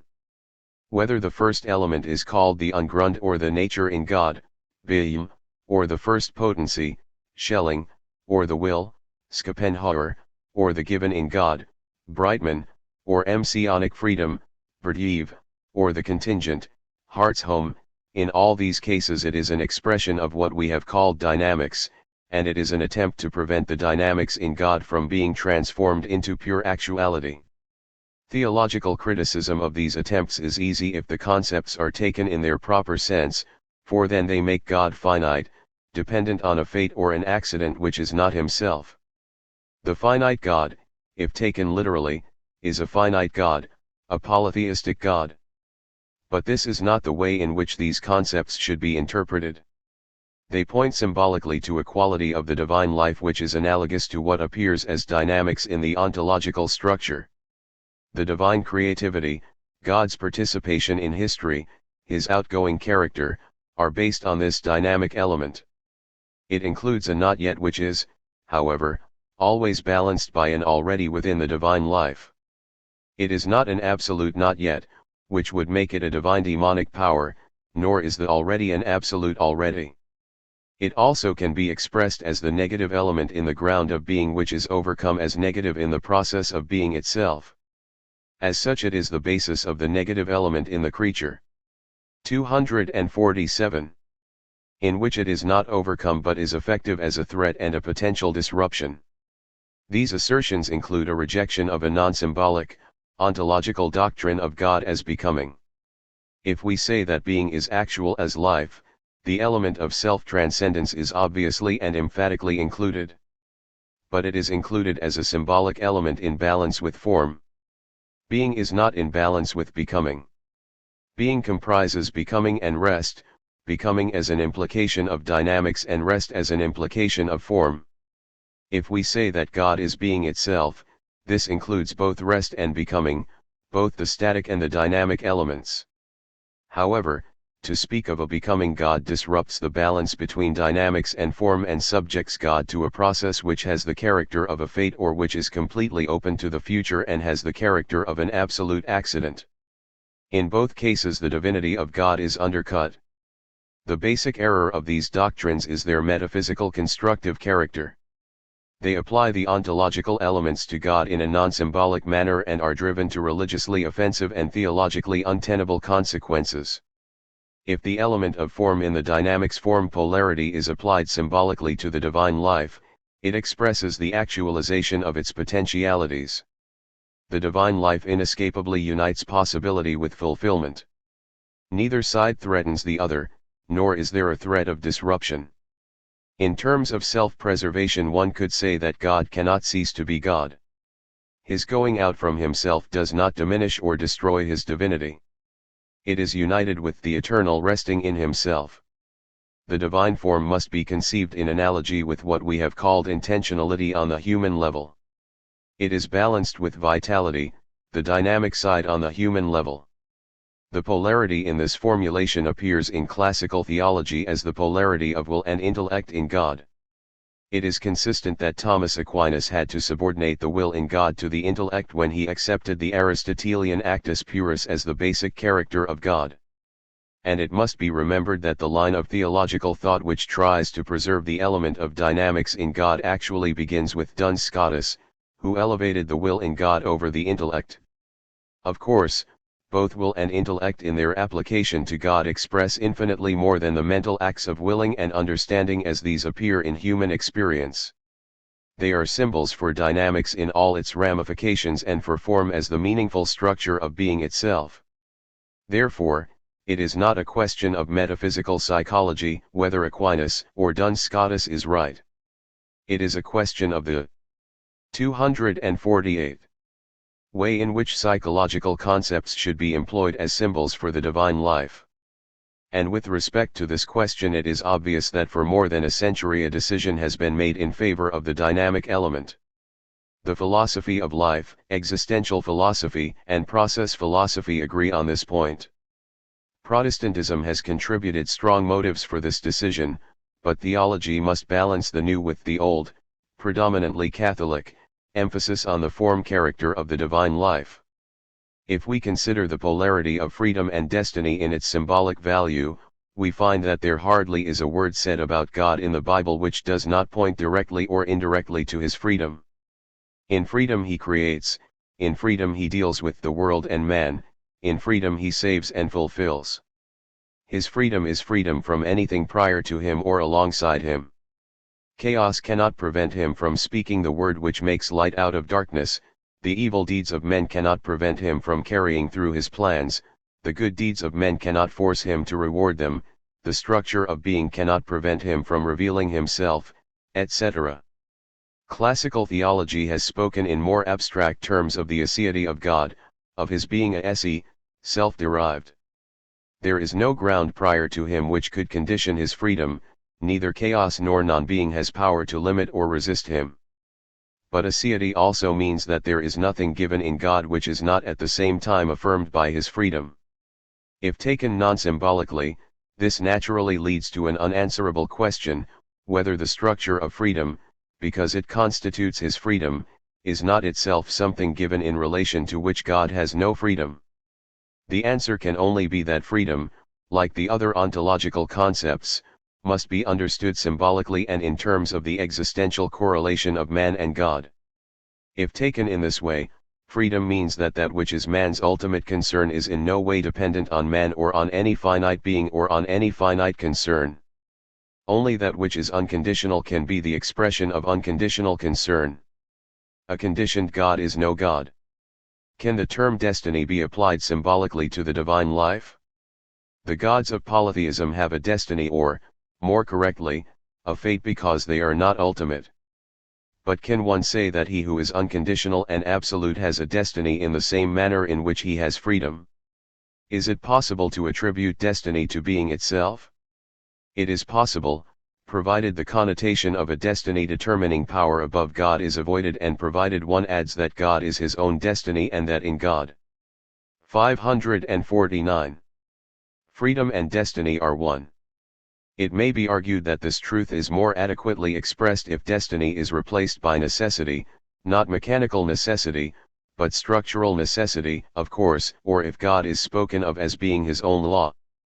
Such phrases are important as interpretations, but they lack two elements of meaning which are present in the word destiny. They lack the mystery of that which precedes any structure and law, being itself, and they lack the relation to history which is included in the term destiny. If we say that God is his own destiny, we point both to the infinite mystery of being and to the participation of God in becoming and in history. See, God as Spirit and the Trinitarian principle Spirit is the unity of the ontological elements and the telos of life. Actualized as life, being itself is fulfilled as Spirit. The word tetos expresses the relation of life and spirit more precisely than the words tame or goal. It expresses the inner directedness of life toward spirit, the urge of life to become spirit, to fulfill itself as spirit. Telos stands for an inner, essential, necessary aim, for that in which a being fulfills its own nature. God as living is God fulfilled in himself and therefore spirit. God is spirit. This is the most embracing, direct, and unrestricted symbol for the divine life. It does not need to be balanced with another symbol, because it includes all the ontological elements. Some anticipatory remarks about spirit must be made at this point, although the doctrine of the Spirit is the subject of a separate part of systematic theology. The word spirit, with a lowercase s, has almost disappeared from the English language as a significant philosophical term, in contrast to German, French, and Italian, in which the words Geist, Esprit, and Spirito have preserved their philosophical standing. Probably this is a result of the radical separation of the cognitive function of the mind from emotion and will, as typified in English empiricism. In any case, the word spirit appears predominantly in a religious context, and here it is spelled with a capital S. But it is impossible to understand the meaning of spirit unless the meaning of spirit is understood, for spirit is the symbolic application of spirit to the divine life. The meaning of spirit is built up through the meaning of the ontological elements and their union. In terms of both sides of the three polarities, one can say that spirit is the unity of power and meaning. On the side of power, it includes centered personality, self-transcending vitality, and freedom of self-determination. On the side of meaning, it includes universal participation, forms and structures of reality, and 250. Limiting and directing destiny. Life fulfilled as spirit embraces passion as much as truth, libido as much as surrender, will to power as much as justice. If one of these sides is absorbed by its correlate, either abstract law or choetic movement remains. Spirit does not stand in contrast to body. Life as spirit transcends the duality of body and mind. It also transcends the triplicity of body, soul, and mind, in which soul is actual life power and mind and body are its functions. Life as spirit is the life of the soul, which includes mind and body, but not as realities alongside the soul. Spirit is not a part, nor is it a special function. It is the all-embracing function in which all elements of the structure of being participate. Life as spirit can be found by man only in man, for only in him is the structure of being completely realized. The statement that God is spirit means that life as spirit is the inclusive symbol for the divine life. It contains all the ontological elements. God is not nearer to one part of being or to a special function of being than he is to another. As spirit, he is as near to the creative darkness of the unconscious as he is to the critical light of cognitive reason. Spirit is the power through which meaning lives, and it is the meaning which gives direction to power. God as spirit is the ultimate unity of both power and meaning. In contrast to Nietzsche, who identified the two assertions that God is spirit and that God is dead, we must say that God is the living God because he is spirit. Any discussion of the Christian doctrine of the Trinity must begin with the Christological assertion that Jesus is the Christ. The Christian doctrine of the Trinity is a corroboration of the Christological dogma. The situation is different if we do not ask the question of the Christian doctrines but rather the question of the presuppositions of these doctrines in an idea of God. Then we must speak about the Trinitarian principles, and we must begin with the Spirit rather than with the Logos. God is Spirit, and any Trinitarian statement must be derived from this basic assertion. God's life is life as Spirit, and the Trinitarian principles are moments within the process of the divine life. Human intuition of the divine always has distinguished between the abyss of the divine, the element of power, and the fullness of its content, the element of meaning, between the divine depth and the divine logos. The first principle is the basis of Godhead, that which makes God God. It is the root of his majesty, the unapproachable intensity of his being, the inexhaustible ground of being in which everything has its origin. It is the power of 2s being infinitely resisting non-being, giving the power of being to everything that is. During the past centuries, theological and philosophical rationalism have deprived the idea of God of this first principle, and by doing so they have robbed God of his divinity. He has become a hypostasized moral ideal or another name for the structural unity of reality. The power of the Godhead has disappeared. The classical term zogos is most adequate for the second principle, that of meaning and structure. It unites meaningful structure with creativity. Long before the Christian era, in a way already in Heraclitus, logos received connotations of ultimacy as well as the meaning of being as being. According to Parmenides, being and the logos of being cannot be separated. The logos opens the divine ground, its infinity and its darkness, and it makes its fullness distinguishable, definite, finite. The Logos has been called the mirror of the divine depth, the principle of God's self-objectification. In the Logos God speaks His word, both in Himself and beyond Himself. Without the second principle, the first principle would be chaos, burning fire, but it would not be the creative ground. Without the second principle, God is demonic, is characterized by absolute seclusion, is the naked absolute, Luther. As the actualization of the other two principles, the Spirit is the third principle. Both power and meaning are contained in it and united in it. It makes them creative. The third principle is in a way the whole, God is Spirit, and in a way it is a special principle, God has the Spirit as He has the Logos. It is the Spirit in whom God goes out from Himself, the Spirit proceeds from the divine ground. He gives actuality to that which is potential in the divine ground and outspoken in the divine logos. Through the Spirit the divine fullness is posited in the divine life as something definite, and at the same time it is reunited in the divine ground.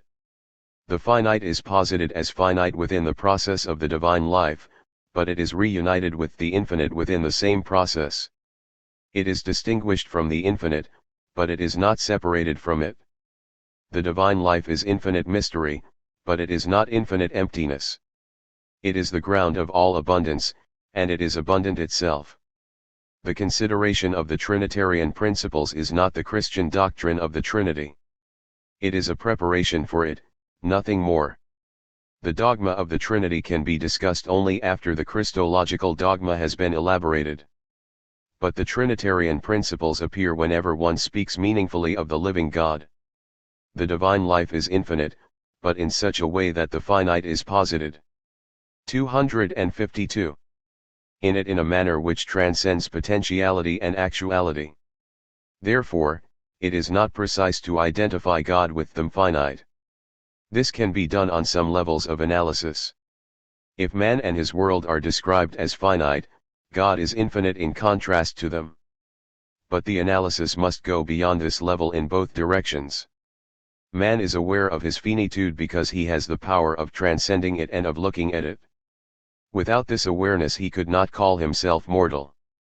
On the other hand, that which is infinite would not be infinite if it were limited by the finite. God is infinite because He has the finite, and with it that element of non-being which belongs to finitude, within Himself united with His infinity. One of the functions of the symbol divine life is to point to this situation. 253.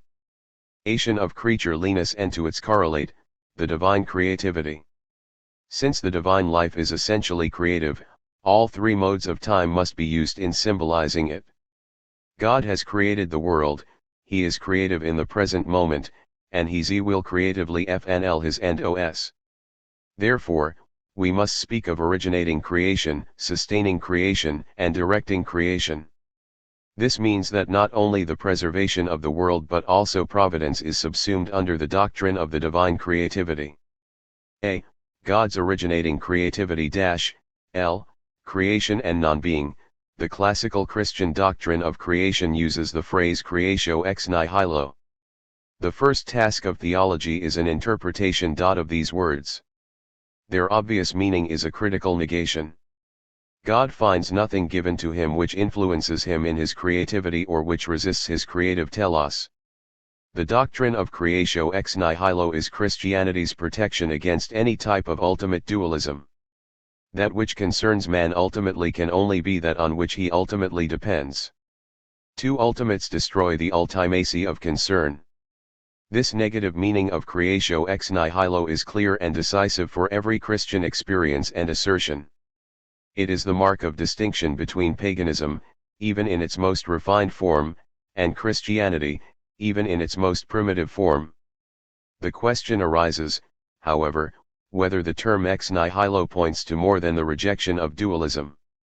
The word ex seems to refer to the origin of the creature. Nothing is what, or where, it comes from. Now nothing can mean two things. It can mean the absolute negation of being, zero for on, or it can mean the relative negation of being, me on. If ex nihilo meant the latter, it would be a restatement of the Greek doctrine of matter and form against which it is directed. If ex nihilo meant the absolute negation of being, it could not be the origin of the creature. Nevertheless, the term ex nihilo says something fundamentally important about the creature, namely, that it must take over what might be called the heritage of non-being. Creatureliness implies non-being, but creatureliness is more than non-being. It carries in itself the power of being, and this power of being is its participation in being itself, in the creative ground of being. Being a creature includes both the heritage of non-being, anxiety, and the heritage of being, courage. It does not include a strange heritage originating in a half-divine power which is in conflict with the power of being itself. The doctrine of creation out of nothing expresses two fundamental truths. The first is that the tragic character of existence is not rooted in the creative ground of being, consequently, it does not belong to the 5. God as creating introduction, creation and fin and the divine life is creative, actualizing itself in inexhaustible abundance. The divine life and the divine creativity are not different. God is creative because he is God. Therefore, it is meaningless to ask whether creation is a necessary or a contingent act of God. Nothing is necessary for God in the sense that he is dependent on a necessity above him. His aseity implies that everything which he is through himself. He eternally creates himself, a paradoxical phrase which states God's freedom. Nor is creation contingent. It does not happen to God, for it is identical with his life. Creation is not only God's freedom but also his destiny. But it is not a fate, it is neither a necessity nor an accident which determines him. The doctrine of creation is not the story of an event which took place once upon a time. It is the basic description of the relation between God and the world. It is the correlate to the analysis of man's finitude. It answers the question implied in man's finitude and in finitude generally. In giving this answer, it discovers that the meaning of finitude is creatureliness.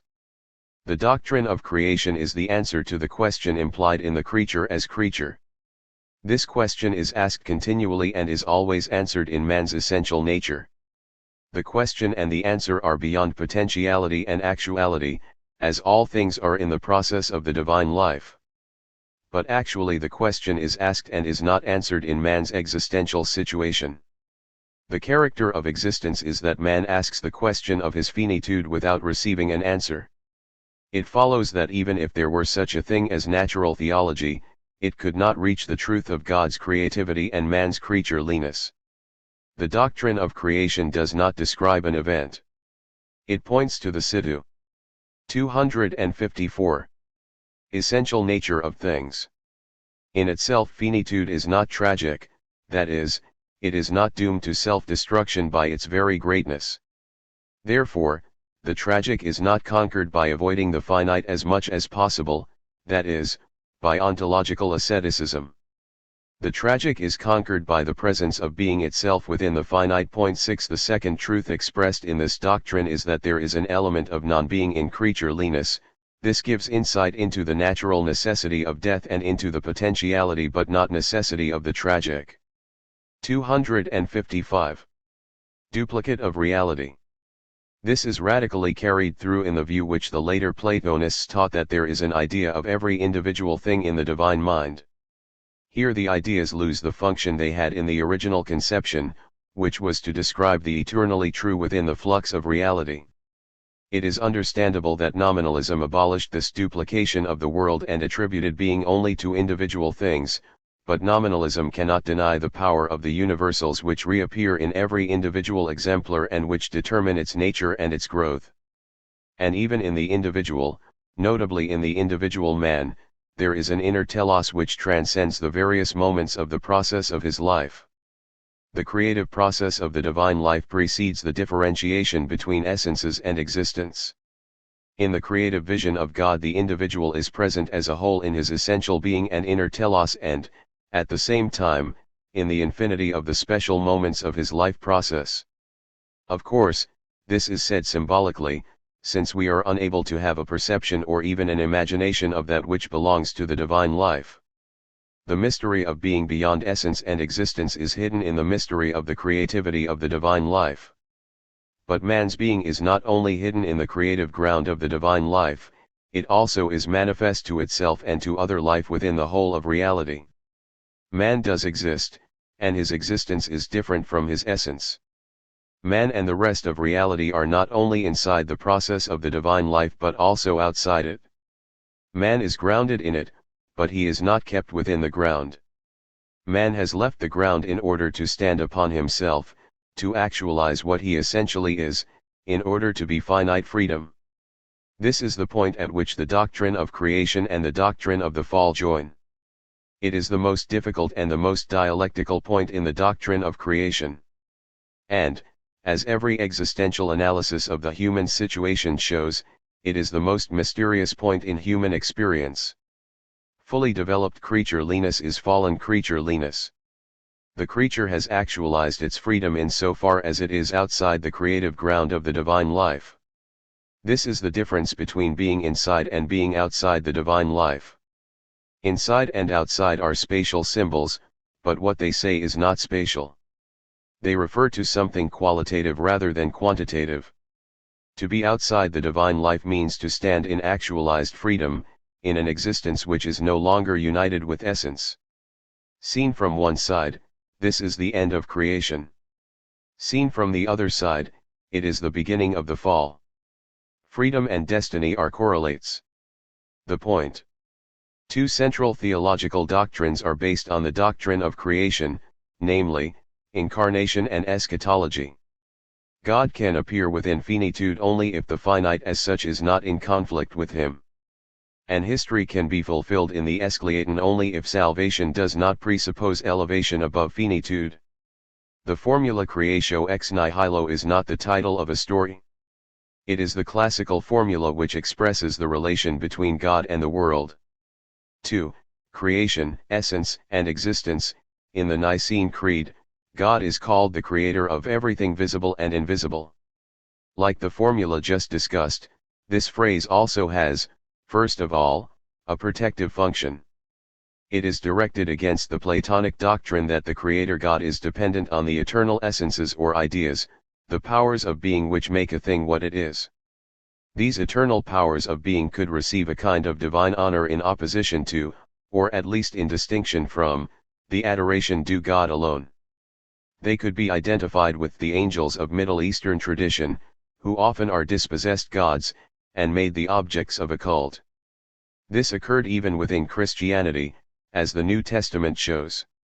Neoplatonism, and with it much Christian theology, taught that the essences are ideas in the divine mind. They are the patterns according to which God creates. They are themselves dependent on God's internal creativity, they are not independent of Him, standing in some heavenly niche as models for His creative activity. The essential powers of being belong to the divine life in which they are rooted, created by Him who is everything He is through Himself. There is no difference in the divine life between potentiality and actuality.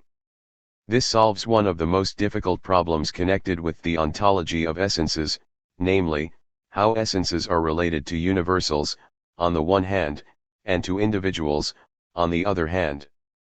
The more individualized the conception of the essences, the more they constitute a 6. Christian self-surrender. Asceticism is functional rather than ontological, it does not seek an escape from finitude. It serves self-discipline and 254. At which creation and fall coincide is as much a matter of destiny as it is a matter of freedom. The fact that it is a universal situation proves that it is not a matter of individual contingency, either in Adam or in anyone else. The fact that it separates existence from its unity with essence indicates that it is not a matter of structural necessity. It is the actualization of ontological freedom united with ontological destiny. Every theologian who is courageous enough to face the twofold truth that nothing can happen to God accidentally and that the state of existence is a fallen state must accept the point of coincidence between the end of creation and the beginning of the fall. Those theologians who are not willing to interpret the biblical creation story and the story of the fall as reports about two actual events should draw the consequence and posit the mystery where it belongs in the unity of freedom and destiny in the ground of being. The supralapsarian Calvinists, who asserted that Adam fell by divine decree, had the courage to face this situation. But they did not have the wisdom to formulate their insight in such a way that the seemingly demonic character of this decree was avoided. To sum up the discussion, being a creature means both to be rooted in the creative ground of the divine life and to actualize oneself through freedom. Creation is fulfilled in the creaturely self-realization which simultaneously is freedom and destiny. But it is fulfilled through separation from the creative ground through a break between existence and essence. Creaturely freedom is the point at which creation and the fall coincide. This is the background of what is called human creativity. If creativity means to bring the new into being, man is creative in every direction with respect to himself and his world, with respect to being and with respect to meaning. However, if creativity means to bring into being that which had no being, then divine and human creativity differ sharply. Man creates new syntheses out of given material. This creation really is transformation. God creates the material out of which the new syntheses can be developed. God creates man, he gives man the power of transforming himself and his world. Man can transform only what is given to him. God is primarily and essentially creative, man is secondarily and existentially creative. And, beyond this, in every act of human creativity the element of separation from the creative ground is effective. Human creation is ambiguous. 3. Creation and the categories, the primacy of time as a category of 7. See Part 4, Sector 1. 257.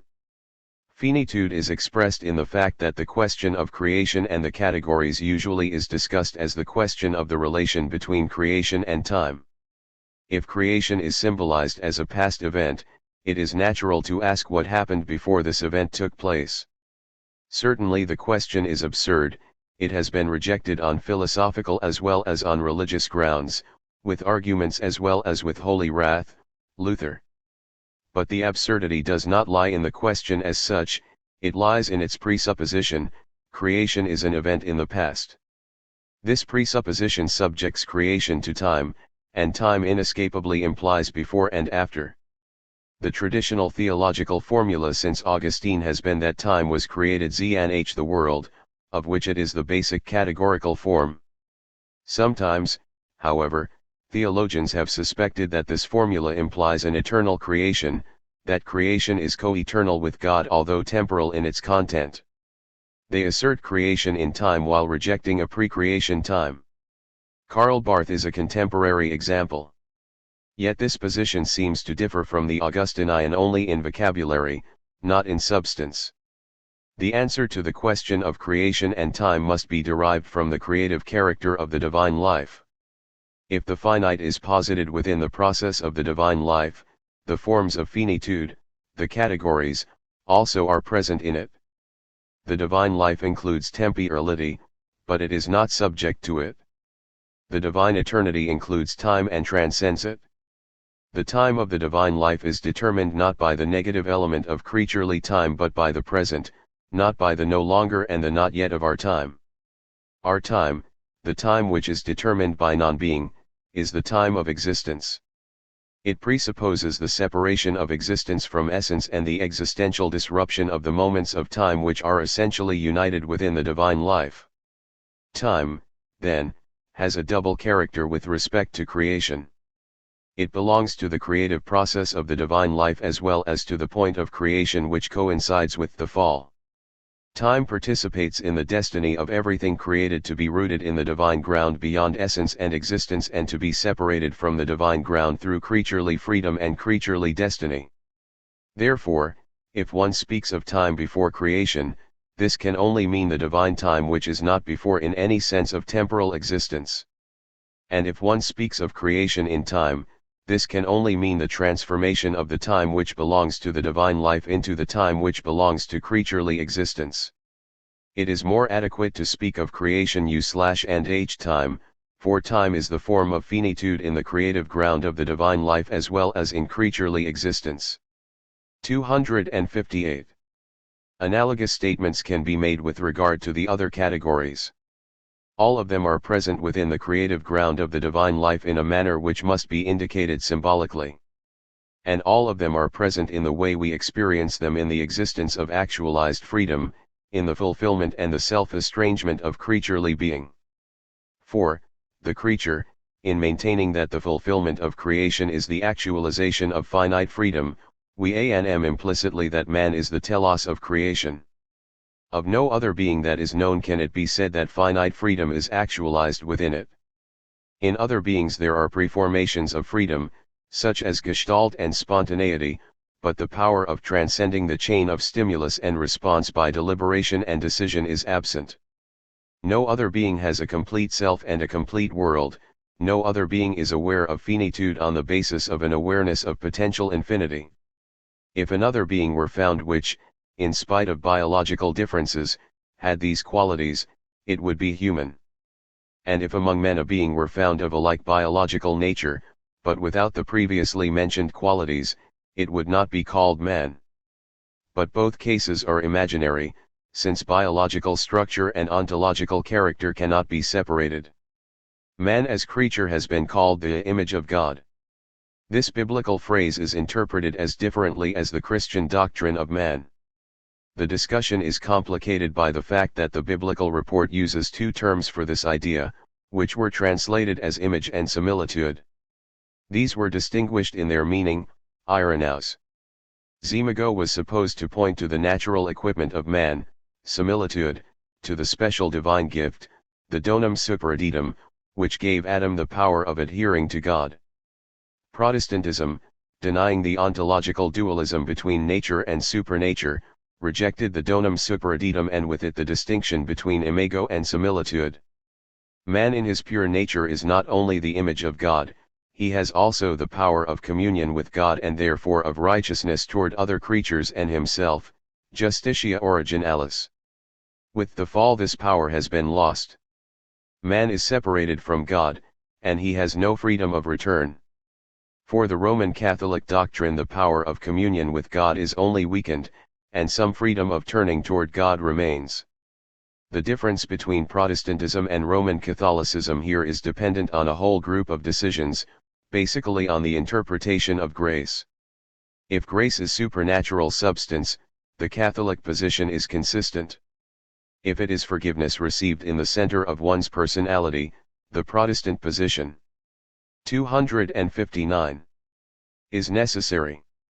The criticism of an ontological supernaturalism in the previous chapters implies the rejection of the Catholic doctrine. But two problems remain in spite of much discussion on Protestant soil, namely, the exact meaning of image of God and the nature of man's created goodness. An adequate handling of the first problem demands avoidance of a confusion between image of God and relation to God. Certainly man can have communion with God only because he is made in his image, but this does not mean that the image can be defined by communion with God. Man is the image of God in that in which he differs from all other creatures, namely, his rational structure. Of course, the term rational is subject to many misinterpretations. Rational can be defined as technical reason in the sense of arguing and calculating. Then the Aristotelian definition of man as animal rationale is as wrong as the description of the image of God in man in terms of his rational nature. But reason is the structure of freedom, and it implies potential infinity. Man is the image of God because in him the ontological elements are complete and united on a creaturely basis, just as they are complete and united in God as the creative ground. Man is the image of God because his logos is analogous to the divine logos, so that the divine logos can appear as man without destroying the humanity of man. The second frequently discussed and differently answered question in Protestant theology is that of man's created goodness. The early theologians attributed to Adam as the representative of man's essential nature all perfections otherwise reserved for Christ or to man in his eschatological fulfillment. Such a description made the fall entirely unintelligible. Therefore, recent theology rightly attributes to Adam a kind of dreaming innocence, a stage of infancy before contest and decision. This interpretation of the original state of man makes the fall understandable and its occurrence existentially unavoidable. It has much more symbolic truth than the praise of Adam before the fall. The goodness of man's created nature is that he is given the possibility and necessity of actualizing himself and of becoming independent by his self-actualization, in spite of the estrangement unavoidably connected with it. Therefore, it is inadequate to ask questions concerning Adam's actual state before the fall, for example, if he was mortal or immortal, whether or not he was in communion with God, whether or not he was in a state of righteousness. The verb was presupposes actualization in time. But this is exactly what cannot be asserted of the state which transcends potentiality and actuality. This is true even if we use a psychological sim. 260. Ball and speak of the state of dreaming innocence, or if we use a theological symbol and speak of the state of being hidden in the ground of the divine life. One can speak of was only after the moment in which the divine command threw Adam into self-actualization through freedom and destiny. Man is the creature in which the ontological elements are complete. They are incomplete in all creatures, which, for this very reason, are called subhuman. Subhuman does not imply less perfection than in the case of the human. On the contrary, man as the essentially threatened creature cannot compare with the natural perfection of the subhuman creatures. Subhuman points to a different ontological level, not to a different degree of perfection. The question has to be asked whether there are superhuman beings in an ontological sense. From the standpoint both of religious imagination and of philosophical construction, Neoplatonism, Leibniz, an affirmative answer has to be given. In these approaches the universe has been pictured as populated with spirits, angels, higher monads. Whether such beings, if they exist, should be called superhuman depends on one's judgment about the ultimate significance of freedom and history. If, according to Paul, the angels desire to look into the mystery of salvation, they are certainly no higher than those who experience this mystery in their own salvation. The most adequate solution of this question is given by Thomas Aquinas when he declares that the angels transcend the polarity of individuality and universality. In our terminology we could say that the angels are concrete poetic symbols of the structures or powers of being. They are not beings but participate in everything that is. Their epiphany is a revelatory experience determining the history of religion and culture. They underlie the figures of the great mythological gods as well as the decisive cultural symbolism before and within the Christian era. They are subjected to the Christ. They must serve him, though they often revolt against him. They are as effective as when they first appeared. They appear again and again with different faces but with the same substance and power. 8. A last question must be asked, namely, how does man participate in the subhuman creature and vice versa? The classical answer is that man is the microcosmos because in him all levels of reality are present. In the 261 myths of the original man, the man from above, the man, cf. especially the Persian tradition and I Corinthians, chapter 15, and in similar philosophical ideas, cf. Paracelsus, BGHME, Schelling, the mutual participation of man and nature is symbolically expressed. The myth of the curse over nature and its potential participation in salvation points in the same direction. All this is hard to understand in a culture which is determined by nominalism and individuals. But it belongs to a heritage which the Western mind is about to reconquer. The problem is most urgent when Christian theology deals with the fall and the salvation of the world. Does world refer to the human race alone? And, if so, can the human race be separated from other beings? Where is the boundary line in the general biological development? Where is the boundary line in the development of the individual man? Is it possible to separate the nature which belongs to him through his body from universal nature? Does the unconscious realm of man's personality belong to nature or to man? Does the collective unconscious admit of the isolation of the individual from the other individuals and from the whole of the living substance? These questions show that the element of participation in the polarity of individualization and participation must be considered much more seriously with respect to the mutual participation of nature and man. Here theology should learn from modern naturalism, which at this point can serve as an introduction to a half-forgotten theological truth. What happens in the microcosm happens by mutual participation in the macrocosmos, for being itself is one. b. God's sustaining creativity. Man actualizes his finite freedom in unity with the whole of reality.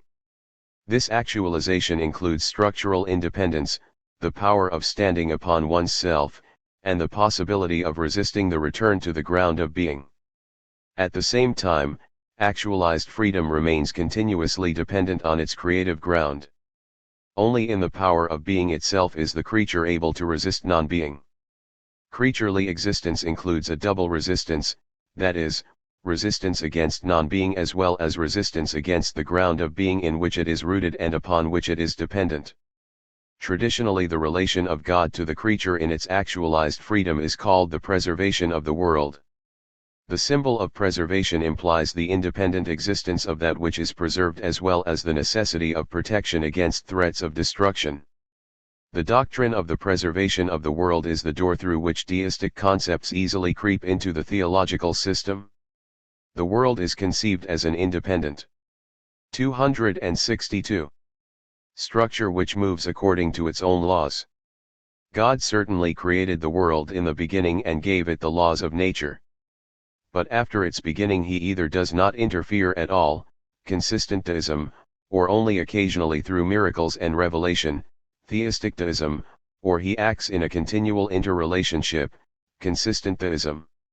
In these three cases, it would not be proper to speak of sustaining creation.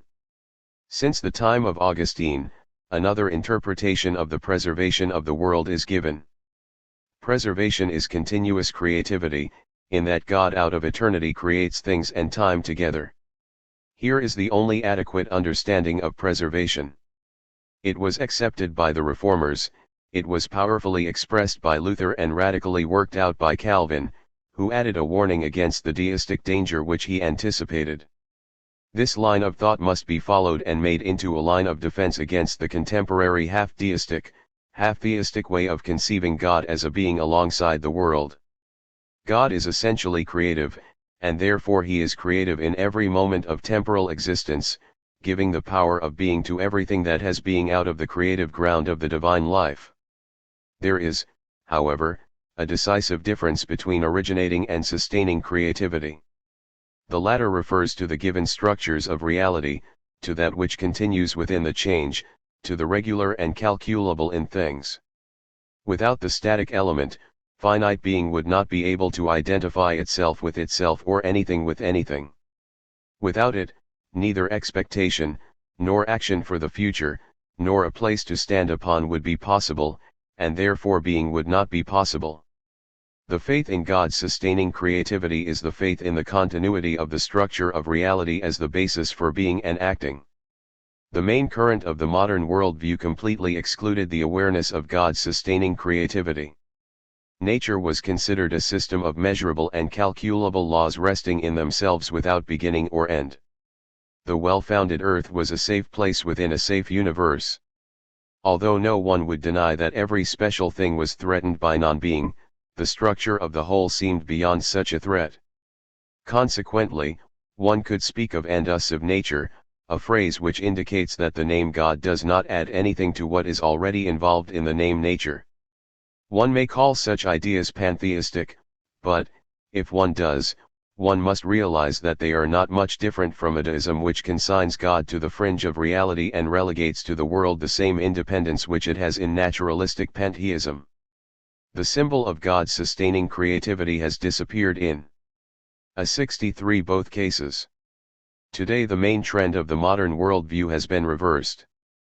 The foundations of the self-sufficient universe have been shaken.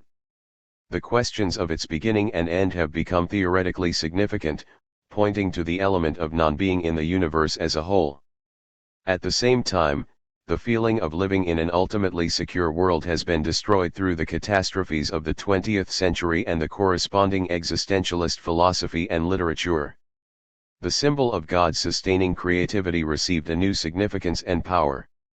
The question whether the relation between God and the world should be expressed in terms of immanence or transcendence is usually answered by an as well as. Such an answer, although it is correct, does not solve any problem.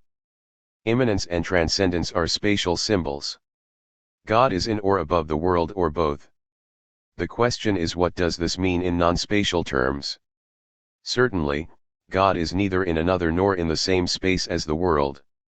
He is the creative ground of the spatial structure of the world, but he is not bound to the structure, positively or negatively. The spatial symbol points to a qualitative relation. God is immanent in the world as its permanent creative ground and is transcendent to the world through freedom. Both infinite divinity and finite human freedom make the world transcendent to God and God transcendent to the world. The religious interest in the divine transcendence is not satisfied where one rightly asserts the infinite transcendence of the infinite over the finite.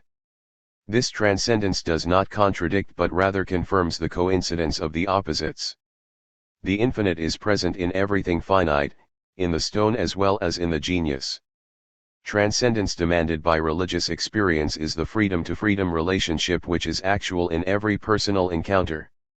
Certainly, the holy is the quite other. But the otherness is not really conceived as otherness if it remains in the aesthetic cognitive realm and is not experienced as the otherness of the divine thou, whose freedom may conflict with my freedom. The meaning of the spatial symbols for the divine transcendence is the possible conflict and the possible reconciliation of infinite and finite freedom.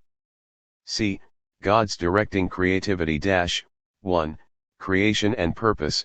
The purpose of creation is such an ambiguous concept that it should be avoided. Creation has no purpose beyond itself.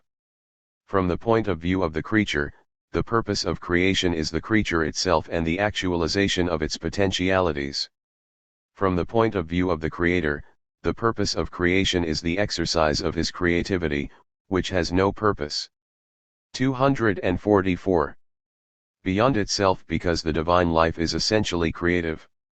If the glory of God is designated as the purpose of creation, as it is in Calvinist theologies, it is necessary, first of all, to understand the highly symbolic character of such a statement. No Calvinist theologian will admit that God lacks something which he must secure from the creature he has created. Such an idea is rejected as pagan. In creating the world, God is the sole cause of the glory he wishes to secure through his creation. But if he is the sole cause of his glory, he does not need the world to give him glory. He possesses it eternally in himself. In Lutheran theologies, God's purpose is to have a communion of love with his creatures. God creates the world because the divine love wishes an object of love in addition to itself. Here again the implication is that God needs something he could not have without creation. Reciprocal love is interdependent love. Yet, according to Lutheran theology, there is nothing which the created world can offer God. He is the only one who gives. The concept, the purpose of creation, should be replaced by the teizos of creativity, the inner aim of fulfilling in actuality what is beyond potentiality and actuality in the divine life. One function of the divine creativity is to drive every creature towards such a fulfillment. Thus directing creativity must be added to originating and sustaining creation. It is the side of the divine creativity which is related to the future. The traditional term for directing creativity is providence. 2. Fate and providence. Providence is a paradoxical concept. Faith in providence is faith in spite of the darkness of fate and of the meaninglessness of existence. The term pronoia, providence, appears in Plato in the context of a philosophy which has overcome the darkness of transhuman and transdivine fate by means of the idea of the good as the ultimate power of being and of knowing. Faith in historical providence is the triumph of the prophetic interpretation of historian interpretation, which gives meaning to historical existence in spite of never-ending experiences of meaninglessness. In the late ancient world, fate conquered providence and established a reign of terror among the masses, but Christianity emphasized the victory of Christ over the forces of fate and fear just when they seemed to have overwhelmed him at the cross. Here faith in providence was definitively established. Within the Christian era, however, there has been a development toward the transformation of providence into a rational principle at the expense of its paradoxical character. Although man does not know the reasons for God's providential activity, it was emphasized that there are 265 reasons, known by God, and that man is able to participate in this knowledge at least fragmentarily. In modern philosophy, the development moved beyond this point. It attempted to set itself on the throne of God and to lay down definitive descriptions of the reasons for God's providential activity. These have been expressed in three forms: the teleological, the harmonistic, and the dialectical. The teleological way is an attempt to demonstrate that all things are so constructed and ordered that they serve the purpose of God's action, which purpose is human happiness. A careful analysis of everything teleological in nature and in man gives rise to innumerable arguments for divine providence. However, since man's happiness is the ultimate criterion, every event in nature which reveals its opposition to human happiness has a catastrophic effect on this teleological optimism. The second way of pointing to providence in rational terms is the harmonistic. Most of the philosophers of the Enlightenment used this method implicitly or explicitly. In their thought, harmony does not mean that everything is sweetness and light. It means that a law of harmony works behind the backs of people and their egoistic intentions. The laws of the market, as developed by the classical economists, are the model of this type of secularized providence. But the principle has been effective in all realms of life. Liberalism, the doctrine of individual freedom, is a rational system of providence. The law of harmony regulates the innumerable conflicting trends, purposes, and activities of all individuals without human interference. Even Protestantism uses the principle of harmony when it opens the Bible to every Christian and denies ecclesiastical authorities the right to interfere. Behind the Protestant doctrine that the Bible interprets itself, scriptura sui ipsium interpres, lies an early liberal belief in harmony, which itself is a rationalized form of the faith in providence. The progressivistic optimism of the 19th century is a direct consequence of the general accepted nce of the principle of harmony. The third form of the rational idea of providence, both more profound and more pessimistic, is historical dialectics. It is aware of the depth of negativity in being and existence. This is true both of its idealistic and of its realistic modes of expression. Hegel introduces non-being and conflict into the process of divine self-realization. Marx points to the dehumanization and the self-estrangement of historical existence as a refutation of the liberal belief in an automatic harmony. Fate begins to appear again as the dark background of a rationalized providence and as its perennial 266 threat. Nevertheless, dialectics leads to synthesis, logically as well as actually. Providence still triumphs for both Hegel and Marx. For Hegel it triumphs in his own era, for Marx it will triumph in an indefinite future. For neither of them, however, does providence offer consolation to the individual.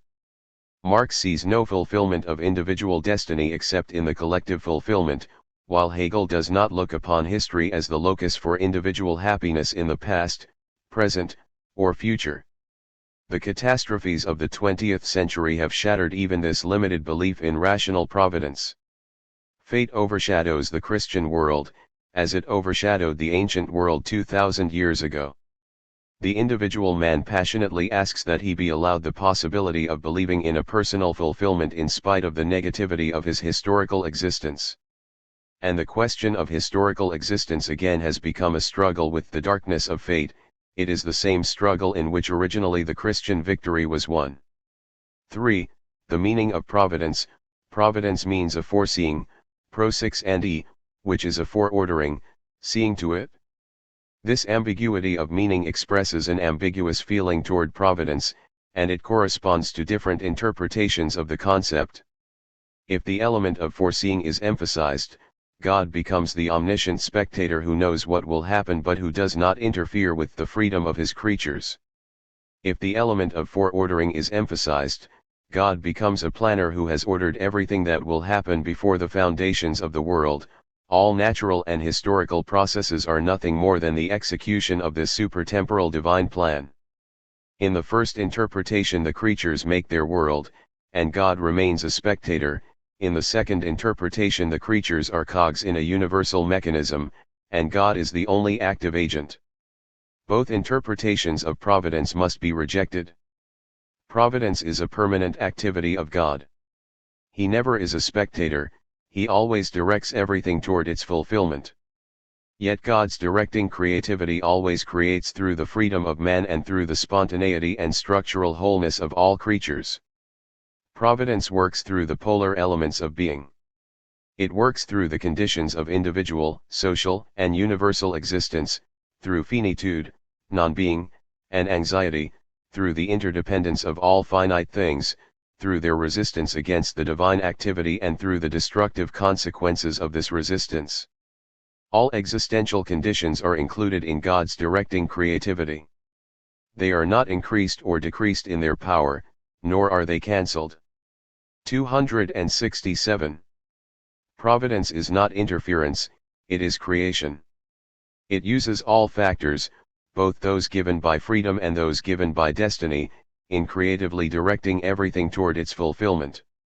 Providence is a quality of every constellation of conditions, a quality which drives or lures toward fulfillment. Providence is the divine condition which is present in every group of finite conditions and in the totality of finite conditions. It is not an additional factor, a miraculous physical or mental interference in terms of supernaturalism. It is the quality of inner directedness present in every situation. The man who believes in providence does not believe that a special divine activity will alter the conditions of finitude and estrangement. He believes, and asserts with the courage of faith, that no situation whatsoever can frustrate the fulfillment of his ultimate destiny, that nothing can separate him from the love of God which is in Christ Jesus. Romans, chapter 8. What is valid for the individual is valid for history as a whole.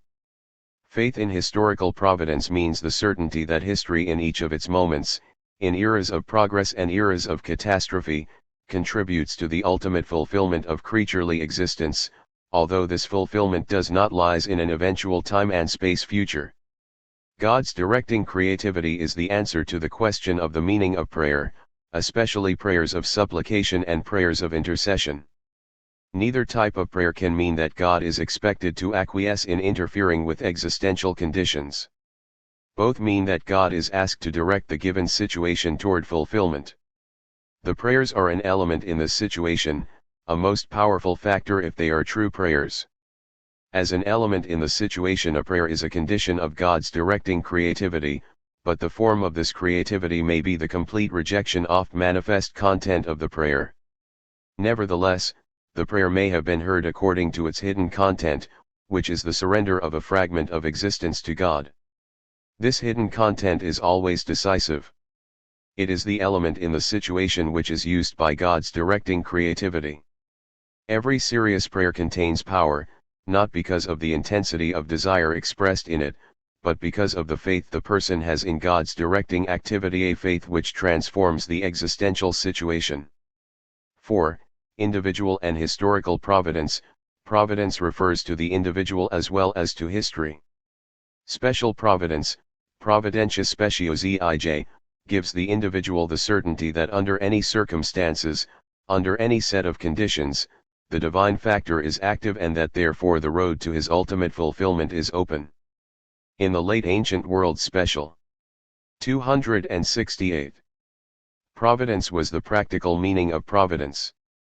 In a period in which for the individual history was nothing more than fortune and fate, tie and hymarmene, a power above him which he could not change and to which he could contribute nothing, faith in special providence was a liberating faith cultivated in most of the philosophical schools. The only thing a man could do was to accept his situation and by this acceptance transcend it in stoic courage, in skeptical resignation, or in mystical elevation. In Christianity, providence is an element in the person-to-person relationship between God and man. It carries the warmth of belief in loving protection and personal guidance. It gives the individual the feeling of transcendent security in the midst of the necessities of nature and history. It is confidence in the divine confordition within every set of finite conditions. This is its greatness, but it also is its danger. Confidence in divine guidance can become a conviction that God must change the conditions of a situation in order to make his own condition effective. And if this does not occur, confidence and faith break down. But it is the paradox of the belief in providence that, just when the conditions of a situation are destroying the believer, the divine condition gives him a certainty which transcends the destruction. Christianity has done more than change the meaning of special providence. Following Judaism, it has added to special providence faith in historical providence. This was impossible for the ancient world, but it was real for Jewish prophetism and is necessary for Christianity, for God establishes his kingdom through history. Experience of the great empires with their fateful power does not shake the Jewish and Christian confidence in God's historical providence. The empires are stages in the world historical process, whose fulfillment is the reign of God through Israel or through the Christ. Of course, this faith is no less paradoxical than the individual person's faith in God's directing creativity within his life.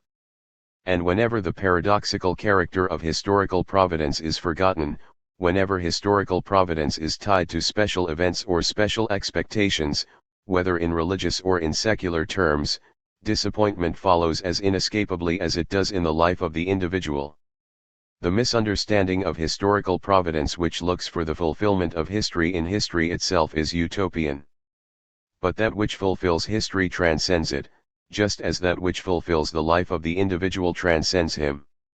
Faith in providence is paradoxical. It is an in spite of. If this is not understood, faith in providence breaks down, taking with it faith in God. 269. And in the meaning of life and of history.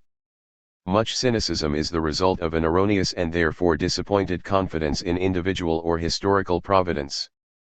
5. Theodicy, the paradoxical character of faith in providence is the answer to the question of theodicy. Faith in God's directing creativity always is challenged by man's ignorance of a world in which the conditions of the human situation seem to exclude many human beings from even an anticipatory and fragmentary fulfillment. Early death, destructive social conditions, feeble-mindedness, and insanity, the undiminished horrors of historical existence, all these seem to verify belief in fate rather than faith in providence.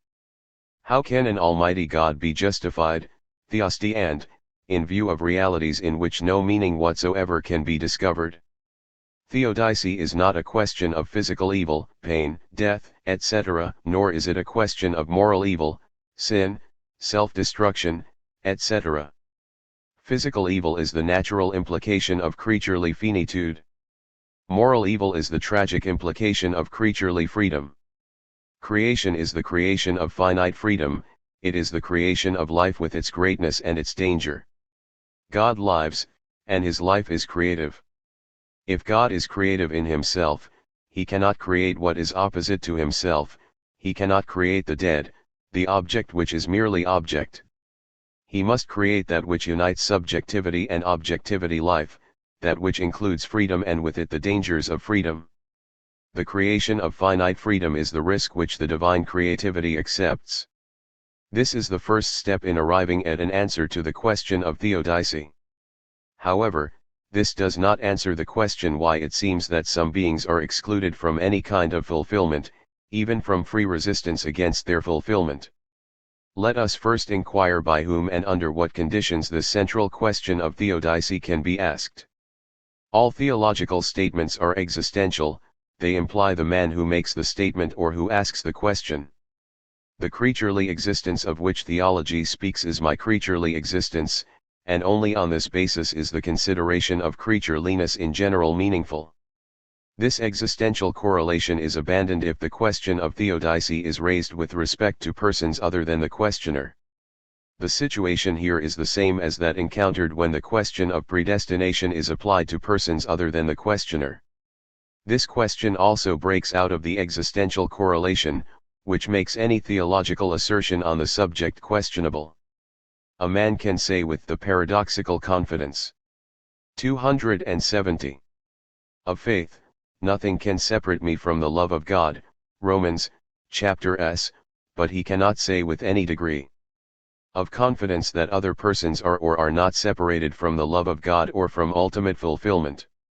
No man can make a general or an individual judgment on this question when it falls outside the correlation of faith.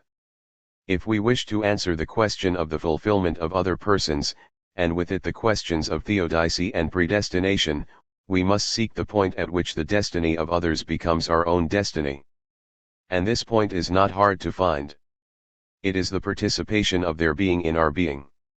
The principle of participation implies that every question concerning individual fulfillment must at the same time be a question concerning universal fulfillment. Neither can be separated from the other.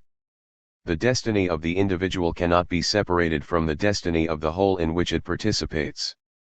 One might speak of a representative fulfillment and non-fulfillment, but beyond this one must refer to the creative unity of individualization and participation in the depth of the divine life. The question of theodicy finds its final answer in the mystery of the creative ground. This answer, however, involves a decision which is very definite. The division of mankind into fulfilled and unfulfilled individuals, or into objects of predestination either to salvation or to condemnation, is existentially and, therefore, theologically impossible. Such a division contradicts the ultimate unity of individualization and participation in the creative ground of the divine life. The principle of participation drives us one step further. God himself is said to participate in the negativities of creaturely existence. This idea is supported by mystical as well as by Christological thought. Nevertheless, the idea must be stated with reservations.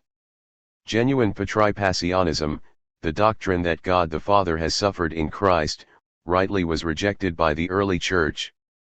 God as being itself transcends non-being absolutely. On the other hand, God as creative life includes the finite and, with it, non-being, although non-being is eternally conquered and the finite is eternally reunited within the infinity of the divine life. Therefore, it is meaningful to speak of a participation of the divine life in the negativities of creaturely life. This is the ultimate answer to the question of theodicy. The certainty of God's directing creativity is based on the certainty of God as the ground of being and meaning. The confidence of every creature, its courage to be, is rooted in faith in God as its creative ground. 27. 6. God as related you, the divine holiness and the creature relation is a basic ontological category. It is valid of the correlation of the ontological elements as well as of the interrelations of everything finite. The distinctly theological question is, can God be related and, if so, in what sense? God as being itself is the ground of every relation. In his life all relations are present beyond the distinctions between potentiality and actuality. But they are not the relations of God with something else. They are the inner relations of the divine life. The internal relations are, of course, not conditioned by the actualization of finite freedom. But the question is whether there are external relations between God and the creature. The doctrine of creation affirms that God is the creative ground of everything in every moment. In this sense there is no creaturely independence from which an external relation between God and the creature could be derived. If God is said to be in relation, this statement is as symbolic as the statement that God is a living God. And every special relation participates in this symbolic character. Every relation in which God becomes an object to a subject, in knowledge or in action, must be affirmed and denied at the same time. It must be affirmed because man is a centered self to whom every relation involves an object. It must be denied because God can never become an object for man's knowledge or action. Therefore, mystical theology, inside and outside Christian theology, speaks of God's recognizing and loving himself through man. This means that if God becomes an object, nevertheless he remains a subject. The unapproachable character of God, or the impossibility of having a relation with him in the proper sense of the word, is expressed in the word holiness. God is essentially holy, and every relation with him involves the consciousness that it is paradoxical to be related to that which is holy. God cannot become an object of noeldga or a partner in action. If we speak, as we must, of the ego-thou relation between God and man, the thou embraces the ego and consequently the entire relation. If it were otherwise, if the ego-thou relation with God was proper rather than symbolic, the ego could withdraw from the relation. But there is no place to which man can withdraw from the divine thou, because it includes the ego and is nearer to the ego than the egostai itself. Ultimately, it is an insult to the divine holiness to talk about God as we do of objects whose existence or non-existence can be discussed. It is an in 272. Insult to the divine holiness to treat God as a partner with whom one collaborates or as a superior power whom one influences by rites and prayers. The holiness of God makes it impossible to draw him into the context of the ego world and the subject-object correlation. He himself is the ground and meaning of this correlation, not an element within it. The holiness of God requires that in relation to him we leave behind the totality of finite relations and enter into a relation which, in the categorical sense of the word, is not a relation at all. We can bring all our relations into the sphere of the holy, we can consecrate the finite, including its internal and external relations, through the experience of the holy, but to do so we must first transcend all these relations. Theology, which by its nature is always in the danger of drawing God into the cognitive relation of the subject-object structure of being, should strongly point to the holiness of God and his unapproachable character in judgment of itself. Symbols for the all-transcending holiness of God are majesty and glory. They appear most conspicuously in the exclusive monotheism of the Old Testament and of Calvinism. For Calvin and his followers, the glory of God is the purpose of creation and fall, of damnation and salvation. The majesty of God excludes creaturely freedom and overshadows the divine love. This was and is a corrective against the sentimental picture of a God who serves as the fulfillment of human desires. But it was and is, at the same time, an object for justifiable criticism. An affirmation of the glory of God at the expense of the elimination of the divine love is not glorious. And a majesty which characterizes him as a suppressive tyrant is not majestic. The majesty and glory of God should not be separated from the other qualities of the divine life. God's holiness is not a quality in and of itself, it is that quality which qualifies all other qualities as divine. His power is holy power, his love is holy love. Men are never merely means for the divine glory, they are also ends.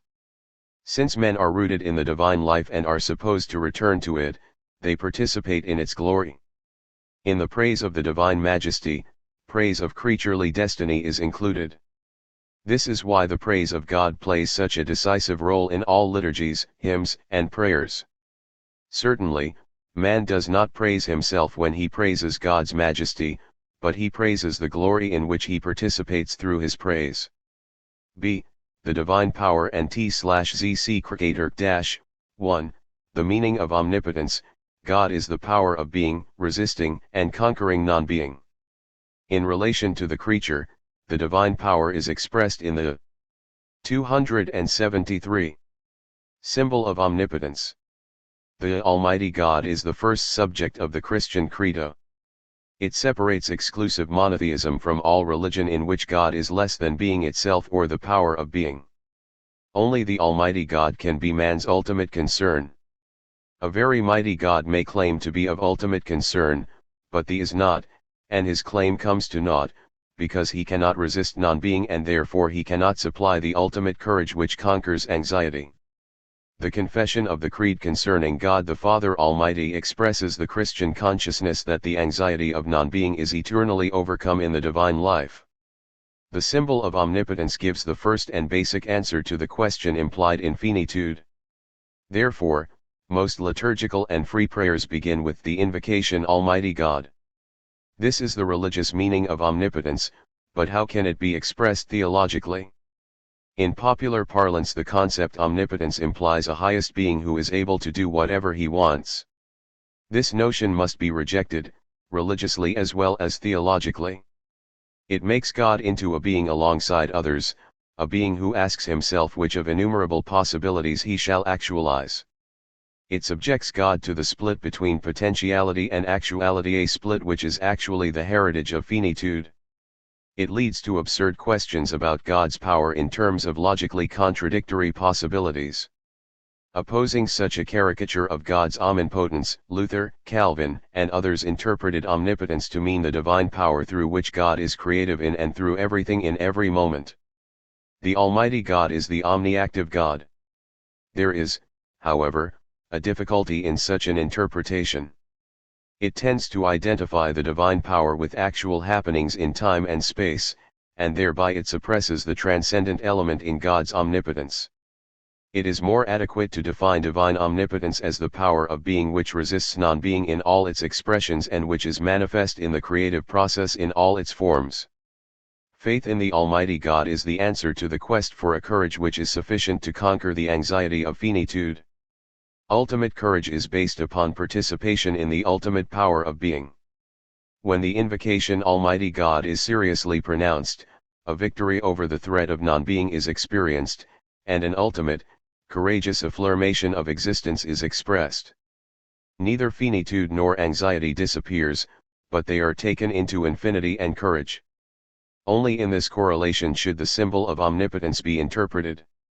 It is magic and an 274. Absurdity if it is understood as the quality of a highest being who is able to do what he wants. With respect to time, omnipotence is eternity, with respect to space, it is omnipresence, and with respect to the subject-object structure of being, it is omniscience. These symbols must now be interpreted. Causality and substance in relation to being itself were discussed in the symbol of God as the creative ground of being, in which the term creative contained and transcended causality, while the term ground contained and transcended substance. Their interpretation preceded the interpretation of the three other symbols because the divine creativity logically precedes the relation of God to the created. 2. The meaning of eternity. Eternity is a genuine religious word.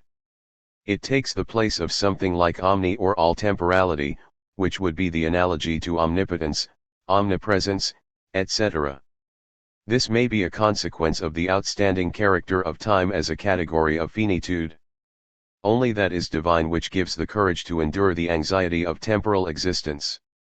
Where the invocation eternal God means participation in that which conquers the non-being of temporality, their eternity is experienced. The concept of eternity must be protected against two misinterpretations. Eternity is neither timelessness nor the endlessness of time.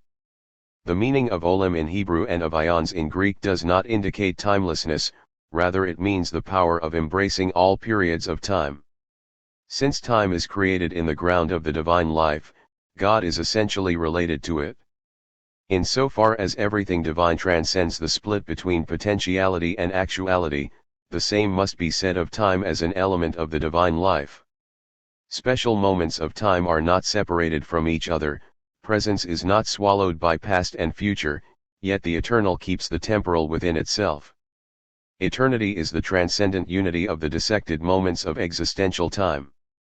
It is not adequate to identify simultaneity with eternity. Simultaneity would erase the different modes of time, but time without modes is timelessness. It is not different from the timeless validity of a mathematical proposition. If we call God a living God, we affirm that he includes temporality and with this a relation to the modes of time. Even Plato could not exclude temporality from eternity, he called time the moving image of eternity. It would have been foolish to imply that time is the image of timelessness. For Plato eternity included time, even though it was the time of circular movement. Hegel was criticized on logical grounds by Trendelenburg and on religious 275 grounds by Kierkegaard for introducing movement into the realm of logical forms. But for Hegel the logical forms whose movement he described were powers of being, beyond actuality within the life of the absolute spirit, usually but unfortunately translated as absolute mind, but actualized in nature and history. Hegel pointed to a temporality within the absolute, of which time as we know it is at once an image and a distortion. Nevertheless, Kierkegaard's criticism was justified insofar as Hegel did not realize that the human situation, which includes distorted temporality, invalidates his attempt to give a final and complete interpretation of history. but his idea of a dialectical movement within the absolute is in agreement with the genuine meaning of eternity. Eternity is not timelessness. And eternity is not the endlessness of time. Endless time, correctly called bad infinity by Hegel, is the endless reiteration of temporality. To elevate the dissected moments of time to infinite significance by demanding their endless reduplication is idolatry in the most refined sense. For every finite being, eternity in this sense would be identical with condemnation, whatever the content of never-ending time, cf. The myth of the eternal Jew. For God it would mean his subjection to a superior power, namely, to the structure of dissected temporality. It would deprive him of his eternity and make him an ever-living entity of sub-divine character. Eternity is not the endlessness of time. On the basis of these considerations and the assertion that eternity includes temporality, the question must still be asked, what is the relation of eternity to the modes of time? An answer demands use of the only analogy to eternity found in human experience, that is, the unity of remembered past and anticipated future in an experienced present. Such an analogy implies a symbolic approach to the meaning of eternity. In accord with the predominance of the present in temporal experience, eternity must first be symbolized as an eternal present, nunc aeternum. But this nunc aeternum is not simultaneity or the negation of an independent meaning of past and future. The eternal present is moving from past to future but without ceasing to be present. The future is genuine only if it is open, if the new can happen and if it can be anticipated. This is the motive which led Bergson to insist upon the absolute openness of the future to the point of making God dependent on the unforeseen that might happen.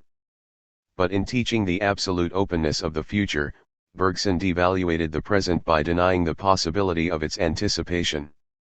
A God who is not able to anticipate every possible future. 274. Is dependent on an absolute accident and cannot be the foundation of an ultimate courage. This God would himself be subject to the anxiety of the unknown. He would not be being itself. Therefore, a relative although not an absolute openness to the future is the characteristic of eternity. The new is beyond potentiality and actuality in the divine life and becomes actual as new in time and history. Without the element of openness, history would be without creativity. It would cease to be history. On the other hand, without that which limits openness, history would be without direction. It would cease to be history. Further, God's eternity is not dependent on the completed past. For God the past is not complete, because through it he creates the future, and, in creating the future, he recreates the past. If the past were only the sum total of what happened, such an assertion would be meaningless. But the past includes its own potentialities. The potentialities which will become actual in the future determine not only the future but also the past.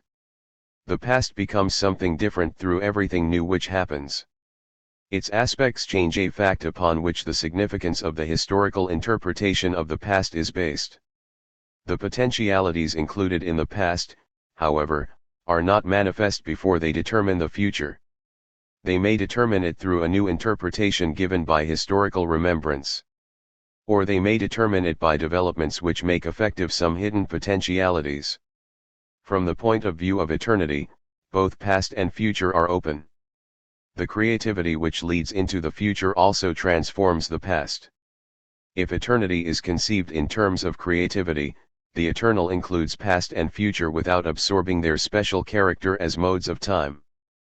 Faith in the eternal God is the basis for a courage which conquers the negativities of the temporal process. Neither the anxiety of the past nor that of the future remains. The anxiety of the past is conquered by the freedom of God toward the past and its potentialities. The anxiety of the future is conquered by the dependence of the new on the unity of the divine life. The dissected moments of time are united in eternity. Here, and not in a doctrine of the human soul, is rooted the certainty of man's participation in eternal life. The hope of eternal life is based not on a substantial quality of man's soul but on his participation in the eternity of the divine life. 3. The meaning of omnipresence, God's relation to space, as his relation to time, must be interpreted in qualitative terms. God is neither endlessly extended in space nor limited to a definite space, nor is he 277 spaceless. A theology inclined toward pantheist formulation prefers the first alternative, while a theology with deistic tendencies chooses the second alternative. Omnipresence can be interpreted as an extension of the divine substance through all spaces. This, however, subjects God to dissected spatiality and puts him, so to speak, alongside himself, sacrificing the personal center of the divine life. It must be rejected as much as the attempt to subject him to dissected temporality in terms of endless reiteration. Further, omnipresence can be interpreted to mean that God is present personally in a circumscribed place, in heaven above, but also simultaneously present with his power every place, in the earth beneath. But this is equally inadequate. The spatial symbols of above and below should not be taken literally in any respect. When Luther said that the right hand of God is not on a locus circumscriptus but everywhere, since God's power and creativity act at every place, he destroyed the traditional interpretation of God's omnipresence and expressed the doctrine of Nicolaus Cusantus that God is in everything, in that which is central as well as in that which is peripheral. In a vision of the universe which has no basis for a tripartite view of cosmic space in terms of earth, heaven, and underworld, theology must emphasize the symbolic character of spatial symbols, in spite of their rather literal use in Bible and cult. Almost every Christian doctrine has been shaped by these symbols and needs reformulation in the light of a spatially monistic universe. God is in heaven, this means that his life is qualitatively different from creaturely existence. But it does not mean that he lives in or descends from a special place. Omnipresence, finally, is not spacelessness. We must reject punctuality in the divine life as much as simultaneity and timelessness. God creates extension in the ground of his life, in which everything spatial is rooted. But God is not subject to it, he transcends it and participates in it. God's omnipresence is his creative participation in the spatial existence of his creatures. It has been suggested that because of his spirituality God has a relation to time but not to space. It is affirmed that extension characterizes bodily existence, which cannot be asserted of God, even symbolically. But such an argument is based on an improper ontology. Certainly one cannot say that God is body. But if it is said that he is spirit, the ontological elements of vitality and personality are included and, with them, the participation of bodily existence in the divine life. Both vitality and personality have a bodily basis. Therefore, it is legitimate for Christian art to 278. Include the bodily resurrected Christ in the Trinity. Therefore, Christianity prefers the symbol of resurrection to other symbols of eternal life. Therefore, some Christian mystics and philosophers have emphasized that corporality is the end of the ways of God. Stinger. This is a necessary consequence of the Christian doctrine of creation, with the rejection of the Greek doctrine of materz as an anti-spiritual principle. Only on this basis can the eternal presence of God be affirmed, for presence combines time with space. At God's omnipresence overcomes the anxiety of not having a space for oneself. It provides the courage to accept the insecurities and anxieties of spatial existence. In the certainty of the omnipresent God we are always at home and not at home, rooted and uprooted, resting and wandering, being placed and displaced, known by one place and not known by any place. And in the certainty of the omnipresent God we are always in the sanctuary. We are in a holy place when we are in the most secular place, and the most holy place remains secular in comparison with our place in the ground of the divine life. Whenever omnipresence is experienced, it breaks down the difference between the sacred and the profane. The sacramental presence of God is a consequence of his omnipresence. It is an actual manifestation of his omnipresence, dependent of course on the history of revelation and the concrete symbols which have been created by it. His sacramental presence is not the appearance of somebody who is ordinarily absent and occasionally comes. If one always experienced the divine presence, there would be no difference between sacred and secular places. The difference does not exist in the divine life. 4. The meaning of omniscience. The symbol of omniscience expresses the spiritual character of the divine omnipotence and omnipresence. It is related to the subject-object structure of reality and points to the divine participation in and transcendence over this structure. The first theological task is the removal of absurdities in interpretation.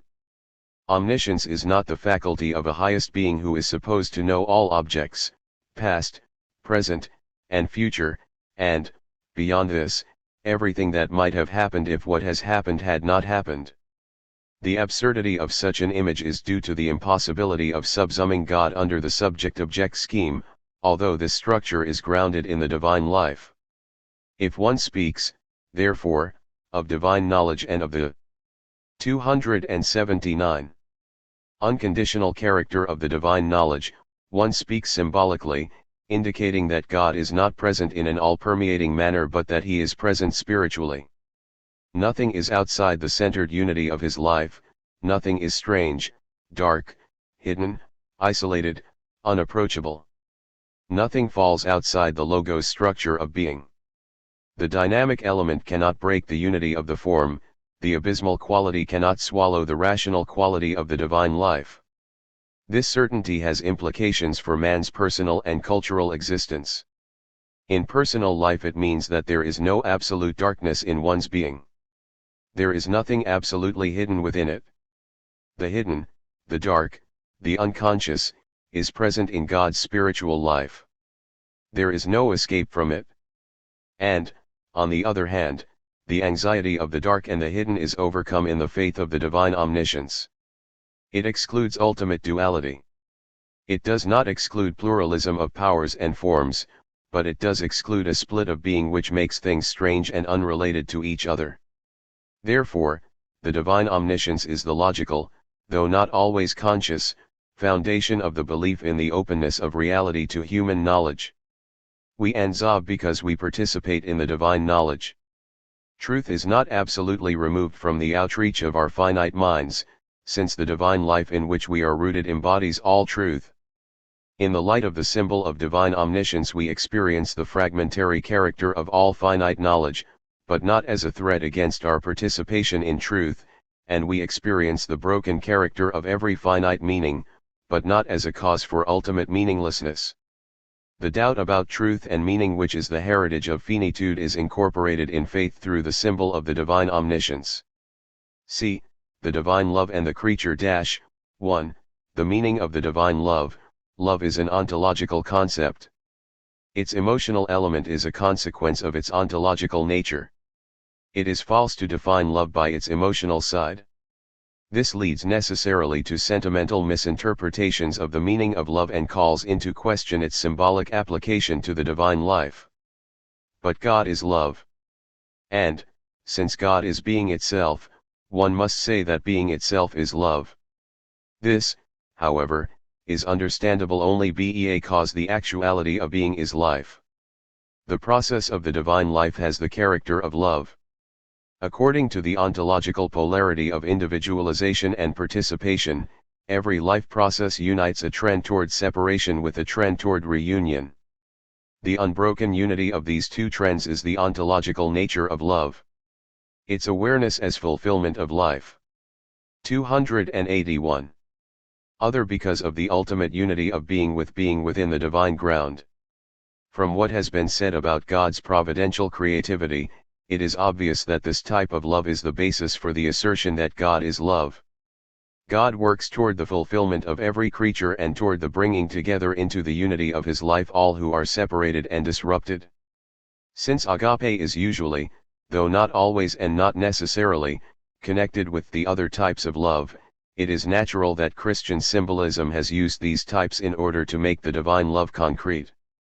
Insofar as devotional language speaks of the longing of God for his creature and insofar as mystical language speaks of the need that God has for man, the Zebido element is introduced into the notion of the divine love, but in poetic religious symbolism, for God is not in need of anything.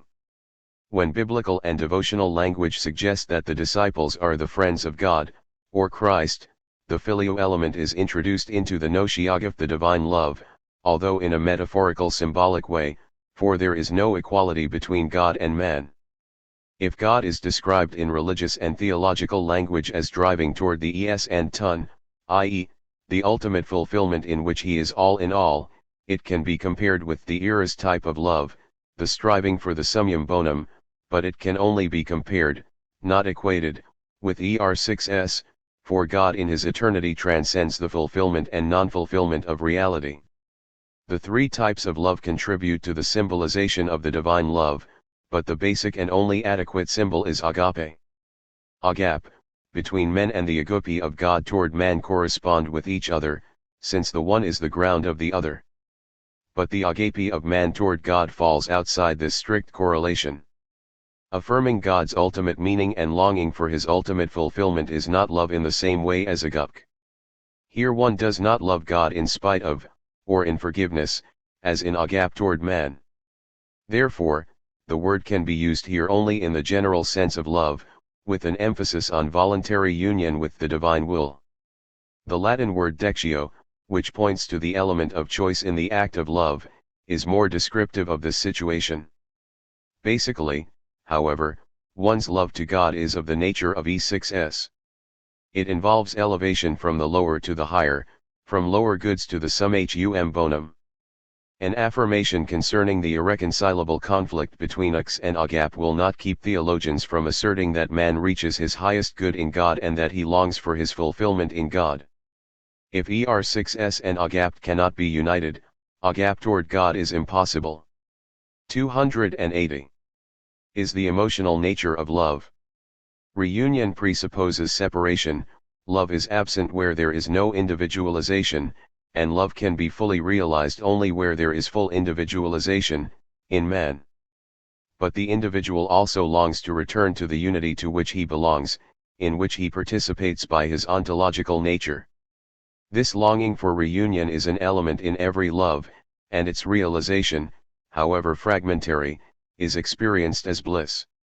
If we say that God is love, we apply the experience of separation and reunion to the divine life. As in the case of life and spirit, one speaks symbolically of God as love. He is love. This means that the divine life has the character of love but beyond the distinction between potentiality and actuality. This means therefore that it is mystery for finite understanding. The New Testament uses the term agape for divine love.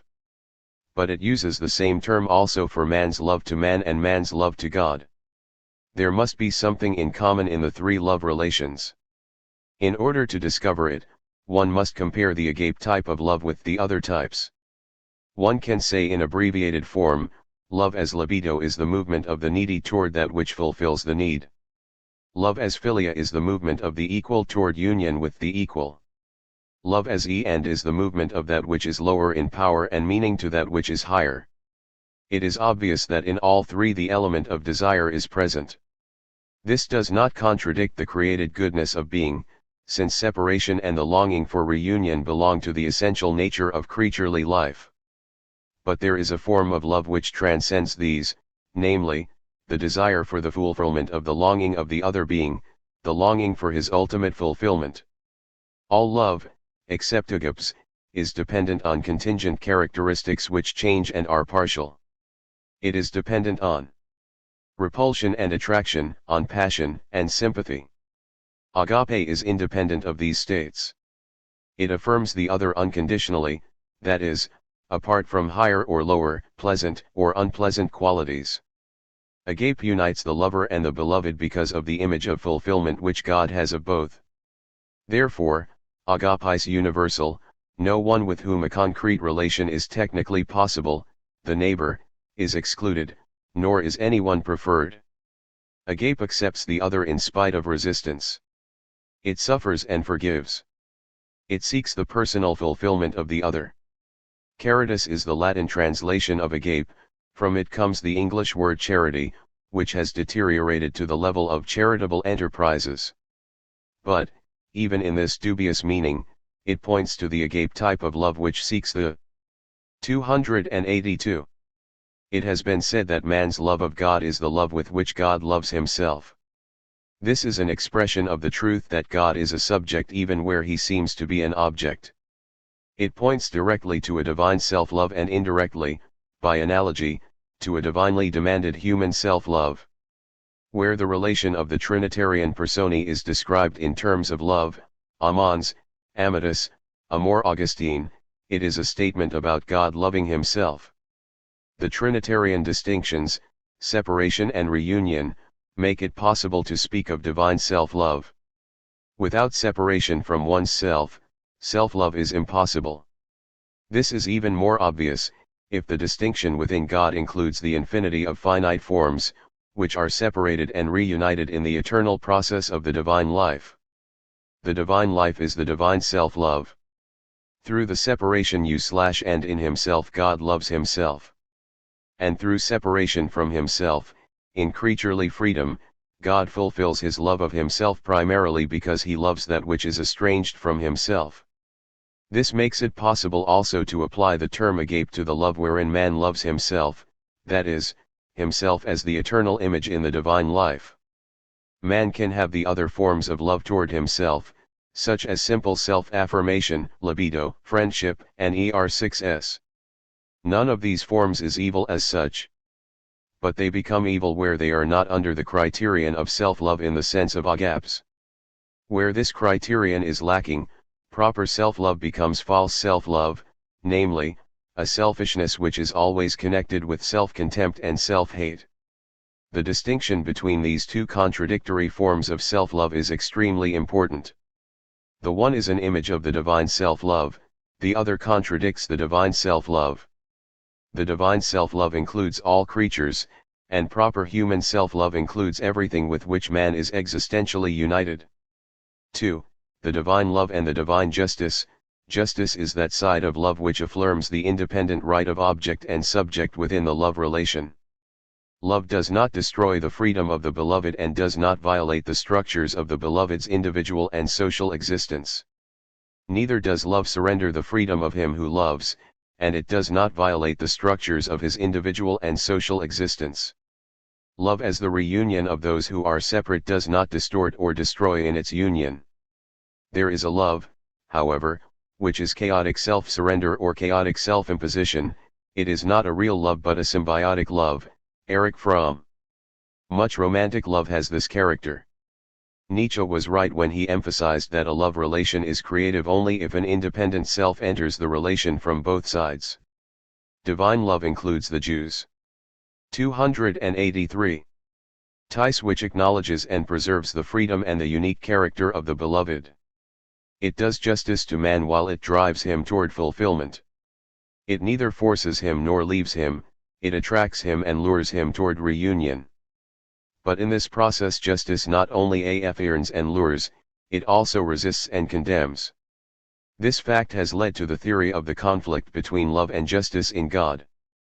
Jewish-Christian conversations often have suffered under this assumption. Political attacks upon the Christian idea of love are unaware of the relation between love and justice in God and man. And so is much Christian pacifism in its attacks on political struggles for justice. It has been asked how divine love is related to divine power, especially to the power which carries through the demands of justice. And a conflict between the divine love and the divine wrath against those who violate justice has been noted. All these questions are answered in principle by the interpretation of love in ontological terms and of the divine love in symbolic terms. But special answers are demanded in systematic theology, and, although it cannot go into the actual problems of social ethics, it must show that every ethical answer is based on an implicit or explicit assertion about God. It must be emphasized that it is not the divine power as such which is thought to be in conflict with the divine love. The divine power is the power of being itself, and being itself is actual in the divine life whose nature is love. A conflict can be imagined only in relation to the creature who violates the structure of justice and so violates love itself. When this happens, and it is the character of creaturely existence that it happens, universally judgment and condemnation follow. But they do not follow by a special act of divine wrath or retribution, they follow by the reaction of God's loving power against that which violates love. Condemnation is not the negation of love but the negation of the negation of love. It is an act of love without which non-being would triumph over being. It is the way in which that which resists love, namely, the reunion of the separated in the divine life, is left to separation, with an implied and inescapable self-destruction. The ontological character of love solves the problem of the relation of love and retributive justice. Judgment is an act of love which surrenders that which resists love to self-destruction. This again provides theology with the possibility of using the symbol the wrath of God. For a long time it was felt that such a symbol meant ascribing human affects to God in the sense of the pagan stories of the 284 anger of the gods. But what is impossible in a literal understanding is possible and often necessary in a metaphorical symbol. The wrath of God is neither a divine affect alongside his love nor a motive for action alongside providence. It is the emotional symbol for the work of love which rejects and leaves to self-destruction what resists it. The experience of the wrath of God is the awareness of the self-destructive nature of evil, namely, of those acts and attitudes in which the finite creature keeps itself separated from the ground of being and resists God's reuniting love. Such an experience is real, and the metaphorical symbol the wrath of God is unavoidable. Judgment, which includes condemnation and the wrath of God, has eschatological connotations, and the question arises of a possible limit to divine love. The threat of ultimate judgment and the symbols of eternal condemnation or eternal death point to such a limit. It is necessary, however, to distinguish between eternal and everlasting. Eternity as a quality of the divine life cannot be attributed to a being which as condemned is separated from the divine life. Where the divine love ends, being ends, condemnation can only mean that the creature is left to the non-being it has chosen. The symbol eternal death is even more expressive, where interpreted as self-exclusion from eternal life and consequently from being. If, however, one speaks of everlasting or endless condemnation, one affirms a temporal duration which is not temporal. Such a concept is contradictory by nature. An individual with concrete self-consciousness is temporal by nature. Self-consciousness as the possibility of experiencing either happiness or suffering includes temporality. In the unity of the divine life, temporality is united with eternity. If temporality is completely separated from eternity, it is mere non-being and is unable to give the form for experience, even the experience of suffering and despair. It is true that finite freedom cannot be forced into unity with God because it is a unity of love. A finite being can be separated from God, it can indefinitely resist reunion, it can be thrown into self-destruction and utter despair, but even this is the work of the divine love, as the inscription which Dante saw written over the entrance of hell so well shows. Canto 3.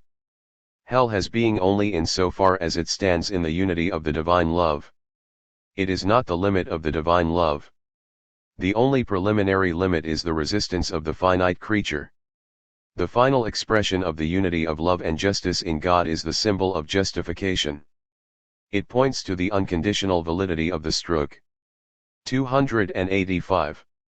Tours of justice, but at the same time to the divine act in which love conquers the imminent consequences of the violation of justice. The ontological unity of love and justice is manifest in final revelation as the justification of the sinner. The divine love in relation to the unjust creature is grace. 3. The divine love as grace and predestination. The term grace, gratis, kleberis, qualifies all relations between God and man in such a way that they are freely inaugurated by God and in no way dependent on anything the creature does or desires. One may distinguish two basic forms of grace: the grace which characterizes God's threefold creativity and the grace which characterizes God's saving activity. The first form of grace is simple and direct. It provides participation in being to everything that is, and it gives unique participation to every individual being. The second form of grace is paradoxical. It gives fulfillment to that which is separated from the source of fulfillment, and it accepts that which is unacceptable. It is possible to distinguish a third form of grace, one which mediates between the two preceding ones and unites elements of both, namely, God's providential grace. On the one hand, it belongs to creative grace and, on the other hand, to saving grace, since the purpose of God's directing or providential creativity is fulfillment of the creature in spite of resistance. The classical term for this kind of grace is gratia proveniens, prevenient grace. It prepares for the acceptance of saving grace through the processes of nature and history. Not everyone is prepared to accept saving grace. This raises the problem of the relation of divine love to man's ultimate destiny. This is the question of predestination. It cannot be fully discussed here, since it presupposes the doctrine of justification by faith, a concept for which it is an affirmative protection against both human incertitude and human arrogance. Nevertheless, it has direct implications for the doctrine of the divine love and must therefore be partially discussed.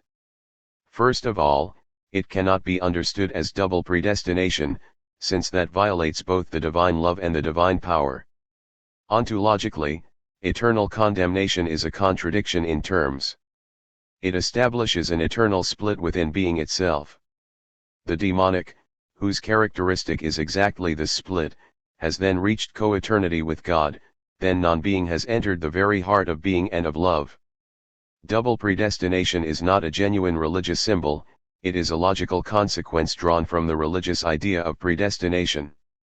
But it is a wrong consequence, as are all logical theological consequences which are not rooted in existential participation. There is 286. No existential participation in the eternal condemnation of others. There is the existential experience of the threat of one's own self-exclusion from eternal life. This is the basis of the symbol of condemnation. Predestination, as the religious correlate to justification by faith alone, must, like providence, be seen in the light of the ontological polarity between freedom and destiny. Predestination is providence with respect to one's ultimate destiny. It has nothing to do with determination in terms of a deterministic metaphysics, the inadequate and obsolete character of which has already been shown. Nor is the notion of predestination related to indeterminism. Rather, it shows that the relation of God and the creature must be interpreted in symbolic terms. Thinking is demanded on two levels. On the creaturely level, ontological elements and categories are applicable in a proper and literal sense. On the level of God's relation to the creature, the categories are affirmed and negated at the same time. The word predestination, taken literally, includes causality and determination. When it is understood in this sense, God is conceived as a physical or psychological cause of a deterministic character. Therefore, the word must be taken in the symbolic sense of pointing to the existential experience that, in relation to God, God's act always precedes and, further, that, in order to be certain of one's fulfillment, one can and must look at God's activity alone. Taken in this way, predestination is the highest affirmation of the divine love, not its negation. The divine love is the final answer to the questions implied in human existence, including finitude, the threat of disruption, and estrangement. Actually, this answer is given only in the manifestation of the divine love under the conditions of existence. It is the Christological answer to which the doctrine of the divine love gives the systematic foundation, although one would not be able to speak of this foundation without having received the Christological answer. But what is existentially first may be systematically last and vice versa. This is also true of the doctrine of the Trinity. Its logical foundation in the structure of life has been given, but its existential foundation, the appearance of Jesus as the Christ, has not been discussed. Only after such a discussion can a fully developed doctrine of the Trinity be presented. d. God as Lord and as Father. The symbols life, spirit, power, love, grace, etc., as applied to God in devotional life are elements of the two main symbols of a person-to-person relationship with God, namely, God as Lord and God as Father. Other symbols which have this ego-thou character are represented by these two. Symbols like King. 287. Judge, or the highest belong to the symbolic sphere of God as Lord. Symbols like Creator, Helper, Savior, belong to the symbolic sphere of God as Father. There is no conflict between these two symbols or symbol spheres. If God is addressed as my Lord, the fatherly element is included. If God is addressed as Father in heaven, the Lord-like element is included. They cannot be separated. Even the attempt to emphasize the one over against the other destroys the meaning of both. The Lord who is not the Father is demonic, the Father who is not the Lord is sentimental. Theology has erred in both directions. God as Lord and the related symbols express the holy power of God. Lord is first of all a symbol for the unapproachable majesty of God, for the infinite distance between him and the creature, for his eternal glory. Lord is in the second place a symbol representing the logos of being, the structure of reality, which in man's existential estrangement appears as the divine law and the expression of the divine will. In the third place, Lord is a symbol for God's governing of the whole of reality according to the inner telos of creation, the ultimate fulfillment of the creature. In these three respects, God is called the Lord. Some theologians use the symbol Lord to the exclusion of all those in which the uniting love of God is expressed. But the God who is only the Lord easily becomes a despotic ruler who imposes laws on his subjects and demands heteronymous obedience and unquestioned acceptance of his sayings. Obedience to God prevails over against love of God. Man is broken by judgments and threats before he is accepted. Thus his rational autonomy as well as his will are broken. The Lord who is only Lord destroys the created nature of his subjects in order to save them. This is the authoritarian distortion of the symbol of God as Lord, but it is an almost inescapable distortion, if God is not also understood as Father. While Lord is basically the expression of man's relation to the God who is holy power, Father is basically the expression of man's relation to the God who is holy love. The concept Lord expresses the distance, the concept Father, the unity. In the first place, Father is a symbol for God as the creative ground of being, of man's being. God as Father is the origin upon which man is continuously dependent because he is eternally rooted in the divine ground. In the second place, Father is a symbol for God insofar as he preserves man by his sustaining creativity and drives him to his fulfillment by his directing creativity. In the third place, Father is a symbol for God insofar as he justifies man through grace and accepts him although he is unacceptable. Some theology, in 288. Chiding much popular thinking, is inclined to emphasize the symbol Father in such a way that it is forgotten that it is God the Lord who is the Father. If this side is neglected, God is conceived as a friendly Father who gives what men want him to give and who forgives all who would like to be forgiven. God then stands to man in a familial relation. Sin is a private act of hurting someone who easily forgives, as in the case of human fathers who themselves need forgiveness. But God does not stand in a private relation to man, whether a familial relation or an educational relation. He represents the universal order of being and cannot act as though he were a friendly father, showing sentimental love toward his children. Justice and judgment cannot be suspended in his forgiveness. The sentimental interpretation of the divine love is responsible for the assertion that Paul's interpretation of the cross of Christ and his doctrine of atonement contradict the simple prayer for forgiveness in the Lord's Prayer. This assertion is false. The consciousness of guilt cannot be overcome by the simple assurance that man is forgiven. Man can believe in forgiveness only if justice is maintained and guilt is confirmed. God must remain Lord and Judge in spite of the reuniting power of his love. The symbol Lord and the symbol Father complete each other. This is true theologically as well as psychologically. He who is only Lord cannot be man's ultimate concern. And he who is only Father cannot be man's ultimate concern. The Lord who is only Lord evokes a justified revolutionary resistance which can be broken only by threats. And, if it is broken, the repression produces a type of humility which contradicts man's dignity and freedom. On the other hand, the Father who is only Father evokes a reverence which easily turns into the desire for independence, a gratefulness which easily turns into indifference, a sentimental love which easily turns into contempt, and a naive confidence which easily turns into disappointment. The criticism by psychology and sociology of personalistic symbols for man's relation to God must be taken seriously by theologians. It must be acknowledged that the two central symbols, Lord and Father, are stumbling blocks for many people because theologians and preachers have been unwilling to listen to the often shocking insights into psychological consequences of the traditional use of these symbols. It must be emphasized that these symbols and all other symbolic descriptions of the divine life and of our relation to it are two-sided.